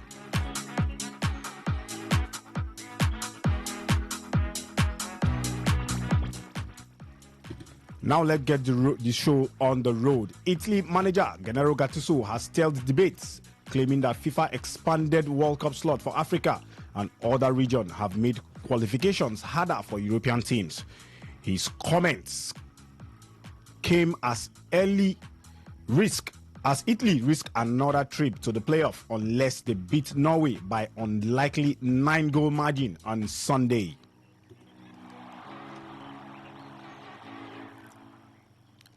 Italy earned a 2-0 win over Moldova on Thursday, their sixth victory in 7 games, but Norway's perfect run, including a 3-0 win over the Azzurri, leaves Gennaro Gattuso's side needing a miracle to qualify directly for the 2026 World Cup. A frustrated Gattuso questioned the current qualification structure. He said, "In my day, the best runner-up went straight to the World Cup. Now the rules have changed," he said, arguing that the system puts added pressure on teams outside the very top seed. He also pointed to Africa's expanded allocation, saying in 1990 and 1994, there were 2 African teams. Now there are 9. It's not a controversy. Pressure around the team is intensifying. Italy, ranked 9th in the world, have already missed the 2018 and 2022 tournaments after playoff losses to Sweden and North Macedonia. Fans showed their frustration in Moldova, where about 400 traveling supporters booed the team for taking 88 minutes to break down the group weakest side. Gattuso pushed back at critics, insisting his players are giving everything and warning the negativity only increase the strain. With qualification hanging in the balance, he maintained FIFA must change the system in Europe, but for now, Italy must confront the growing fears of another tense playoff battle. Now let's look at African teams and their performance at the World Cup since 1934. In 1934, Egypt was the only African team on the continent. Egypt played 1 match. They lost 4-2 to Hungary. In the 1950s to 1960s, no African team participated. CAF boycotted the 1966 World Cup because Africa had no guaranteed slot. In 1970, Morocco returned to the World Cup after 36 years. They earned Africa's first World Cup points. They drew against Bulgaria in 1970. In 1974, Zaire, now called DR Congo, first sub-Saharan African team. Heavy defeats, but symbolic participation. In 1978, Tunisia, first team to win a World Cup match, 3-1. They won against Mexico. Their performance persuaded FIFA to grant Africa a second slot. Now, in 1982, Algeria went to the World Cup. They beat West Germany and Chile. They were eliminated. In 1986, Morocco became the first team to reach the round of 16. In 1990, Cameroon reached the quarterfinals. First African nation ever, beating defending champion Argentina. Many remember that. Roger Milla became a world icon after that game. In 1998, Nigeria, Morocco, Cameroon, South Africa, and Tunisia. Nigeria again reached the round of 16. First World Cup with 5 nations. In 2002, the World Cup was hosted by Korea and Japan. Senegal reached the quarterfinals, beating defending champion France in the opening game. In 2006, Ghana reached the round of 16 in their first appearance. In 2010, first World Cup host, the first World Cup that was hosted in Africa. South Africa became the first host nation not to advance from group stage. In 2010, Ghana reached the quarterfinals, missing a semi-final play due to the famous Luis Suarez handball. In 2014, Nigeria and Algeria reached the round of 16. In 2018, no African team advanced from the group stages. You heard that. In 2018, no African team advanced from the group stages. In 2022, historic performance. Morocco reached the semi-finals, the best finish ever by an African team. They defeated Belgium, Spain on penalties, and Portugal. Now the question here is, Europe have 16 guaranteed slots already. 16 is 1/3 of the European continent. Out of that 16, Africa have 9, which might likely be 10 because of the playoff. And Africa has got 54 countries. Now, the question is this: is 9 teams justified from African continent?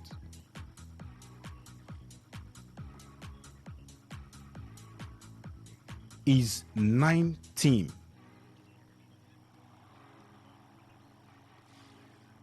justified from the African continent? Victor?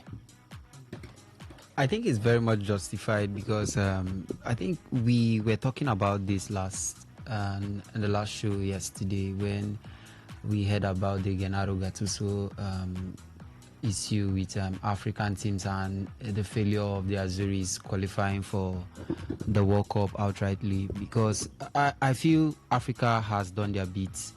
When you talk about exposure, you talk about performance, I think Africa is up there, irrespective of the fact that there are some irregularities when it comes to football in Africa. But I feel Africa has done their bit. Africa have hosted the competition also. We can recall 2010 World Cup, where South Africa being the first African team to host the World Cup. And the World Cup was, so many neutrals will say the World Cup was very much, that was one of the best World Cups we've ever seen, because from the quality of the stadium down to the hospitality of the football players that came and all that, and down to the quality of football that we saw that year. So Africa is up there, and I think 9 slots being given to Africa is actually, they do merit it. We've seen Europe get the large chunk of participation, the number of countries participating in the World Cup. So Africa on their own part too should be given recognition because of what they've also done.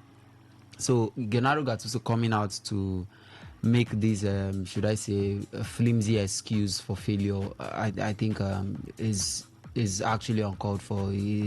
For me, these shouldn't hold water, because Africa has no business with the Azuris' bad form. Okay. The African team were not the team that played against Moldova and needed late goals to see out a struggling Moldovan team. So coming out to make excuse for his failure, I feel he has no business with Africa.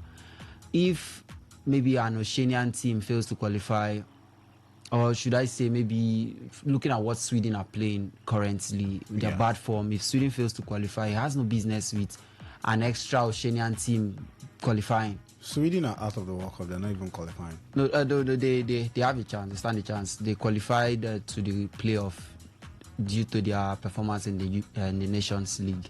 So if maybe Sweden does not make it to the World Cup, and maybe the likes of Uzbekistan, Iran, and the rest qualifies, you have no business holding them responsible for you not qualifying, because you had your own fair share. You had your chance of qualifying. You had your games, but you couldn't take responsibility. You couldn't take charge of the games.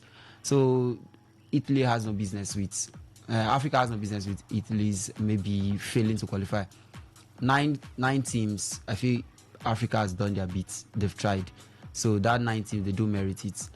But we don't know if the African teams maybe will go there to put out a statement, because I feel Africa should take this as a form of a challenge, because they should be looking at it that maybe the world does not see them.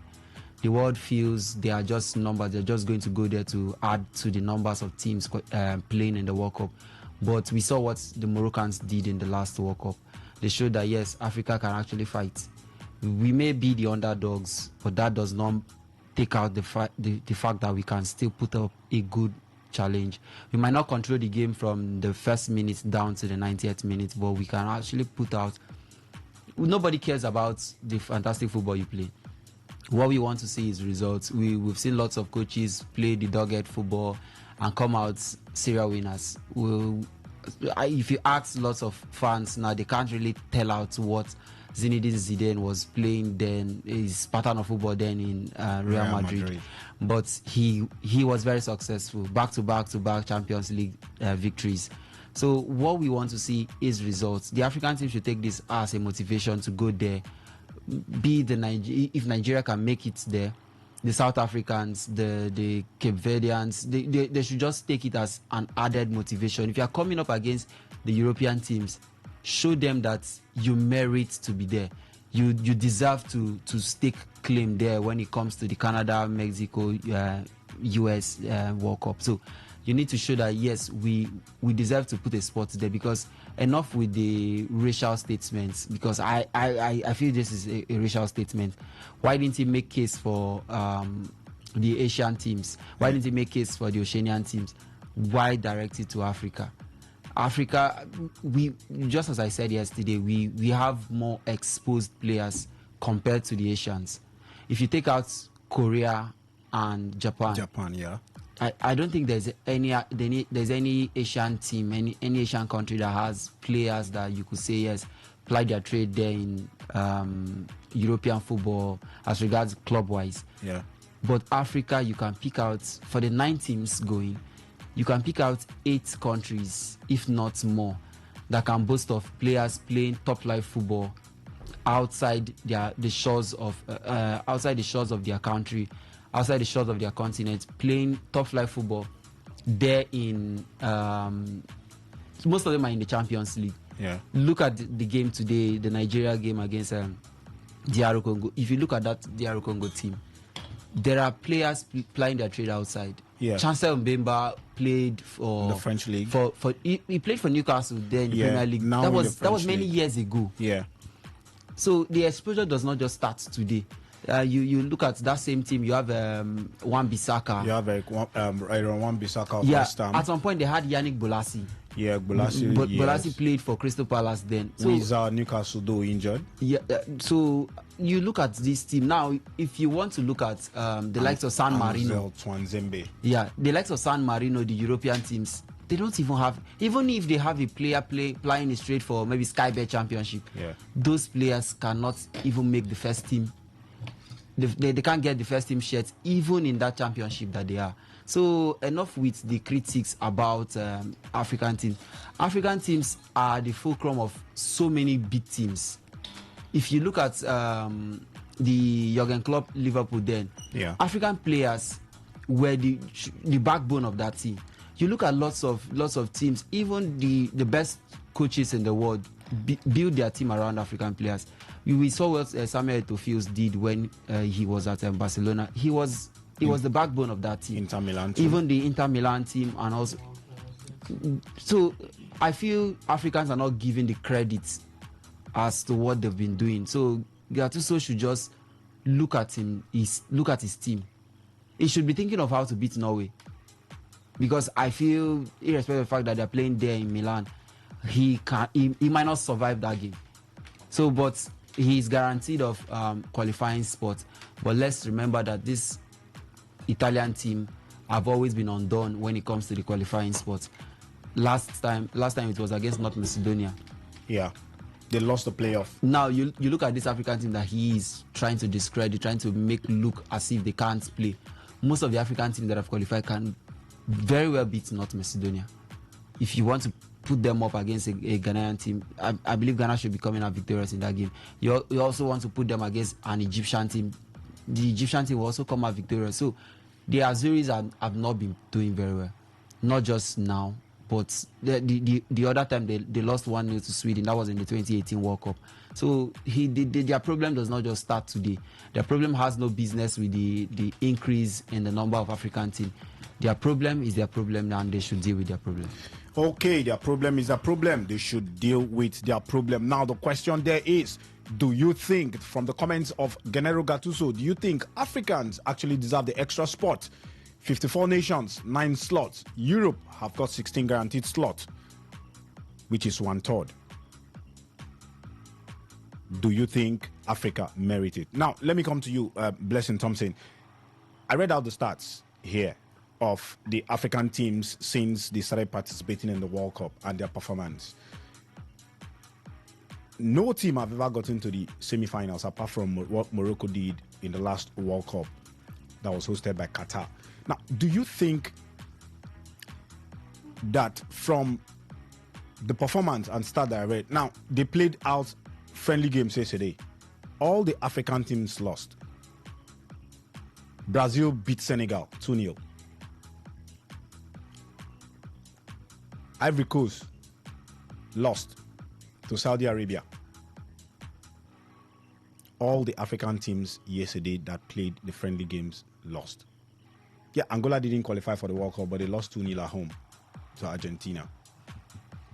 Now, when you look at these stats, do you think that Gennaro Gattuso is actually right based on our performance in the World Cup?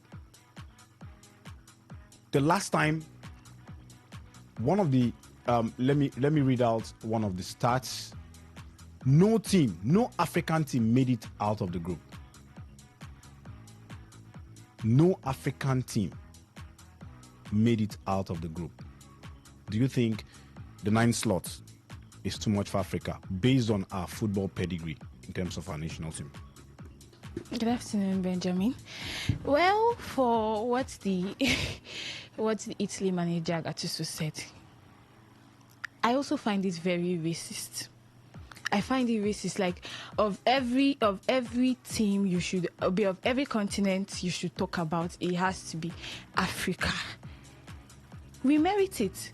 Morocco went to the semi-finals in the just concluded World Cup at Qatar.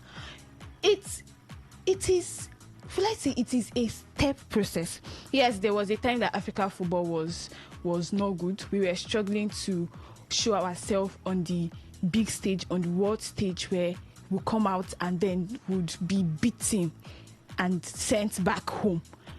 But football is developing. Football is developing. For us to get that 9 slots that we have now, it is because an African team actually went that far to semi-final. Most people did not believe much. Last World Cup, I think Cameroon also beat the Brazilian team in the last World Cup that was held.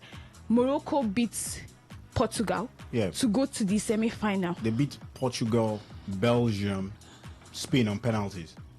They beat all these people, and Spain is not a small country in the world of football. Portugal is also not a small country in the world of football. For an African team to show this dominance, it means that they merit the World Cup. They did not just say, "Oh, okay, because we want to expand." Let me read this stat again. In 2018, no African team made it out of the group stages. That was before. It is when 2018. How many slots did we have? it is a new development. Okay. Obviously, before there is no way an African team, like you said, in 2018, nobody left the group stage. Yeah. It's last time 2022 somebody went to the semi-finals. It is development. It shows that African football is developing. That is why they got these 9 slots they are getting now. Okay. Yes, we still have some inconsistencies. There are still some places we have to mend. This friendly window, we are seeing the way African teams are being trashed, but you can't call it a friendly. Most of these teams that are playing in this friendly, they have qualified for the AFCON, the African tournament that is going to be coming up this December. You can't say they just want to relax their legs. It's friendly now. Maybe we just calm down, play, and maybe we say avoid injuries, yes, and injuries. Test your new tactics and the new players coming in. Exactly. So we cannot really say these friendlies would say much about the World Cup. The World Cup is a competition. Yeah. Everybody would want to show themselves.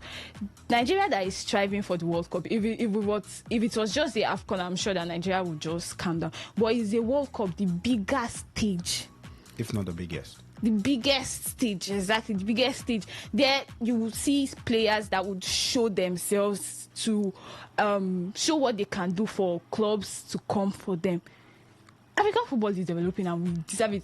Victor said something about most coaches in their club side building their teams around Africa. We can see what Brian Mbeumo, he's from Cameroon. Look at what he's doing in Manchester United. Week in, week out, he's scoring for Manchester United, and every Manchester United fan knows Brian Mbeumo right now. He is doing very well for the team. Africans, they really deserve this sport because they have worked for it. African football has evolved over the years. Even the AFCON, before AFCON tournament was just somehow. But we saw the last AFCON tournament in Ivory Coast.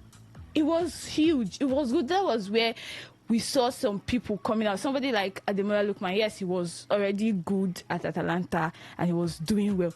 But we saw the way he rose up during that AFCON and started doing well. So African football has evolved. We cannot say it is the same African football that was there years ago. The way teams were being trashed, African teams were being trashed by other continents. African football has evolved.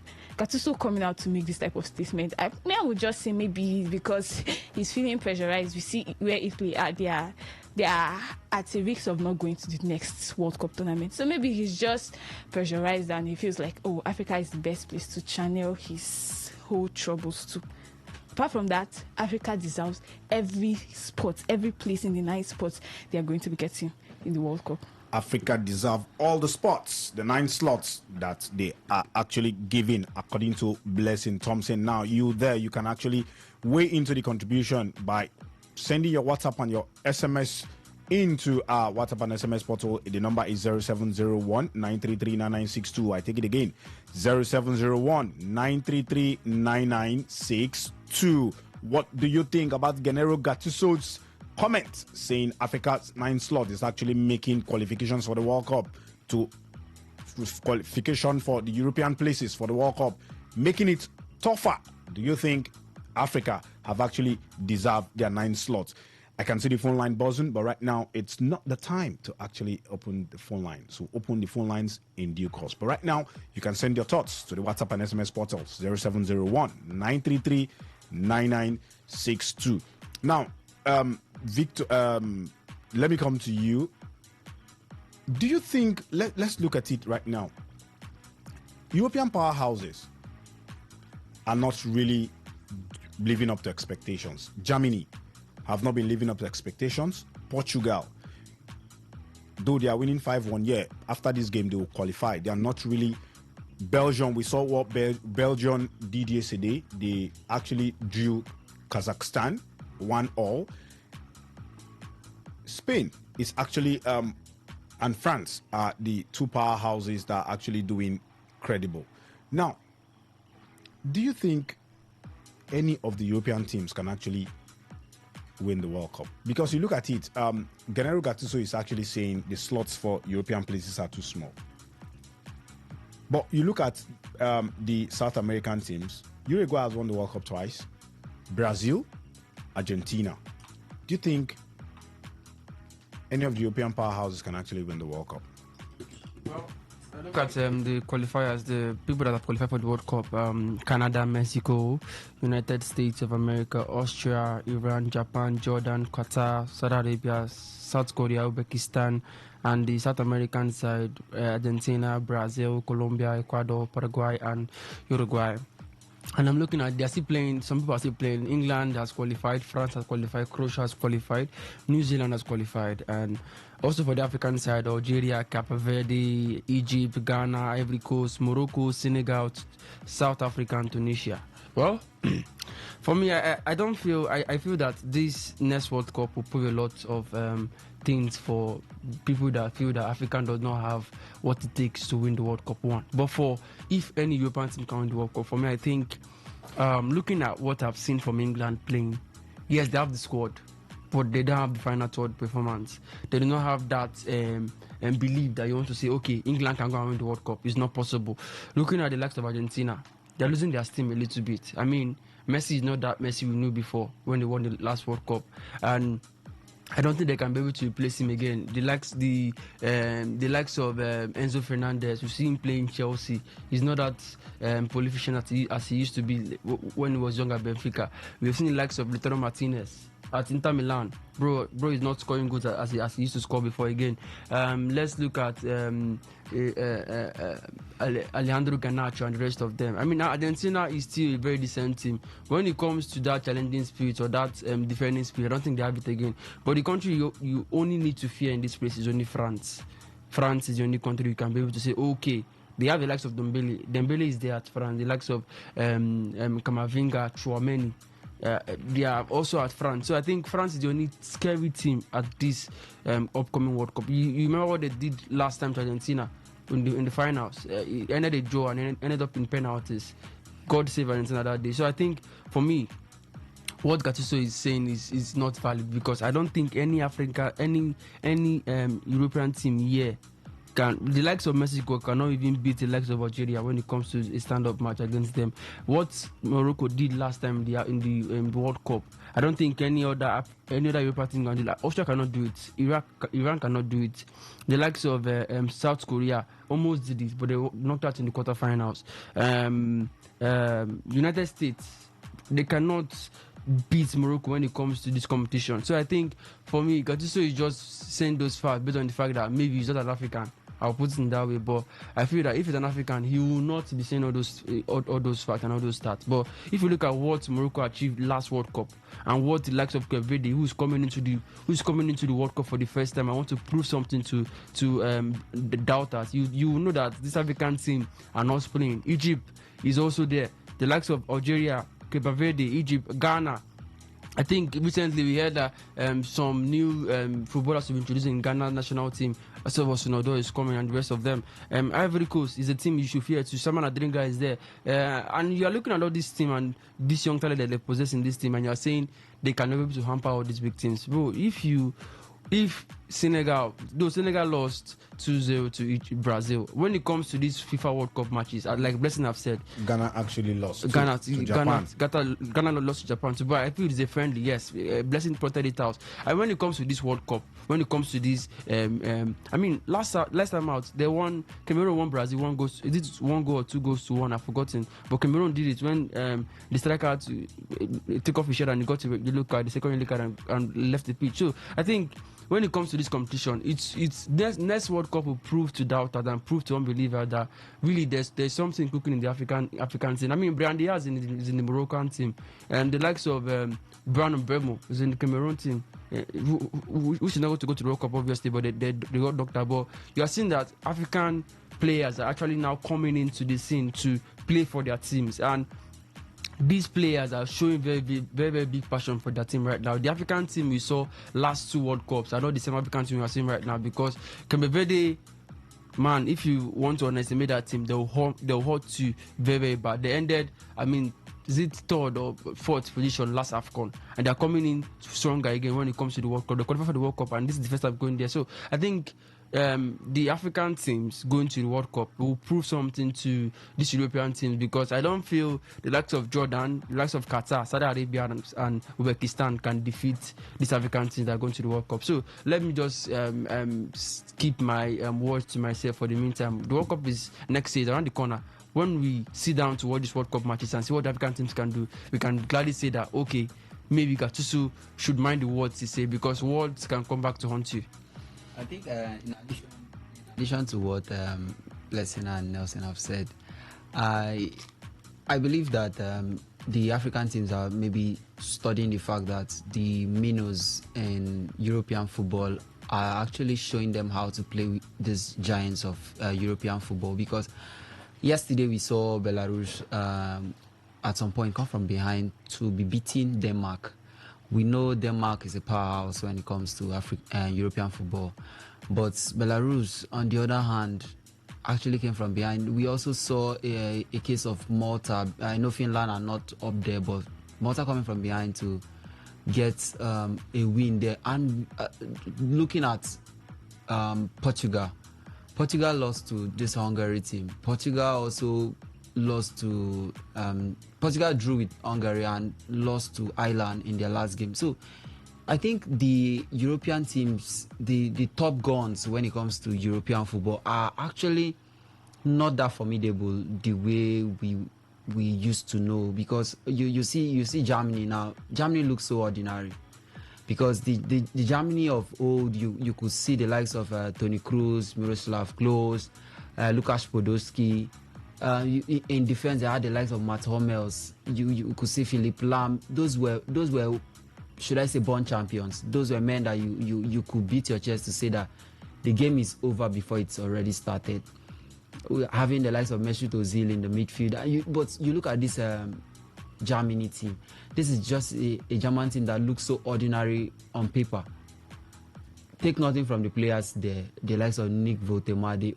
I just feel this German team actually will not dismantle a South African team the way the German team dismantled a Brazilian team. Imagine Germany dismantling a Brazilian team 7-1.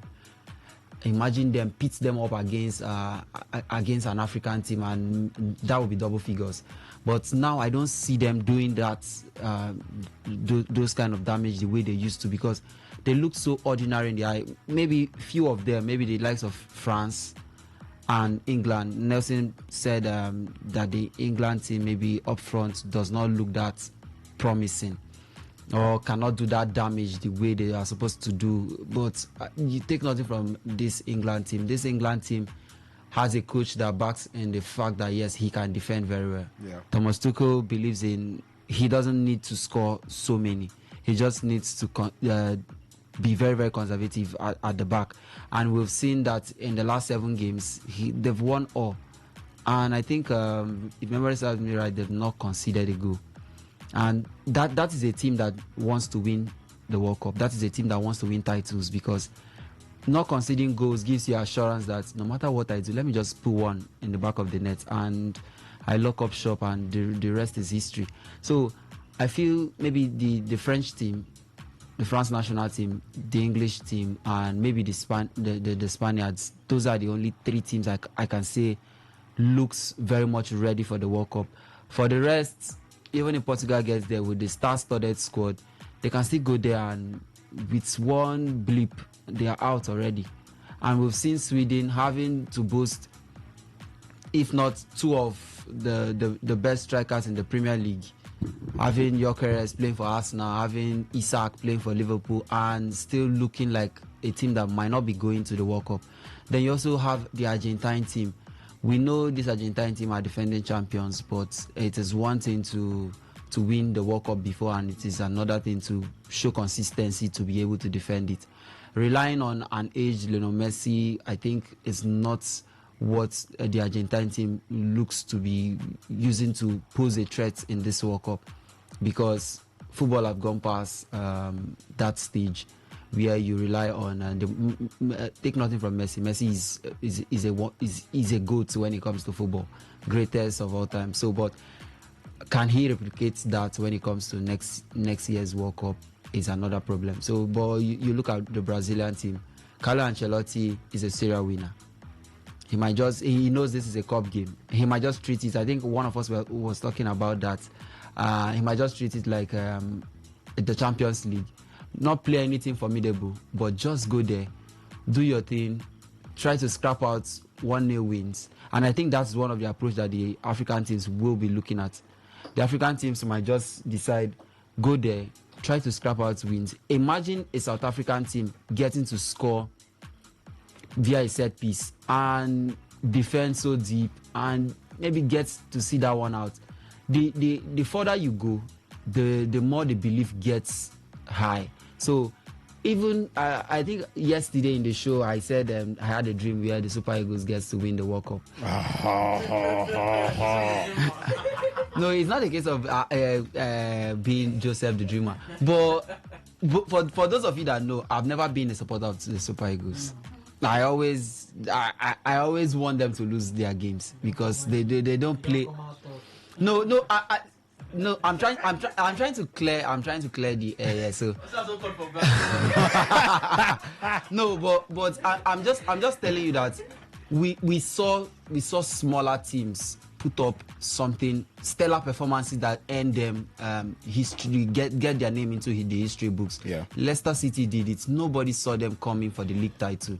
But seeing Sunderland do something like that. So these African teams might take what Gattuso has said and what others, because Gattuso has been the one that come out and we have heard him. There are lots of them that have not come out to say it. The African teams might take this as a challenge and go there to maybe want to sell their name out too. So they might do this.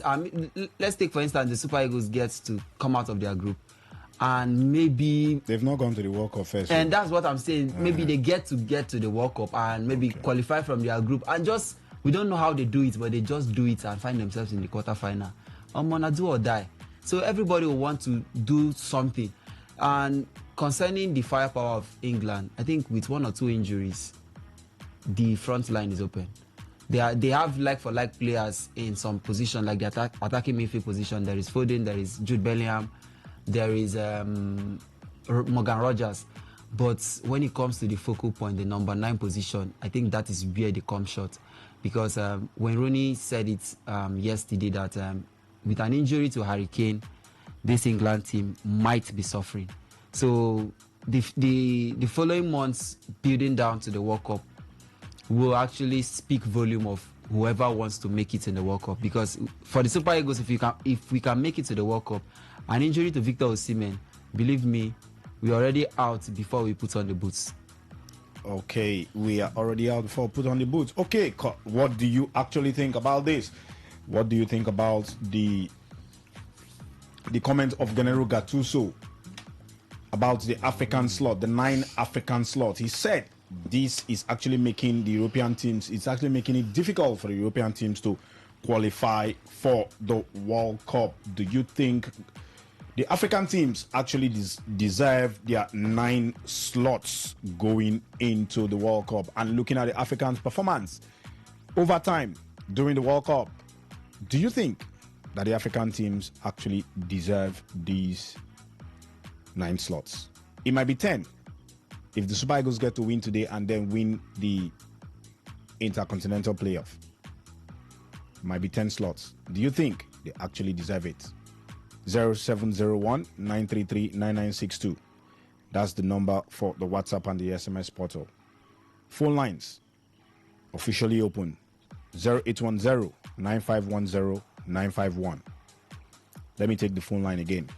0810-9510-951.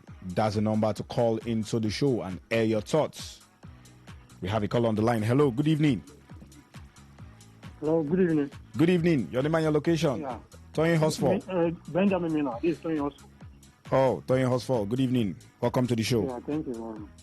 Yes, Africa deserves even to have 10 slots.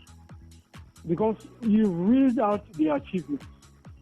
I will not be dead wrong, or I will not be wrong to say Africa is a pioneer in the World Cup history. 1934, Egypt, an African country, went to the World Cup. Yes, Just Egypt in 1934. Appreciable level. Yeah. They started it. And yes, you go down the line, you see in the 70s, 80s, Africans we are doing marvelously well. 2002, Senegal, I never expected. Senegal went to quarterfinals. Quarterfinals, yeah. Yes, quarterfinals, which is they actually beat the defending champions, France, in the opening game. Yes, look at recently, the last World Cup in Qatar.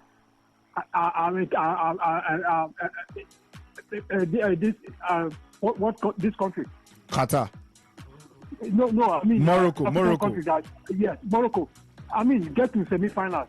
And you look at our boys. In various sports in Europe, doing marvelously well. I don't think the criticism he put up against Africa is justifiable. It's not justifiable at all, because in every angle, in every area, in every sphere, African football, the evolution of African football cannot be overemphasized. So many. We have one of the best strikers in the world. If you talk about the midfield, they talk about centre back. Name it. So I don't really know. Even in Europe, most African, if you take off African players away from the European clubs, you leave the clubs so vulnerable. So it should have a repeat for saying that Africa deserves even to have 10, 11 slots. Thank you very much. Okay, Tony Hosford says Africa deserve more slots, 10, 11 slots, because of their achievements in the World Cup. Hello, good evening. Today's Sports Live, your name and your location. Yeah, this is Samuel from Alu. Samuel from Alu, welcome to the show. Yeah,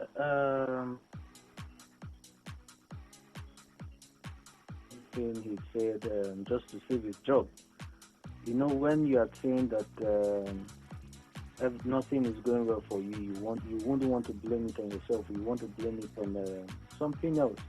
So you should be very careful with his words, because those are racial comments. You can't come and blame Africa for what is happening to you. Look at the group he is. That group, they are the most highly ranked in their group. And he has not qualified yet. So that man, he should shut up and move on with his business, please. Thank you. Okay, Samuel, those are harsh words, and I don't think they are radio friendly, so we wouldn't be using that next time. Phone line is still open, 0810-951-0951. What do you think about what Gattuso said about the African teams having 9 slots going into the World Cup? Do you think, over time, how have the African teams actually performed? Do they merit these 9 slots? Hello, good evening. Today's Sports Live, your name and your location. Good evening, Kabalo Barry. Good evening, Kabalo Barry. Welcome to the show. About the issue on ground. Gattuso. They blame Africa, saying Africa now they make enough qualify for World Cup. So we in Nigeria now, where will the battle to play through playoff now? Who will want to complain now? I think they blame Africa. See, Gattuso. Now one player when I like when I grow up, but with this thing when talk, it just makes me just look everything they love, both him or Italian or the team just tire me, because if he get mine or he get things, not supposed to talk this thing when they talk. They, because of Africa, they increase their slot, then they no fit qualify. Where will they travel? Who will play? So that is to make him go relax himself somewhere. And I think don't talk like this. Me, I pray, make them no qualify. Yeah. Okay, thank you, Kablo Barry, calling from Rumo Krushi there. What do you think about what Gattuso have said concerning the 9 slots allocated to Africans for the upcoming World Cup? 0810-951-0951. That's the phone line, the number to call. The WhatsApp and SMS portal, it's saddle on 0701-933-9962. Hello, good evening. Today's Sports Live. Your name and your location. Good evening. My name is Sama from Yenegoa. Sama from Yenegoa. Where in Yenegoa are you calling from? Agudama. Agudama. Go on with your contribution there. I didn't even understand. They are to say Africa slot, the increase of Africa slot makes them not qualify. Look at that group they are now. If Ghana is in that group, Ghana will qualify. If Nigeria is in that group, Nigeria will qualify. Just look at the way things are happening in Africa. That's why we are even finding it difficult to even make it to the final third in the World Cup. If our organizers are doing well in Africa, I don't think that no African country won't win the World Cup. So it's not by say increase. Okay, now what is he saying? He's saying me that they should increase the Europe nation to 20. When if you look at the African nation, we have 54 votes. Bulk vote, we have the bulk vote for making even them having FIFA president. And he said Africa is the reason. I beg, we should just forget all this talk. All these are just talk to just racist discussion. Good evening. Okay, we should just forget about Gattuso and his talk. He has not qualified Italy, so he's looking for a way to hang the blame. That's the thoughts of the man from Bayelsa there. Hello, good evening. Today's Sports Live, your name and your location. Hello, good evening. Good evening, your name and your location. My name is Christian calling from Port Harcourt. Christian calling from Port Harcourt. Go on with your thoughts. Yes, I think it's time that Africans should begin to attack themselves as far as football and its politics is concerned. Because as far as I'm concerned, they may have structure, no doubt, but to have talent more than the Europeans. I asked in another station we are discussing, is there any big European country that any African team has not beaten in what stage? We have beaten Germany, we have beaten France, we have beaten, just mentioned, these are World Cup winners. I think the issue has been that Africans don't want to rise in their mentality because we always feel inferior against them. But I tell you that football is a 90-minute contest, and besides, the policies of the game have been so much that the first World Cup that they started, how many Africans attended up to 1970? But they are winning it. Italy won before that time, they won twice, and all that. Germany won, and the African nations were not there, and they are still counting it that, they won the World Cup. Even when Africans started attending the World Cup, they will bring like 10, will bring only one. Just imagine somebody holding 10 eggs, you're holding one, you begin to throw them away. Your one will finish before the person's owner. In the group stage, most all the group stages, European teams are in all those group stages. Some of them, they have two teams. So there's every possibility that they will progress to the next round. Meanwhile, Africa will not even cover that group, all those groups. So how do you win the World Cup when you don't have... meanwhile, Africa has more countries in the world than them. Then they have less. They will tell you, football has not developed and all that. When Senegal beat France was parading the most fearful forward.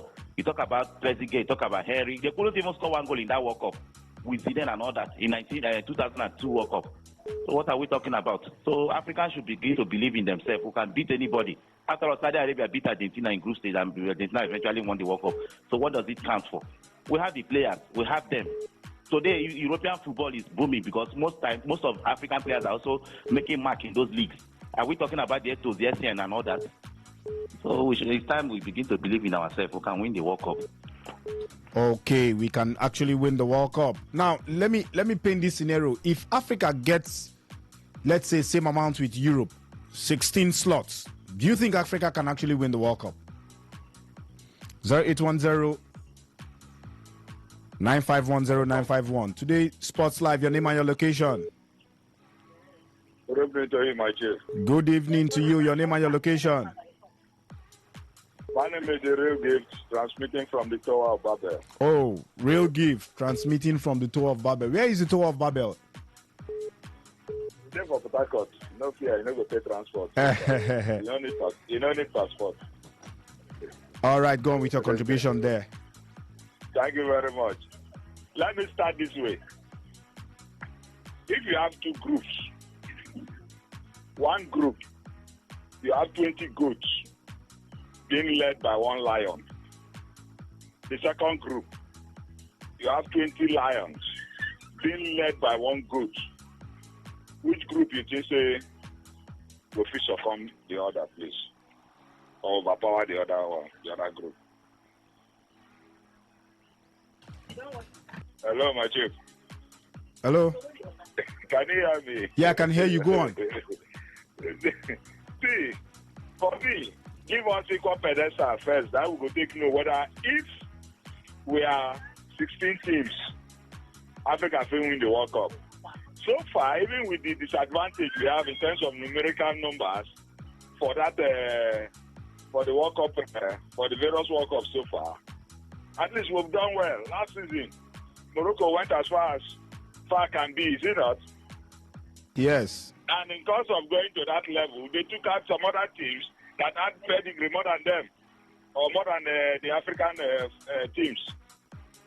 So, for me, the comment of Gattuso, you know, when he baba no baba, when he question, he go tell you say the clipper no good, or the generator, the power in the fluctuate, now cause that haircut no good. But meanwhile, not a bad. For me, Gattuso is not even supposed to lead the Italian team. This is my personal opinion, please. And in any case, before now they have been qualifying for the for the World Cup. Africa stopped them. Or why Africa no stop them then? This time they did not succeed, so it should rise because Italy is not the only European country that did not qualify for the upcoming World Cup. Is it? No, it's not. So for me, he should take his blame elsewhere. For me, if you give us a large chunk of the African countries now, their players now, their national team players, are skilled the same way with their foreign counterparts because most of them are growing up from that side of the divide. And the same skill that they teach their own children, now they teach our own too, we grow up there. Is it not? So it's a matter of time, and administratively we get it right. I can tell you, Africa can win the World Cup. A country on the African continent can win the World Cup. That is the way I look at it. So making no one cry for me. If he cries for me now, that Italy did not qualify because of the African slots. Okay. Who will cry for Argentina? Okay, you have to round up with your thoughts. We have Thank you very much, my chief. Thank you so much. Well, ladies and gentlemen, we have to go on a commercial break. When we are back, we'll continue the topic.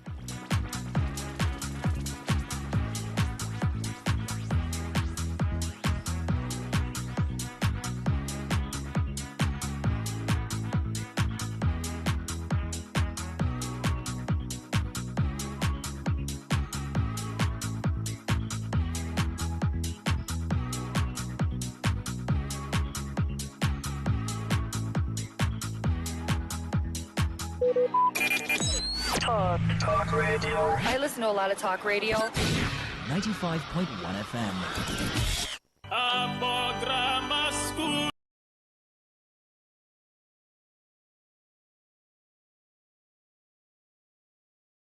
Aksoba International presents 10th International Conference. Theme: Strengthening Bonds, Advancing Together. Sunday, 23rd November 2025 at the Autograph Mall Event Center, 30/33 Sanya Bacha Road, GRA, Port Harcourt. 7 a.m. Thanksgiving service at St. Paul's Cathedral, Diobu, Garrison, Port Harcourt. 10 a.m. Free medical outreach. 12 noon conference proper under the distinguished chairmanship of Honorable Dr. Gift Wallu, Executive Chairman, Obiakbo Local Government Area. Special guests of honor including Alabo Honorable Boma Iyaye, Esquire, DSSRS, Executive Director, Finance and Admin, NDDC. Right Honorable Chinyere Emmanuel Igwe, Pro-Chancellor, Ignatius Ajuru University of Education. Honorable Magnus Nge Abe, Chairman, National Agency for Great Green Wall. Honorable Sir Chief Anthony Okocha, River State Rep, NDDC Board. Guests of honor include Right Honorable Boniface Emerengwa, Sir Chief Okas Wike, Honorable Confidence Deco, Honorable Barrister Frank Owo, Honorable Emeka Amadi, PhD, Comrade Joseph Odemene, Dr. Ben Woye, Chief Ike Olumati, Dr. Marvin Barinem Dekil, Honorable Dr. Peter Abe, Chief Sebastian Obiere, Elder Lawrence Amadioha, and a host of well-meaning old boys. Keynote speaker, Professor Humphrey Obunda, First AGS Senior Prefect, Royal Father of the Day, His Royal Majesty Eze Ambassador Levi Ozonwonwu Olu Oriebe, JP, Nyeweli, Akbo, and other royal fathers, featuring palliatives to widows of our old boys, honoring our former dormitory stewards, celebrating our old boys at 70, special recognition of our teachers, especially Right Honorable Blessing Shigeru Amadi, Member, Federal House of Representatives, Chief Host, Venerable Fineface Aka, JP, Chairman, Aksoba International, BOT, Host, Honorable Lucky Wallu, President General, Aksoba International, Mr. Ruben Wachuku, Aksoba International Conference Planning Committee Committee Chairman, Comrade BK Amadi, Aksobo International Conference Planning Committee Publicity Secretary. The truth is thy light of the world, veritas mandi. 95.1 FM, voice of the people. And we're back.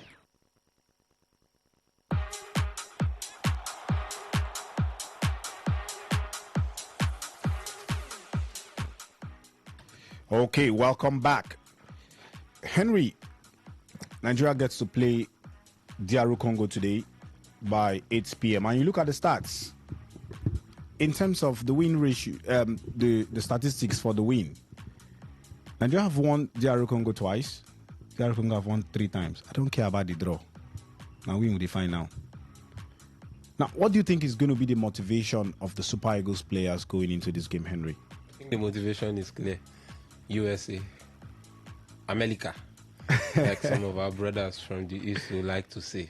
So certain parts from that place of the So everybody wants to go to the US. Everybody wants to play in the World Cup. Osime wants to play in the World Cup. Ejike wants to play in the World Cup. Chukwueze wants to play in the World Cup. Ndidi, Onyeka.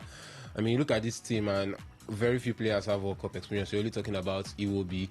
You're talking about Ndidi. You're talking about Trust Ekong.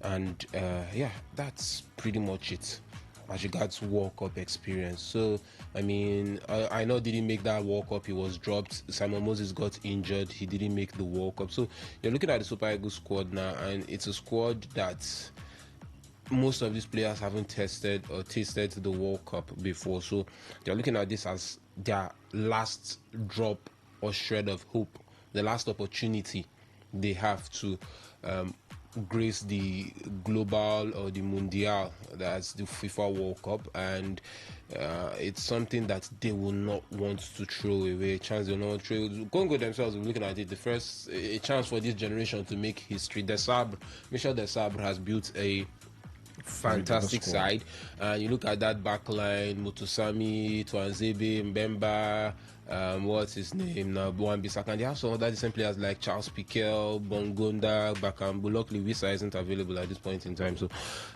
it's a decent squad, and they will want to make it to the World Cup for the first time since 1974, where they qualified as Zaire, and they did qualify by winning the AFCON then in 1974, and it wasn't a good outing. I mean, there were rumors that the then president Mobutu Sese could actually replace the whole squad, a team of witch doctors, according to rumors, to go play the World Cup, and they chopped 9, 7, and 6, if memory serves me right. Yeah, they didn't win any game. They came back. And they conceded about 19 goals altogether, over 20 goals, beg your pardon. So, I mean, they will want to go and rewrite or give themselves a chance to rewrite that history. So, I mean, it's definitely going to be a tough tie, and I think we have the slight advantage. I'm not saying this as a Nigerian, I'm just also saying, like, it's Nigeria, definitely do have a slight, but I don't think this Congo game will be easy, and I don't think it's a game the players have to rest on their laurels. They know it's business today, that it's going to be tougher than the Gabon game, most likely, unless something odd happens. Maybe Congo gets an early red card, or something. But I think we keep our fingers crossed and just watch and see. But I'm slightly optimistic that Nigeria scales through today. Okay, Henry is optimistic that Nigeria scaled through. Henry, let me come to you now, Nelson. Do you think the job can be done in 90 minutes? The last time Nigeria played, we all thought that the game would have ended in that 90 minutes, but it wasn't the case. Nigeria conceded some minutes to wind down the clock, the 90 minutes mark.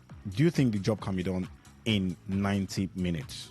For me, I think yes, the job can be done in 90 minutes, but we need to also need and plead and beg Stanley Nwabali to calm down too, because the last match, the last match we watched some porous goalkeeping from Stanley Nwabali. I mean, 2 times where my heart skipped when he was with the ball. He had to trap the ball first for you had to clear his line. And I was like, oh, what's really going on here? Even the goal that Lamina scored was a goal that was not supposed to be that, but it was deflection from Osai Samuel that got that goal from there. But I think the team has learned from the mistake.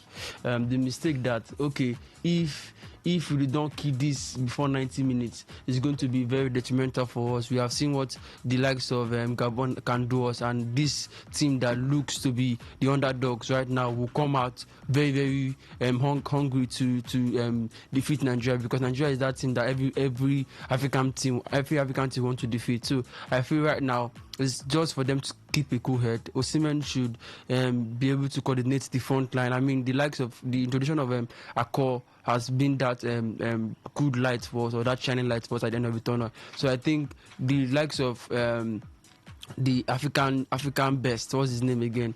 Ademiral Lukman should be that 100% player this game, because last game he was not in that mood, or let's say he was not in that form that we expect him to be. So I want to see more expectancy from Ademiral Lukman, more expectancy from Chukwueze that he did in that Benin Republic match. I need it in this match this time around, because the DR Congo side will look like a small team, but they are very threatening when it comes to the forward line.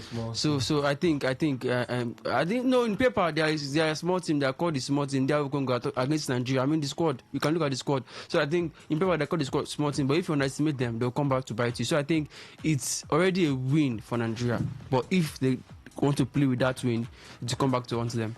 Well, I do love your optimism, Nelson Odia. But I mean, yes, this is still today's Sports Live on your Premium Talk News and Sports Radio station, and the Super Eagles of Nigeria will be up against their Congolese counterparts, the Leopards of Congo, by 8 p.m. tonight in a bid to make it through to the intercontinental players for the FIFA 2026 World Cup. You are listening to the voice of Hero Google here with you now, and I will be here from now to 6 p.m. to drive you through proceedings before we give way for the news by 6. I still have Ovie Wallace, Victor Israel, and Nelson Odia with me here in the studio, as we will be getting to talk about everything as regards Nigerian football. The MPFL is there, but the main bone of contention for today definitely has to be the Super Eagles of Nigeria. So do not go anywhere. Today's Sports Life will be right back.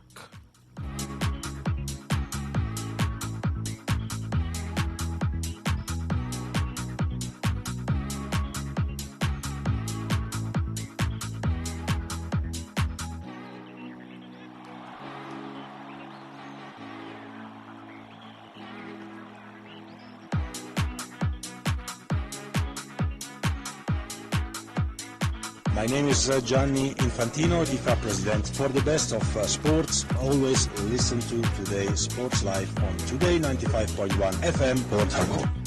Hello, my name is Kanu Wankwo, aka Papilo. For the latest and trending sports stories, always listen to Today Sports Live on Today95.1 FM, Port Harcourt.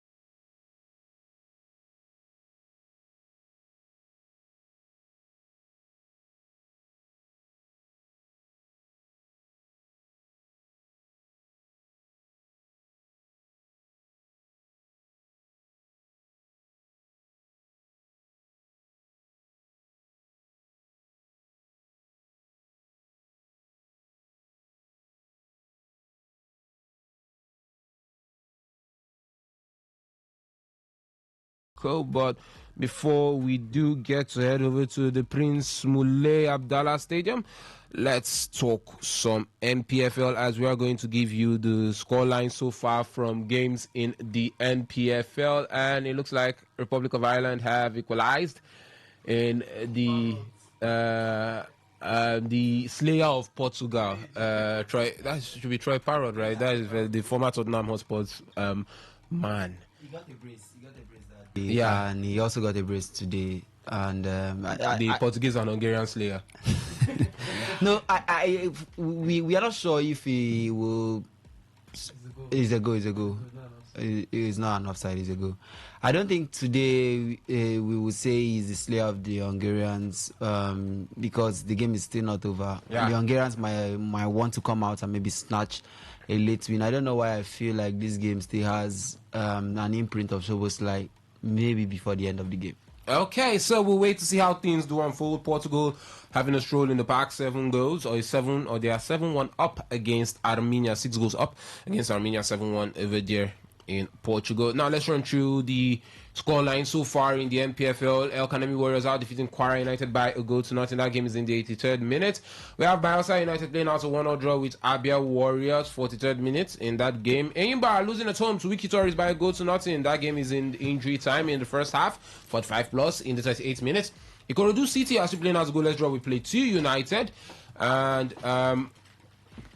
El Kanemi Warriors have just doubled their lead over there in Maiduguri. Niger Tornadoes are defeating Katsina United by a goal to nothing, while Rivers United equalized against Warriors. So it's 1-1, 42 minutes on the clock. The game between Shooting Stars and Remo Stars has been postponed. And Ovia, I'm coming over to you first.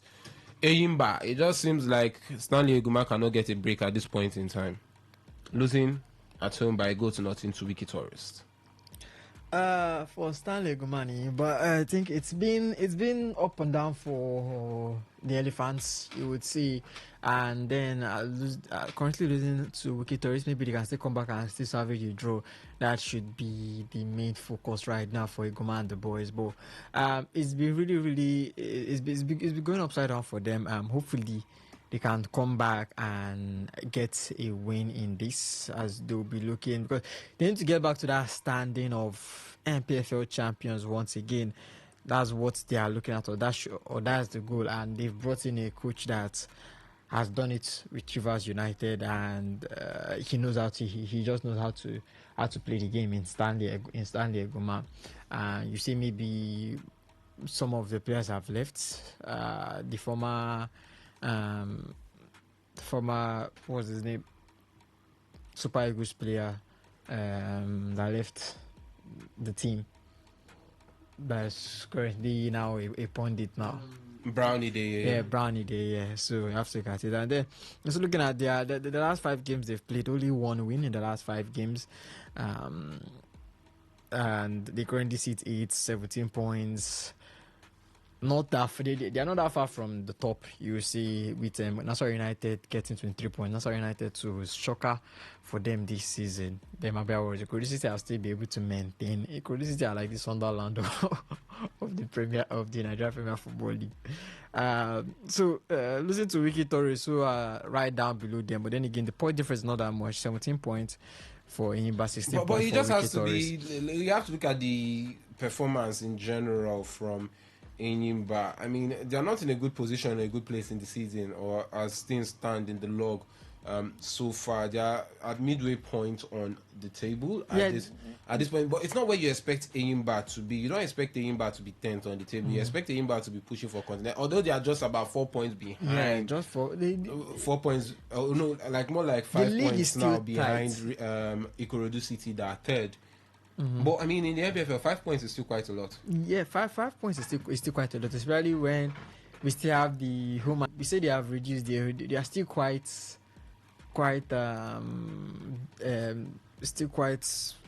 as you say, occurring most times. The home versus away fixture that we have home teams winning and all. But then again, you have to, as I said, the difference between them and the ones at the top is quite small, so I believe they can still close the gap. It's like everyone has stepped up. Nassau United, Abia was Kudu City, Rivers United. You should say with their commitment on the continent and all, they're still able to still keep themselves afloat in the Nigeria Premier Football League. They just have one more game to play, and who knows, they might even climb back to the top spot. Or be second on the log. Abia was a good city. Everyone has stepped up this season. You look at who is below, maybe Remo Stars that need to find a way to come back. Barra RC, Canopilas, but I feel it's still a building process for Inyimba. It's still a building process because everyone has stepped up and they need to find a way they can catch up with everyone.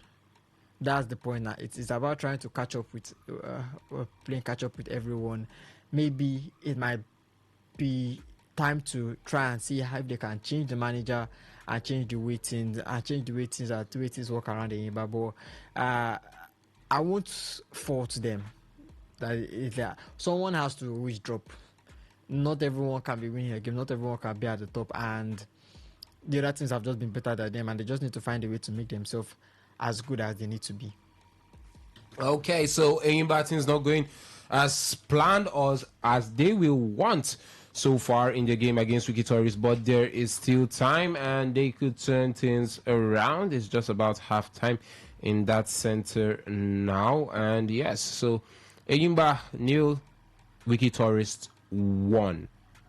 Let's wait to see how things do unfold as regards the MPFL games this evening.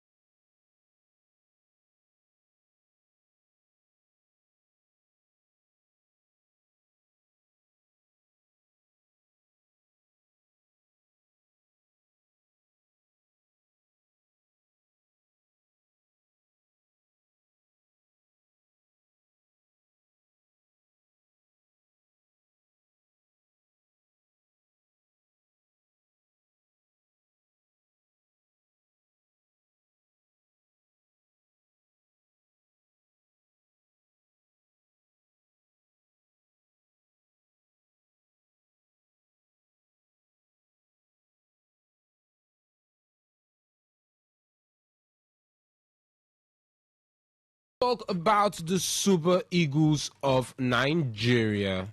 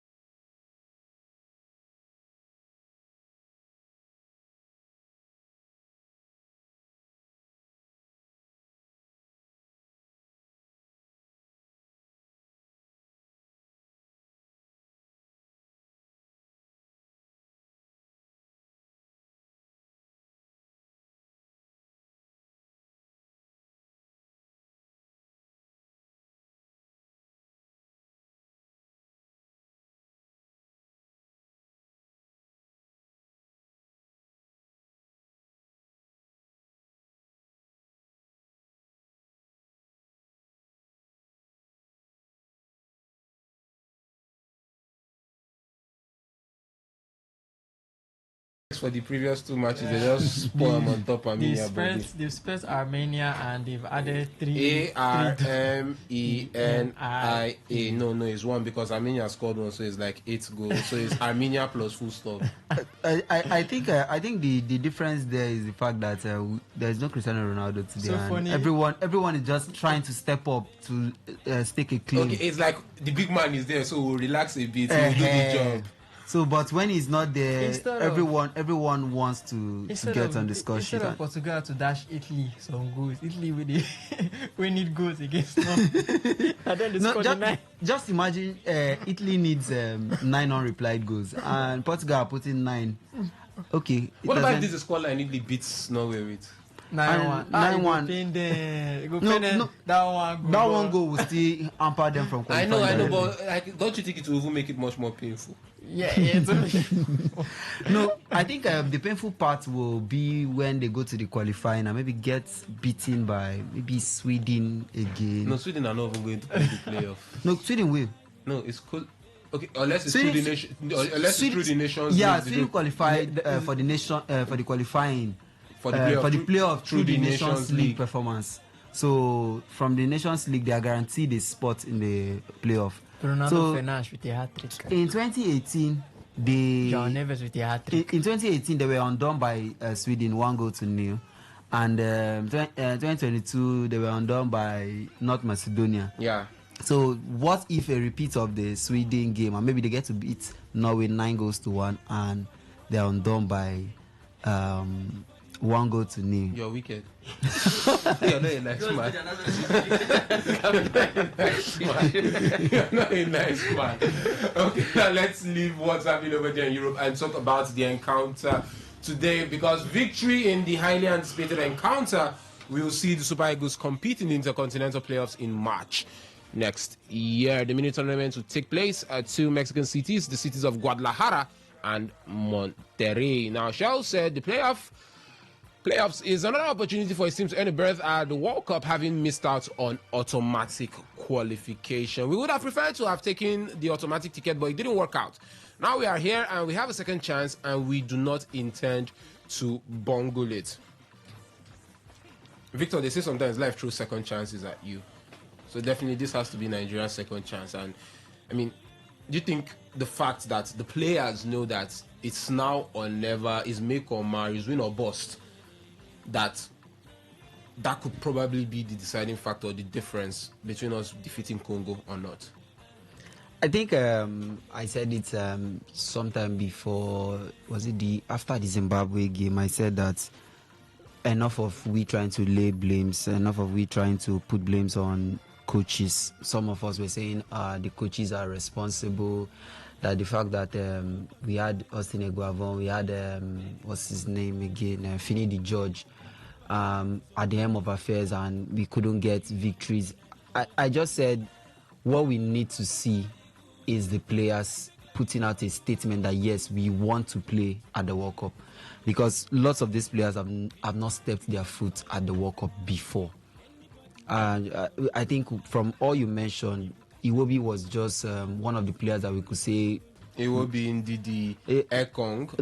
I want to look at the players that actually earned the starting shirt in that team. Maybe Iwobi got injured before the World Cup, so really wasn't starting. Didn't start games, but Ndidi started. Ekong started games at the last World Cup. So when you look at this player, we have about 5 that went to the World Cup with this team. So when you look at this other team, imagine Ademola Lookman winning the CAF Best Player and not ends his career not featuring for Nigeria in the World Cup. And also Victor Osimhen, well talked about, a very good talent, a player that on his day stands very tall in terms of strikers, not being at the World Cup. That is why I felt the players need to step up. They need to show the world that they want to be on the big stage. So I feel the players have stepped up. It's not just a case of coaching brilliance. It's a case of the players stepping up.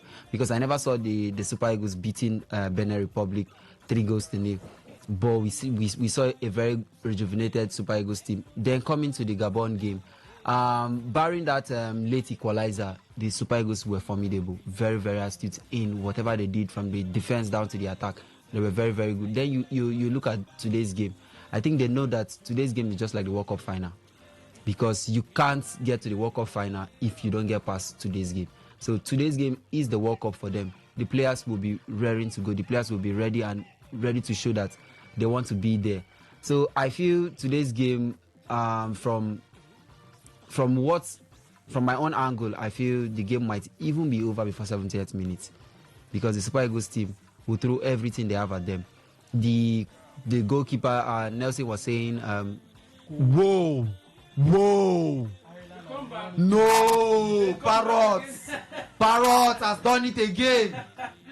Parrot has slain. Henry said he slayed Hungary and Portugal. And he has done it. And he has done it. He has done it. Hat-trick in this match. Yes. Hat-trick in this match. 5 goals in 2 games. 2 games. Oh, whoa. Plus wow. Troy Parrot. And you can just see Dominic Soboslai like sitting on the floor. And I think his dreams of going to the World Cup. This sort of their playoff positions look like it's done and dusted, right?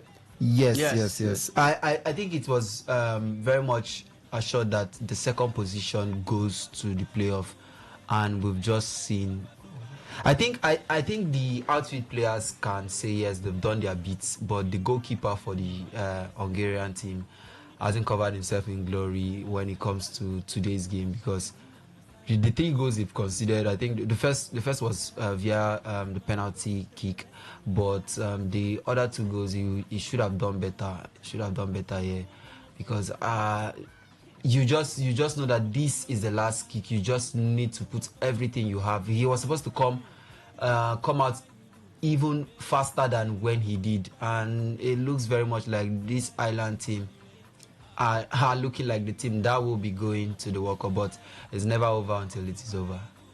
So Ireland have turned it around, and it's 3-2 for the Irish against the Hungarians, and Hungary pushing, trying to see if they can make it, but Kelleher claims, and it looks like that will be the end of the game, but it looks like there's still some little time left, little seconds, and it's over. It's done. Ireland have won it, and I will be confirming what that means for standings as regards this group in Europe. But I mean, let me head over to you, Nelson. Let's get back to talk about the Super Eagles of Nigeria and this year game. Wilfred Ndidi will definitely be available based on the regulations or rules by CAF. How important, or how will you say much of a relief will this be for Eric Schell and the team, or even for Nigerians itself, knowing that Wilfred Ndidi will be available for this game, and especially after that performance we saw against Gabon on Thursday? He got an assist to Ejuke that got us the second goal that brought us that light that we had to score for 2 more that made it 4-1 at extra time. So I think in that midfield has become that mature midfielder, that strong level midfield. I mean, he got a yellow card 5 minutes into that game, and he carried that yellow card till the extra time and did not leave the game. So I think for me, he has been able to show that maturity and that hunger that the Super Eagles team want to see. Because I look at the Super Eagles team and the setup they played against Gabon. I was seeing a very much improved Super Eagles side. I mean, a trained Super Eagles side that do the passing, do not wait to hold the ball much longer and get tackle that and taken away. And I look at this Super Eagles team and I'm like, okay, maybe Eric Schell is doing something with the Super Eagles team. I mean, when I saw that, Wilfred Ndidi may miss the match against the Congo, I was a little bit scared because I saw what he performed the last match, and I saw that he was that person that controlled that midfield that let the Gabon side not get that chance they wanted to get all through the game. So I feel it's a very big relief for Eritrea and also the Super Eagles fan, because we want to see more improved and more defensive or more strong midfield from strong midfield performance from Wilfred Ndidi. So I feel it's going to be a very good news and a very improved development for Eritrea. But I want to say something real quick. I want to ask. I said it before. I want to say it again. What is wrong with Stanley Nwabali? Because I feel that it's the same thing Is there we have been anything complaining. really wrong with him? Look, we have been complaining this thing for the past Because 2 games. I don't know if I'm the only person that differs from everyone. No. Look, I don't actually see a problem with Stanley Nwabali. that game. He almost got an injury in that game because of his carelessness. And also the same thing. God would have come to that game because of his own carelessness in too. the last game. He played good in the last game. You're talking about his attitude and everything. And the coach has said he's fine with his attitude. He likes that aggressive attitude. And if that's what the coach likes, then I don't see any fault in it. It's the same thing what we talked about Iwobi and what Pesero wanted from him. And he told you what Pesero wanted from him. So there was no fault in whatever he did. So yes, we know. Even if he talks to ball playing, he's a very good ball playing goalkeeper. So I understand him using his feet with the ball, and all. And when it comes which to is an edge stopping, he has over Okoye at this point in time. That's what he has over Okoye, as you said, an edge over Okoye. He's a good ball playing goalkeeper. He can use his feet well. Yes, maybe shot stopping and the rest. You will say this person trounces him in Maduka Okoye, but he has been doing a good job. He has been doing a fine job. I think the last goal he was just wrong-footed. He was just wrong-footed by the deflection. I felt that if he was there, would have covered that space, and it might not have even been a goal. So it's been okay. And from that last mistake that we saw him do, he's been able to step up. For me, I think he stepped up and he's been able to manage his game. He's able to command his backline. Also, I don't have any faults with him. Although I will still pick Maduka Okoye over him. Yeah, I'll still pick Maduka Okoye over him. But I didn't see any faults from the last game, so I don't know why many Nigerians are still coming out to persecute him when he hasn't done anything wrong. At least in the last game against Gabon, I didn't see anything wrong. Okay, now let's look at that team. Let me start off with this going ahead of that game against Gabon. Let's try and dissect certain things before we get to talk about Congo. Beg your pardon, Congo, not the game against Gabon. Gabon is done and dusted. Ovie, let's start from the setup. Should Eric Shell still stick with a 4-4-2 or with the 4-4-2 we saw against Benin Republic, Lesotho, and Gabon in that game against DR Congo? Let's not forget DR Congo set up in a 5-3-2 formation against Cameroon. Do you think Eric Shell's 4-4-2 setup will still be the best way to try and maneuver away or find a way maneuver around that formation from the Congolese? I said it's worked in the last game, so I don't see why you need to change the setup. What you only need to do is change the players. I was listening to this podcast on the Athletic, and they tried to make the difference between what the tactic was and what the strategy was. And when you're looking at what tactics is and what strategy is, you're looking at tactics as the structure, and then you're looking at strategy as the instructions you're going to give them. So I think he can keep the tactics, and maybe he can even keep the strategy. Yeah, he can keep the tactics. Maybe he might want to change the strategy, but the tactics is okay. Maybe change the strategy and change maybe the personnel that you're going to be giving those instructions to. And I think we can already mention some of them that shouldn't even be that shouldn't be playing. Maybe some that should come off the bench, some that should be given a start, but everyone will still need to step up. It's not just about that everybody needs to play at their A game. Everybody needs to play at their best. It's nothing like you used to rest on Victor Osimhen and the rest. I think it was not Troy Deeney that called out Truth Ekong. Called out. No, it was not Troy Deeney. It was another pundit on the same CBS broadcast that's called the Nigerian players divas. Call them divas, and the only person there that's carrying the team on his back is Victor Osimhen. So everyone needs to step up. It's not just about Victor Osimhen coming and the whole burden is placed on him. Everyone needs to do their best, and I feel as Victor said, if we come in and we are playing this game that we are playing the final, we know that yes, we are keeping everyone. They need to go and lay it all out there. Play like this is their last game. Play that they are fighting for their paycheck. they are fighting for their paycheck. If they do not play, they don't get paid.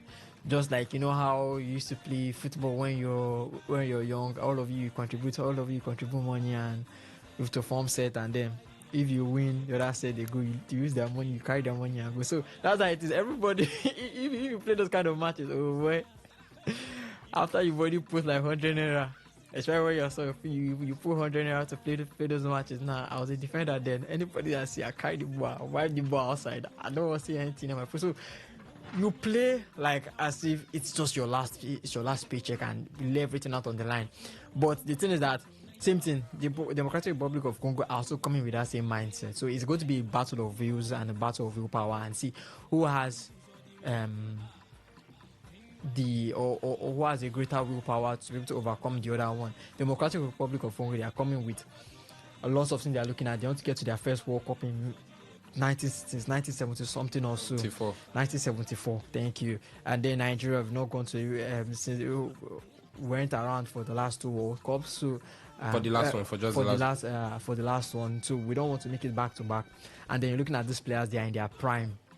They are in their prime, and they need to make it to the World Cup. And if they can do that, especially with the AFCON coming in, imagine winning the AFCON and then going over to March next year, getting to the World Cup is going to get that confidence boost. But first of all, they need to make it to the intercontinental playoffs, and that is true Democratic Republic of Congo. Boys, I said it's going to be a battle of willpower. We'll see who has the better willpower, but everyone needs to step up. Okay, now let's look at certain personnel. Now, Victor, coming over to you, there have been talk about certain changes happening in the starting lineup compared to what we saw from the team that did prosecute and start that game against the Panthers of Gabon. And one of the suggestions or rumors has it that we could end up seeing Semiu Ajayi back into the starting lineup. Fredericks moved to right back, Ajayi and Bassi partner. Is that something you want to, or you feel, there's no need to touch the back line, leave it as it is? Bright Osayi Samuel as the right back, Fredericks, Bassi, and Zaidu as the left back. Before that game, I was talking to Ovie, and I said if Eric Chell really wants a victory there, what he needs to do is just stick Benjamin Fredericks as the partner to Calvin Bassi, and whoever plays the right back, but maybe Zaidu Sanusi stays at the left back because of Ola Aina's injury. I will not want to tamper with that defense because Semiu Ajayi coming into this game, I think there's something about momentum. The momentum there is with the man that just gave Nigeria, I think, one of the best things we've gotten throughout these qualifiers is Benjamin Frederick. And wherever you play him, he's always giving 150%. So, but I will not want to take him away from that centre-back position because I feel he can offer more there because he has the energy to even step up into the midfield. We saw the assist he gave, was it to Victor Osimhen? We saw him bump forward and get that. So I feel with the energetic defense of himself and Calvin Bassi, that's what the Super Eagles actually need now, because with those two, we know that no matter what the Congo team will be throwing at the Super Eagles, we have the energy to step up to that to match their own energy. So I want to see Bright Osayi Samuel at the right back position. Maybe when closing out the game, maybe we could bring back an extra defender. That is where Semiu Ajayi comes in. But if this particular formation, the one we used against the Gabonese team, is working, if it's not broken, why try to fix it?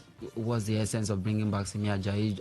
I feel it's just like when Chelsea tried the game against Sunderland, when they tried taking out Achempo and brought in Tosin Adarabe. There are two different profiles of players. One is young, energetic, willing to put in the extra work and run, still run for the full 90 minutes. One backs in the fact that he has the experience. He will use the experience to read the game. And I think at this point, we do need the experience. But the experience is not all what we need. we also need the legs to execute the work. So I feel Benjamin Frederick has the legs to execute it. Keep him in the center of the midfield. So from the right centre back, from the right centre back there, he can still cover up the right back if Bright Osai Samuel goes a bit forward. Then we know that Wilfred Ndidi can drop back into the middle of the two centre backs, thereby pushing Benjamin Frederick to the right back position.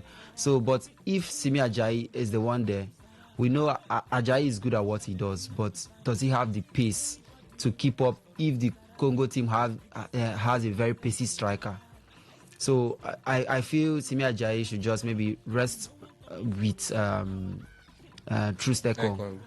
Then when we need the experience to see out the games, then we can bring him in. We've seen lots of veterans that are simply there for the experience to see out games. England had, or should I say, Liverpool had James Milner to always come in to see out games.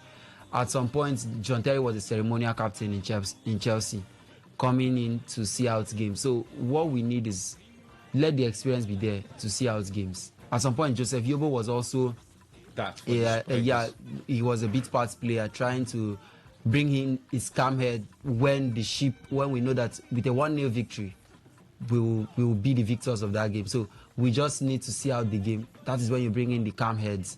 So, but when the game is just starting, we need the energy from the get-go.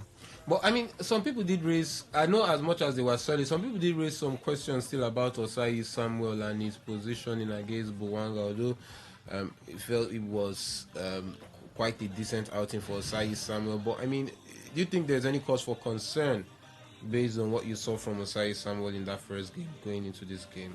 Let's not forget, it's a different shape from Congo. They are playing with three at the back. I feel for the fact that we are playing three at the back, that is the main reason why we will be needing a defender that bombs forward also, because he could help create maybe an overload on the wings. Yeah, and that leaves spaces at the back for teams that play three at the back. Yes, because you know when the team plays three at the back, they tend to be very, very narrow. Yeah. And so if we can create more with the width, then we can maybe hurt them a lot, knowing fully well that the likes of Akko Adams and Victor Osimhen can occupy down the middle. Then we'll need players from the sides. That's not to say that Benjamin Frederick playing from the right back cannot do that. But I think if at this point we need Benjamin Frederick in every position, because he's the barring Victor Osimhen, he's the only player I feel is willing to do and undo. And he's the player that gives you a 9 out of 10 performance in every game. So what we need is we need what he can do in the center of the defense, because Nelson earlier pointed it out that Stanley Nwabali looks shaky in goal, and Stanley Nwabali being shaky in goal, you need a defense that does not look shaky, a defense that can go out there, and even if it comes to playing 120 minutes, they can hold their own till the end of the game. So I feel Bright Osai Samuel might have been shaky in the last game, but at this point, if Olaina was very much fit for this game, then we all know who should be starting. But since he is not fit, we just have to make do with what we have. And I feel the best option for today's game is Calvin Bassey, Benjamin Frederick as a pairing, and maybe Bright Osai Samuel plays from the right back position. But I feel maybe it's down to the coach to pick his selection for today. We might get to see a case where I think the only undroppable player at this point is Benjamin Fredericks and Victor Osimhen, because Calvin Bassey is undroppable too. But I feel the coach we might even get to see situations where Ademola Lookman does not start today's game. We'll be coming to that. So the coach, everything is down to the coach, but I feel the best perfect fit for today is Bright Osai Samuel from the right back, and Benjamin Frederick and Calvin Bassey, Zaidu Sanusi. Okay, and Nelson, let me come over to you. There have been calls from some quarters that Chidera Ejike, after what we saw from the man when he came on, that the man should get to start. I mean, but it now raises the question of who gets to drop. I know some people are talking about his depth. Chukwueze and Lukman weren't effective in the first game as you would have loved. And he brought in Simon Moses and Ejike, and it just shows depth, it shows quality something the Nigerian team has that a lot of all these other countries don't really have. But I mean, the man made a case for himself with his performance against Gabon. The crosses look quite accurate. He was willing to take on and he was actually beating his markers. Yeah. So there have been calls for the man to start. Should he start? And who does he get to change or bench? Lookman or Chukwueze? And also, do you think is a situation, maybe just drop Lookman and Chukwueze and start him and Simon Moses from the onset? Well, look, I've gotten experience with a lot of games, even in the Premier League, when it comes to day in day out football, even in La Liga, even in many football teams out there. And I'll say one thing for a fact: yes, sometimes it's good to do those changes when it comes to putting players. But what if players that like Ejuke and what do you call him, Moses Simon, are like those players that can come into the second half of these games and change this game for us? Because I feel that, why should you change your tactic? Why should you change your team that you play against Gabon when you can still use the same people and still bring in the likes of Ejuke and Simon if it does not work again? Because yes, you may say this time is not the time for us to sleep. Let's bring in players that are ready to play football. But if you look at the likes of Chukwueze and Ademola Lookman, I mean, Ademola Lookman did not play with us against Benin. Yes, we saw how Simon and Chukwueze was effective enough. But Ademola Lookman then again is a player that you cannot say that you cannot undermine him, because he can bring that surprise fruits for you to eat. But for me, I think if I'm a chair, I will not change my tactic. I will leave it as it is. 4-4-2, defense the same thing, midfield the same thing, and the forward line the same thing. Ako Williams, Ako David, and Ako Adams and Osimhen, Chukwueze and Ademola Lookman. Then second half, if these two people, because look, I think Ademola Lookman and Chukwueze have seen that, okay, the last game we did not do very well, so let's put more effort in this game. Let's see what Ejuke and Simon did in the last game that made the coach to sub us off and bring them in. Let's put more effort in this game, and if you put them in this game first half, you see that they'll be able to learn from their mistake from that last game and incorporate a very new interesting style of play in this new game. So I think if I'm the coach of the Nigerian side, or if I'm to advise a child, I would say, please do not change the way it was last time, because despite the fact that we could not get any goal in the first half, we saw a very threatening Nigeria side in the first half. Nigeria was playing very good in the first half. I mean, there were touches in the box that Osimhen missed a header that could have gotten to the net. Goalkeeper was good enough. Yeah. He missed a clear one-on-one chance. He scoffed. Yeah, so I mean, the Ademola Lookman you're complaining of did managed to take ons. He gave some passes into the ball that could not get into the back of the net. Even Chukwueze did the same thing. So I mean, why change them? First half was one of the most interesting games I've watched for Nigeria Super Eagles for a very long time. I won't lie to you. Second half, they were a bit slow, because I think Chukwueze and Lookman were not that porous as they were in the first half. But first half was very good football. I don't think you should change them. I think you should just leave them. Then if they could not perform well in the second half, they have in mind that, okay, if I don't perform well in this first half, the bench is open. Ejuke is there. Simon is there. So I need to put on my A+ performance in this first half. So I feel that Chukwueze and Ademola Lookman should start the first half, and let's see how they can surprise us. I mean, Chukwueze last against Benin, look at what he did for us against Benin. Him and Osimhen pairing was good enough. I don't think there's a better pairing in that national team than Chukwueze and Osimhen. So if you want to change a little bit something in that team, I mean, you should just let me just say it: take out Lookman and bring in Simon. But Simon sometimes can be annoying as near that he cannot go into that forward line and give us goals sometimes. He cannot go to that forward line and at least take on players and get productive results for me. So I think for me, I will leave Ademola Lookman and be able to just see how he play well in the first half, because he's African best. You cannot leave him in the bench for that because of that. But just leave him there and see how he's going to play the first half very well. And second half, you can introduce Ejuke or Daddy Simon into the team. Victor, he said he's the African best. You can't drop it. But why do you have depth if you cannot drop the African best? I mean, definitely. But I mean, some people have also raised the question that the man has not been in form. So I mean, isn't that something that will be playing on the mind of Eric Schell as well? the last 3 games hasn't really been his best performance. Against Lesotho, he looked innocuous. He didn't play against Benin Republic.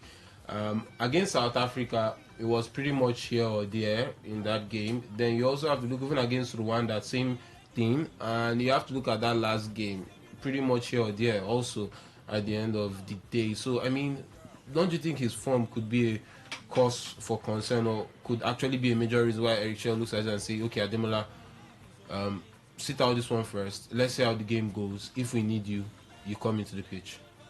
I've always been a fan of playing footballers according to the fact that they are in form. I don't believe in playing footballers based on what they've done before, based on name and all that. I believe in form actually is what drives you. I know form is temporal, class is permanent, but in cases like this, I believe in playing footballers based on form. Because when you look at what this man, Ademola Lookman, has been doing this season, the man is suffering from bad form. It's not just on the Super Eagles team. It's not just when he's wearing the colors of the Super Eagles. This also transcends to his time at Atalanta. It hasn't been a roller coaster ride. It hasn't been going smoothly for the man. But coming to the Super Eagles, I think what we need is players that are in form. Take for instance now, Akko Adams scores. You know, the man is brimming with confidence. He is raring to go. He just wants to get back on the pitch and score another goal. He feels he's on top of his game. And all of a sudden, you tend to drop him on the bench because you want to play Ademola Lookman based on, should I say, past glory. I'm not saying the man cannot do his job when he comes into the play, but one player is short on confidence, the other one is brimming on confidence. As a coach, you go with the one that has confidence, because with the one that has confidence might get the job done. And another thing, dropping a player that is low on confidence on the bench does help him re-strategize, does help him think better and feel, I was a starter in this team. What have I done that doesn't go right, and what do I need to do to correct it so I can get back into the starting team? But if you just keep on playing him, he will just feel no matter what I do, I'll get to still start game. So I feel Ademola Lookman maybe needs to sit out this one, because the other game I was just looking at it, the game against Gabon, I was just looking at it and I felt there were times he took too many extra touches. There were times he should have gone for the easier pass than trying to want to take on the player and maybe get to be the match winner himself. So even when he was substituted, I think one of us said this was the same thing he did during his time at Atalanta, ignoring the coach when being substituted and all that. I feel no player is happy when he or she is not scoring a goal. No player is happy when they are not allowed to express themselves till the end. When they are not scoring, they want to stay on the pitch till the end to see if they can correct it. But since it's not working, for me, I feel Samuel Chukwueze offers something very different. I see him as that winger that he tends to pick those passes when Victor Osimhen runs down the channel. We saw the game against Benin, the first goal. We saw the through pass. I think it's been long we got to see the wingers pick out those passes. That is the problem I have with Simon Moses. He tends to just dribble. I don't get to see those line-breaking passes, those through balls.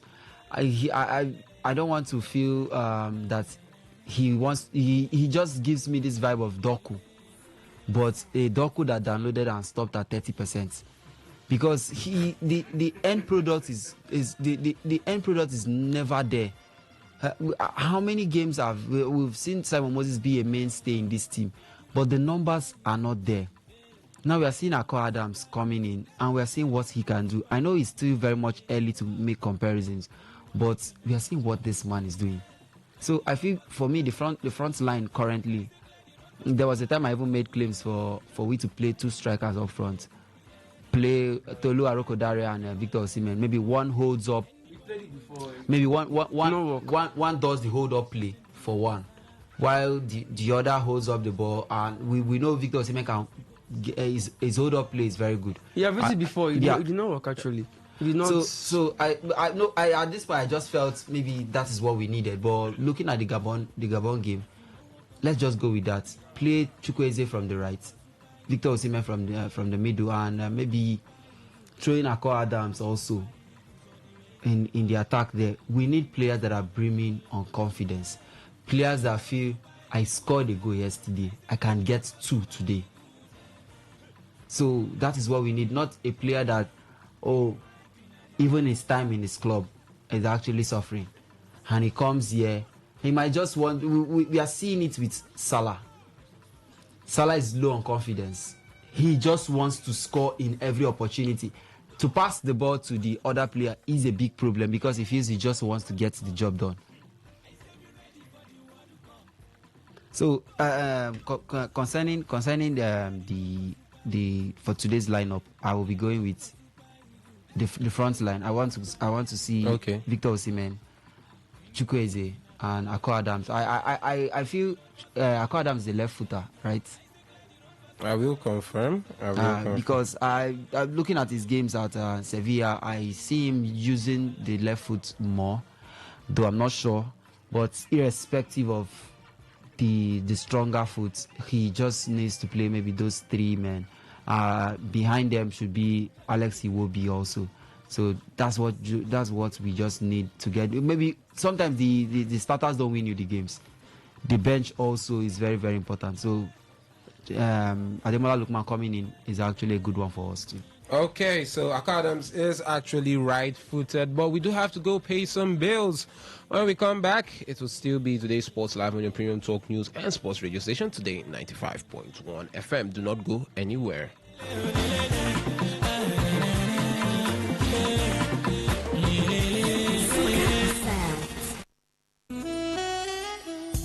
Verberge Imperial Hotel. Experience luxury and comfort. Verberge Imperial Hotel is a premier indigenous catering and hotel services provider in Port Harcourt. Our hotel offers a range of well-furnished rooms with modern facilities ensuring comfortable stay for our guests. Our modern event halls can accommodate over 500 guests, making us the ideal venue for conferences, seminars, weddings, etc. Our state-of-the-art facilities include 24 hours electricity supply, constant and steady internet services, CCTV cameras for enhanced security, fully armed security guards, trained professional personnel. We pose a conducive environment as our hotel is located in a quiet and peaceful environment perfect for relaxation and focus. Our location is at Bank Anthony Avenue off Ordnance Junction, Transamadi, Port Harcourt. Contact us today for inquiries, booking and reservation. Please call 0803-272-4646, 0906-557-0873. Delivering Imperial Hospitality services at Verberg Imperial Hotel. 95.1 FM, Voice of the People. And we're back.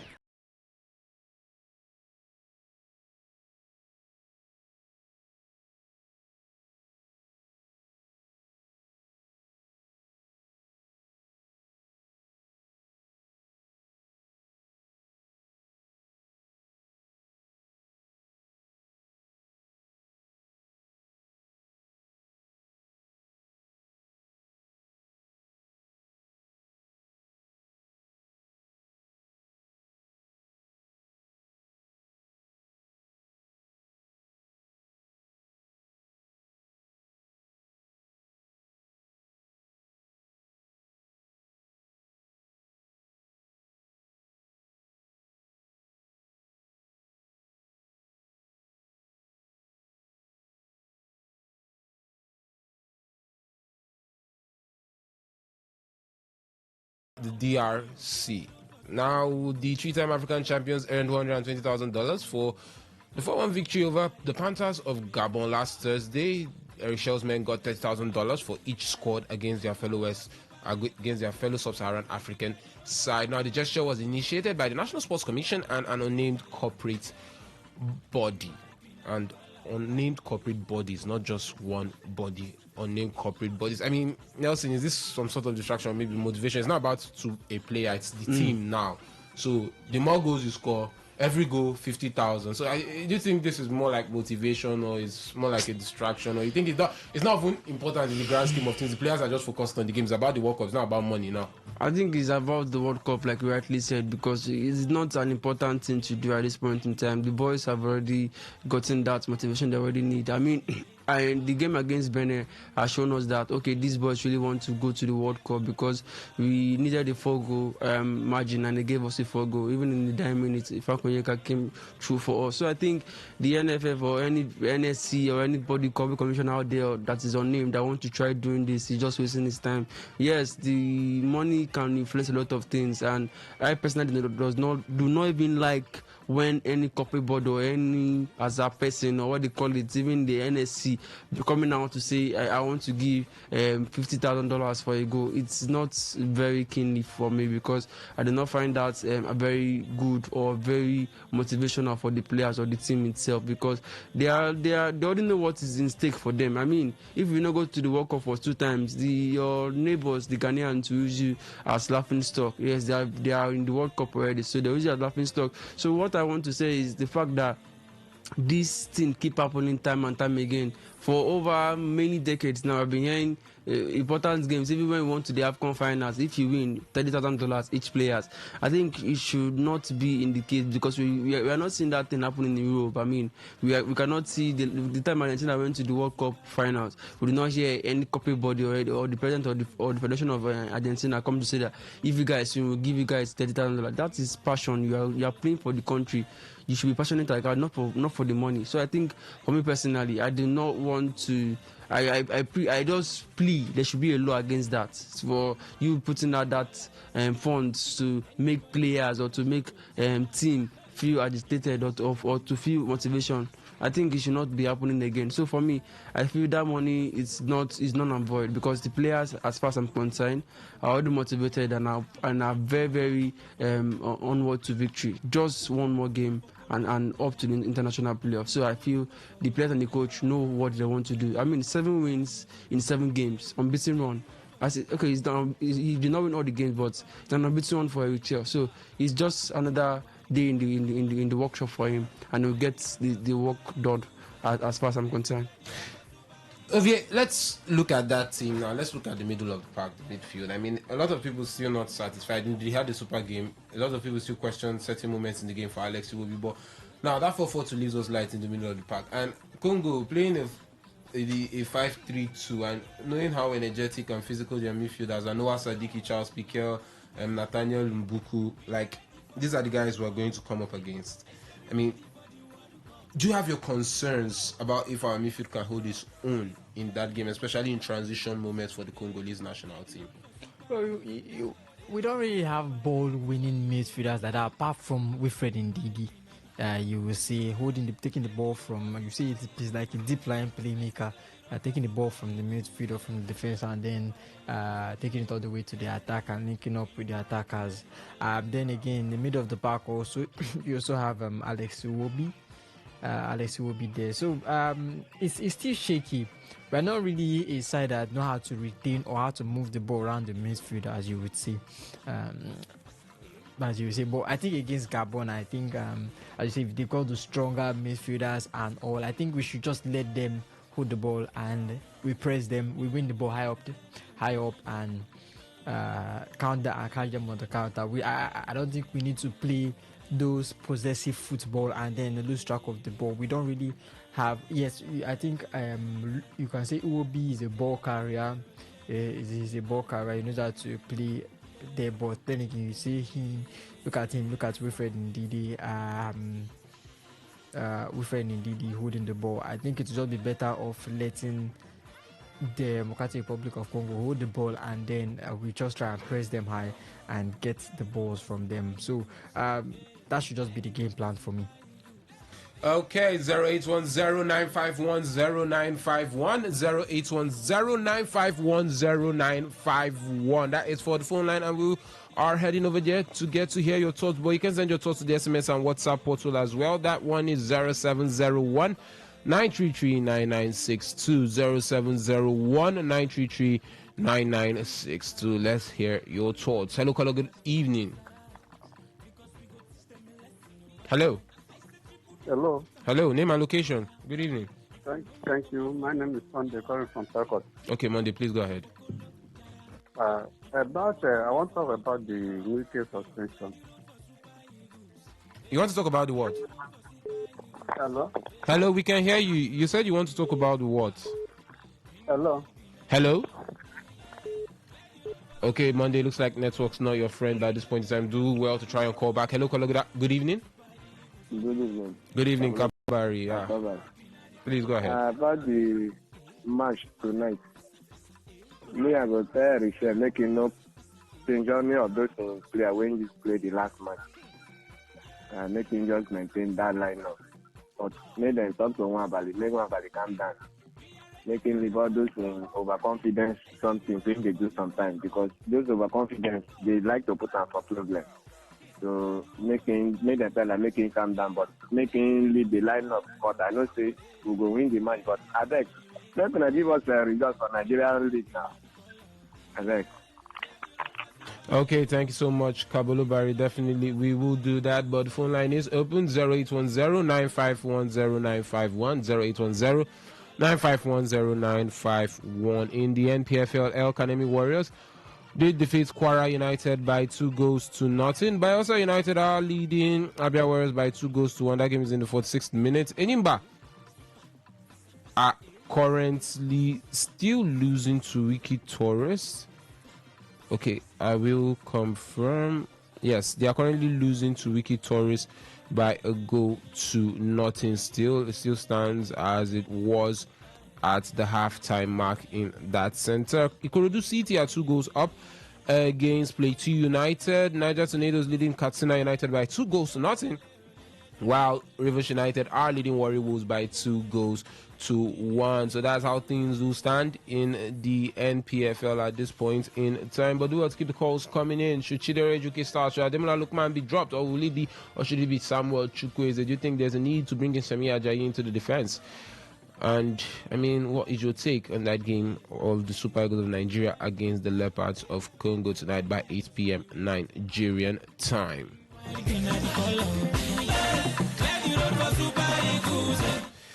Okay. Hello, caller. Good evening. Good evening. Good evening. Name and location. Yeah, my name is Jomo. Please turn down the volume of your radio set. I'm getting some serious feedback on it. I'm that. Okay. Please go ahead. I want the Super Eagles to try and finish off this match early. You know, the Congolese are very tough. I took time to watch them against Cameroon. They matched Cameroon skill for skill, grit for grit, power for power, strength for strength. Those guys, they are very, very strong and physically fit. So that should be impossible in the match. Just like somebody said in the studio, before the 70 minutes, they should be wrapped up. Because if we are to take them to extra time, they may have more energy. And besides, don't forget, Nigeria 20 minutes on top of 120 minutes that last time. And these guys just played for 90 minutes. So we have to play the game and win the match. And secondly, they should play in a hurry to score. In the first half against Gabon, they had plethora of chances that they threw away. Even up until the last minutes of the 90th minute, we are still flipping away chances. Because when they saw that the game, because that was when they became serious and started scoring goal in the extra time. So we don't want that today. So all in all, I believe Nigeria will win the match. Maybe by 2-0 or something like that. Thank you very much. Okay, thank you so much for your thoughts there, Jumbo. Do have to keep the calls coming in. SMS and WhatsApp also is there as well. Okay, I mean, definitely killing off the game early, that has to be very important. We won't want to go into extra time. Do you think it will be a big problem for us, fatigue and all that, if this game stretches beyond the 90th minute mark? See, football, yes, you see extra time is like your last hope to try and end the game.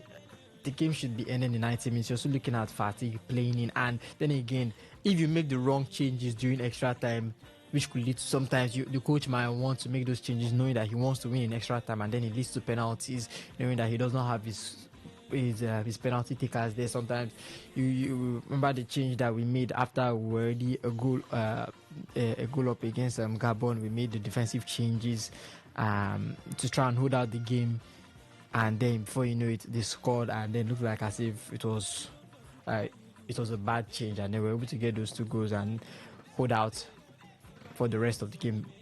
It should be killed in 90 minutes nonetheless. Extra time, it's too much fatigue, and it could play into anybody's favor. Into anybody's favor. And knowing that Nigeria is a side that really press well, especially this new Nigeria, but really press well. You don't want to be pressing all 90 minutes. You don't know how long they can sustain that, and then going into extra time, how long are they going to sustain that? The energy, how are they going to keep up with Democratic Republic of Congo? As that caller said, they were able to keep up with Cameroon. So now they are a very good side, very strong side. On paper, it might look different, but right there on the field, it's a total different ball game altogether. Okay, 0810-951-0951, 0810-951-0951. And let's head over to the WhatsApp portal. Some of your thoughts still from earlier in the show. Let's take them. Can we say that it is poor or abysmal World Cup qualification is because FIFA increased the slots of African continents, which Europe got a quota as well? Gattuso or any other? Okay, I can't use that word necessarily. Is like the Axlom, a lazy workman, always quarrel with the tools. I expect an African international to lambast and counter such denigrating comments. And that's from Sakalu. And this one says, greetings guys, I'm finding you from Amagua. European teams are the ones that have been involved more in the World Cup and also making it hard for Africa. Now FIFA has done what they should, and also thanks to Morocco's last outing. The man is not making sense with his sentences. Okay, do well to keep the calls coming in. Phone lines still very much open. And this one says, okay, let's head over to the phone lines first before we go back to the WhatsApp portal. Hello, good evening. Good evening, my people. Good evening. Name and location. Felix the Bakaman. Okay, Felix, please go ahead. Okay, I believe you're still discussing about the potential of Africa winning the World Cup and also about Super Eagles. Yeah. Because I was listening before I went off. Yeah. Go ahead. Okay, World Cup is just like Champions League. One of the things you will see in any team that wins a World Cup is quality, both in the playing personnel and the technical team. So that is where African team will be lagging. No matter if they field 30 teams or 30 countries in the World Cup, the quality is not there enough. The technical abilities are not there enough compared to the Europeans and the South Americans. That is one of the issues. It's not that they cannot win it, but before they will have to do that, they have to have a quality side, well-drilled side with a good coach and the federation backing them. You know, one of the things that happen in Africa here is most of them, their federation always disappoint them in terms of preparation and the likes. So that is the only way. See Morocco that went far, you saw what happened. Look at the side of Morocco. They had good players and they also had good technical team and the federation backed them up. So that is one of the reasons why Africa are struggling. They don't have the quality. Secondly, on Super Eagles, see, you know, when Super Eagles will play a match like this, they will pick up one person that default or one person that made a mistake and they'll begin to hammer. You saw the mistake Tito Sime made all the while. If there was no extra time, Nigeria would have gone through penalties and nobody knew who would qualify. A lot of chances that guy squandered, and they cannot afford to squander such chances against Democratic Republic of Congo.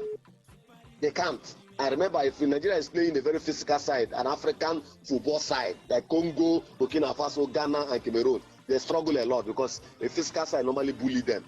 So if Vito Sime and other players want to succeed in today's game, they must take their chances. Because if the Congo get a chance, they will convert and they can defend very well. That is the only way. Okay. Is that all, Felix? Thank you very much. Thank you very much. Yes. Thank you very much for your thoughts. It was nice having you on the show with us this evening. Do well to keep the calls coming in. 0810-951-0951. What is your predictions for the Super Eagles game against the Democratic Republic of Congo by 8 p.m. Tonight, yes, it is the African Playoff Finals. Who gets to sail through to the Intercontinental Playoffs match next year in Mexico, the cities of Guadalajara and Monterrey, Nigeria, or the DRC? Now, this message says, Is it our fault that Italy is not going to the World Cup when they lost to Norway 3-0 in March and went on to cut all my ticket? They didn't know Avi. Gattuso is just being emotional and giving reasons already, so it doesn't fail, so that it doesn't fall back on him when it's official tonight. I could cut him some slack because he got the job late, but his comments lack credibility and only reeks of jealousy and pure hatred. Africa and more slots. Our performances lately have been poor and substandard. We don't deserve to have more slots. I'm grateful to FIFA for even adding more 4 to the already 5 we used to usually have. Until I see a better improvement in our performances as African teams, then we would hope to have more. That's from April with those thoughts there. Hello, caller. Good afternoon or good evening. Beg your pardon. Good evening, my brother. Good evening. Colin Speed, please go ahead. Yeah, thank you so much. Well, I think in addition to what Felix, my brother, said, I believe that Super Eagles, based on what they have played in this previous match, I believe that definitely they are going to win Congo, but on one condition, because this is easy to see me, considering what just happened at this last match, my brother, this guy missed a lot of times. This is the truth. And if you need to beat this Congo, my brother, you need to utilize any opportunity that comes. How can you be missing chances as if those people they are then not any opportunities if not, what's their mark? Even today, they are football nation. I think we should use that opportunity. Thank you so much. It's my take. Okay, thank you so much for your thoughts there, Colin Speed. Well, to keep the calls coming in the phone lines. Or the phone line is open. And April went on to say, using the English national team as an example is so laughable to me. They've not considered a goal yet, but who have they played? Latvia, Serbia, Albania, Andorra. And he went on to make an exclamation. Hello, caller, good evening. Hello? Hello, name and location. I'm first-time caller, Ugochukwu. I'm calling from Ogibu. Okay, Ugochukwu, great to have you on the show with us this evening, Right. and this is for you as a first-time caller. Please go ahead, yeah. Thank you so much. All right, I will want him to stick with the lineup they started with, because those super subs can come and win the match just as they did. So I wouldn't want, this is my own personal opinion, I wouldn't want him to change anybody, because I know that the boys, they are going to up their game. They are going to sit because they know what is at stake. So I want them to stick with the life they started with Gabon, and those super subs can just come in and win the match for us. Thank you. Okay, thank you so much for your thoughts there, Ugochukwu. Great having you on the show. And this one says, greetings, guys. Yes, of course, Africa deserves the slots given. We have done well than Asia in the Fiesta itself, but isn't Europe still the highest number confederation in the world? And that's from Son of Devil. If it's by member confederation, Europe is not the largest. The largest blocks are Asia and Africa, and but when it comes to World Cup slots, Europe has the highest still. And this one says, good afternoon, everyone in the studio. Gattuso's comments shouldn't be taken serious. Where was the Italian team when others qualified? He should concentrate on his job or resign if he's tired. And that's from Esin Eno Nseyo from Port Harcourt. Hope I didn't murder the name there. And this one says, Moses, Doku that stuff downloaded at okay, making reference to Victor's remarks about Simon Moses. And this one says, happy Sunday, sports crew. I'm Pastor Comrade Morgan from Edelegbem Farm, Igbeche. I disagree with him to a large extent because his failure not to qualify for the World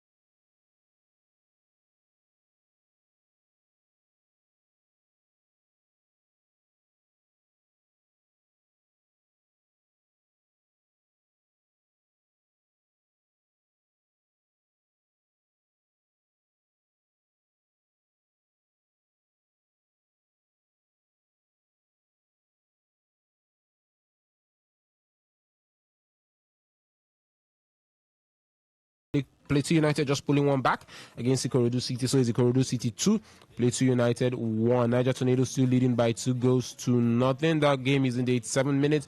And Rivers United are 2-1 up still against Warrior Wolves. That game is in the 88 minutes. The game between Ikorodu City and Plateau United is in the 84th minute. So guys, quickly, let me start off with you, Nelson. Call this game tonight, Nigeria versus the DRC.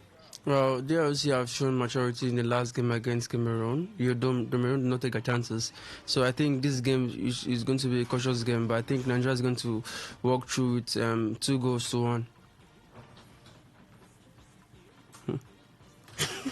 Ovie. I don't know. You don't know.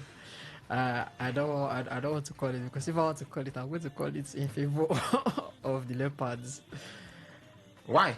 I don't know. I'm a very pessimistic person. I'm a very pessimistic. Now pessimism or bad belly, just they do. No, it's pessimism. It's not bad belly. But Nigeria is also here. If Nigeria are going to win, I believe it's going to be maybe 3-1 or 2-1. But I still believe Democratic Republic of Congo will score. You think they will score? Yeah. No, I know that I think they will score in that match. They will. It's going to be a 2-1 or a 3-1 win. Or a 3-1. But how important will it be to score first? It will be very, very important because you know that scoring first builds that momentum, knowing that you have something to defend. Unlike where if they score first and we know we have something we need to claw back ourselves into the game and then try away and now go ahead of them. But when we're already ahead, we know that we are ahead, we have to hold it or we have to add on to that. And that is why it is much more, it is better to score first. But if Democratic Republic of Congo score first, it could demoralize the whole squad. But I don't see but I think even if Democratic Republic of Congo score first, it should motivate you more to at least equalize the game before the match just ends. But for me, I said 2-1, 3-1. If I'm looking at my pessimistic side, then I'm looking at Democratic Republic of Congo winning 2-1 or 1-0. Look, I want to say what we have said. Yes, we have seen that Super Eagles have a lot of squad depth and a lot of talent. But yet again, if they cannot be able to cook that cool head, and if Stanwa Bali, I'm still saying this thing. It may look like a joke or a meme, I'm saying, but it's reality. Please, it's just a matter of consistency we want from this team. Yes, Congo are not that team that you should be fair, you should be scared of, but you should also be careful against them. So I feel the game is who scores first is going to win the game. So if DR Congo score, we all know that the defense line is a very productive defense line, and we do not have that. Yes, Osimhen is a good player, but we will not have that ability to equalize by, because we want to leave our defense open and they can be able to score 2 more goals in it. So I think for me, I want Nigeria to score first and maybe add another one in the second half, so you can be able to keep their momentum. And if they come out to want to get a go back, we can be able to get it 3-0 or 3-1 at the end of the game. Okay, those are the predictions of the guys ahead of tonight's game. And in the NPFL, it's over in the center between Bayelsa United and Abia Warriors. Bayelsa United winning that game by 2-1, while Eimba have lost at home to Wiki Tourist by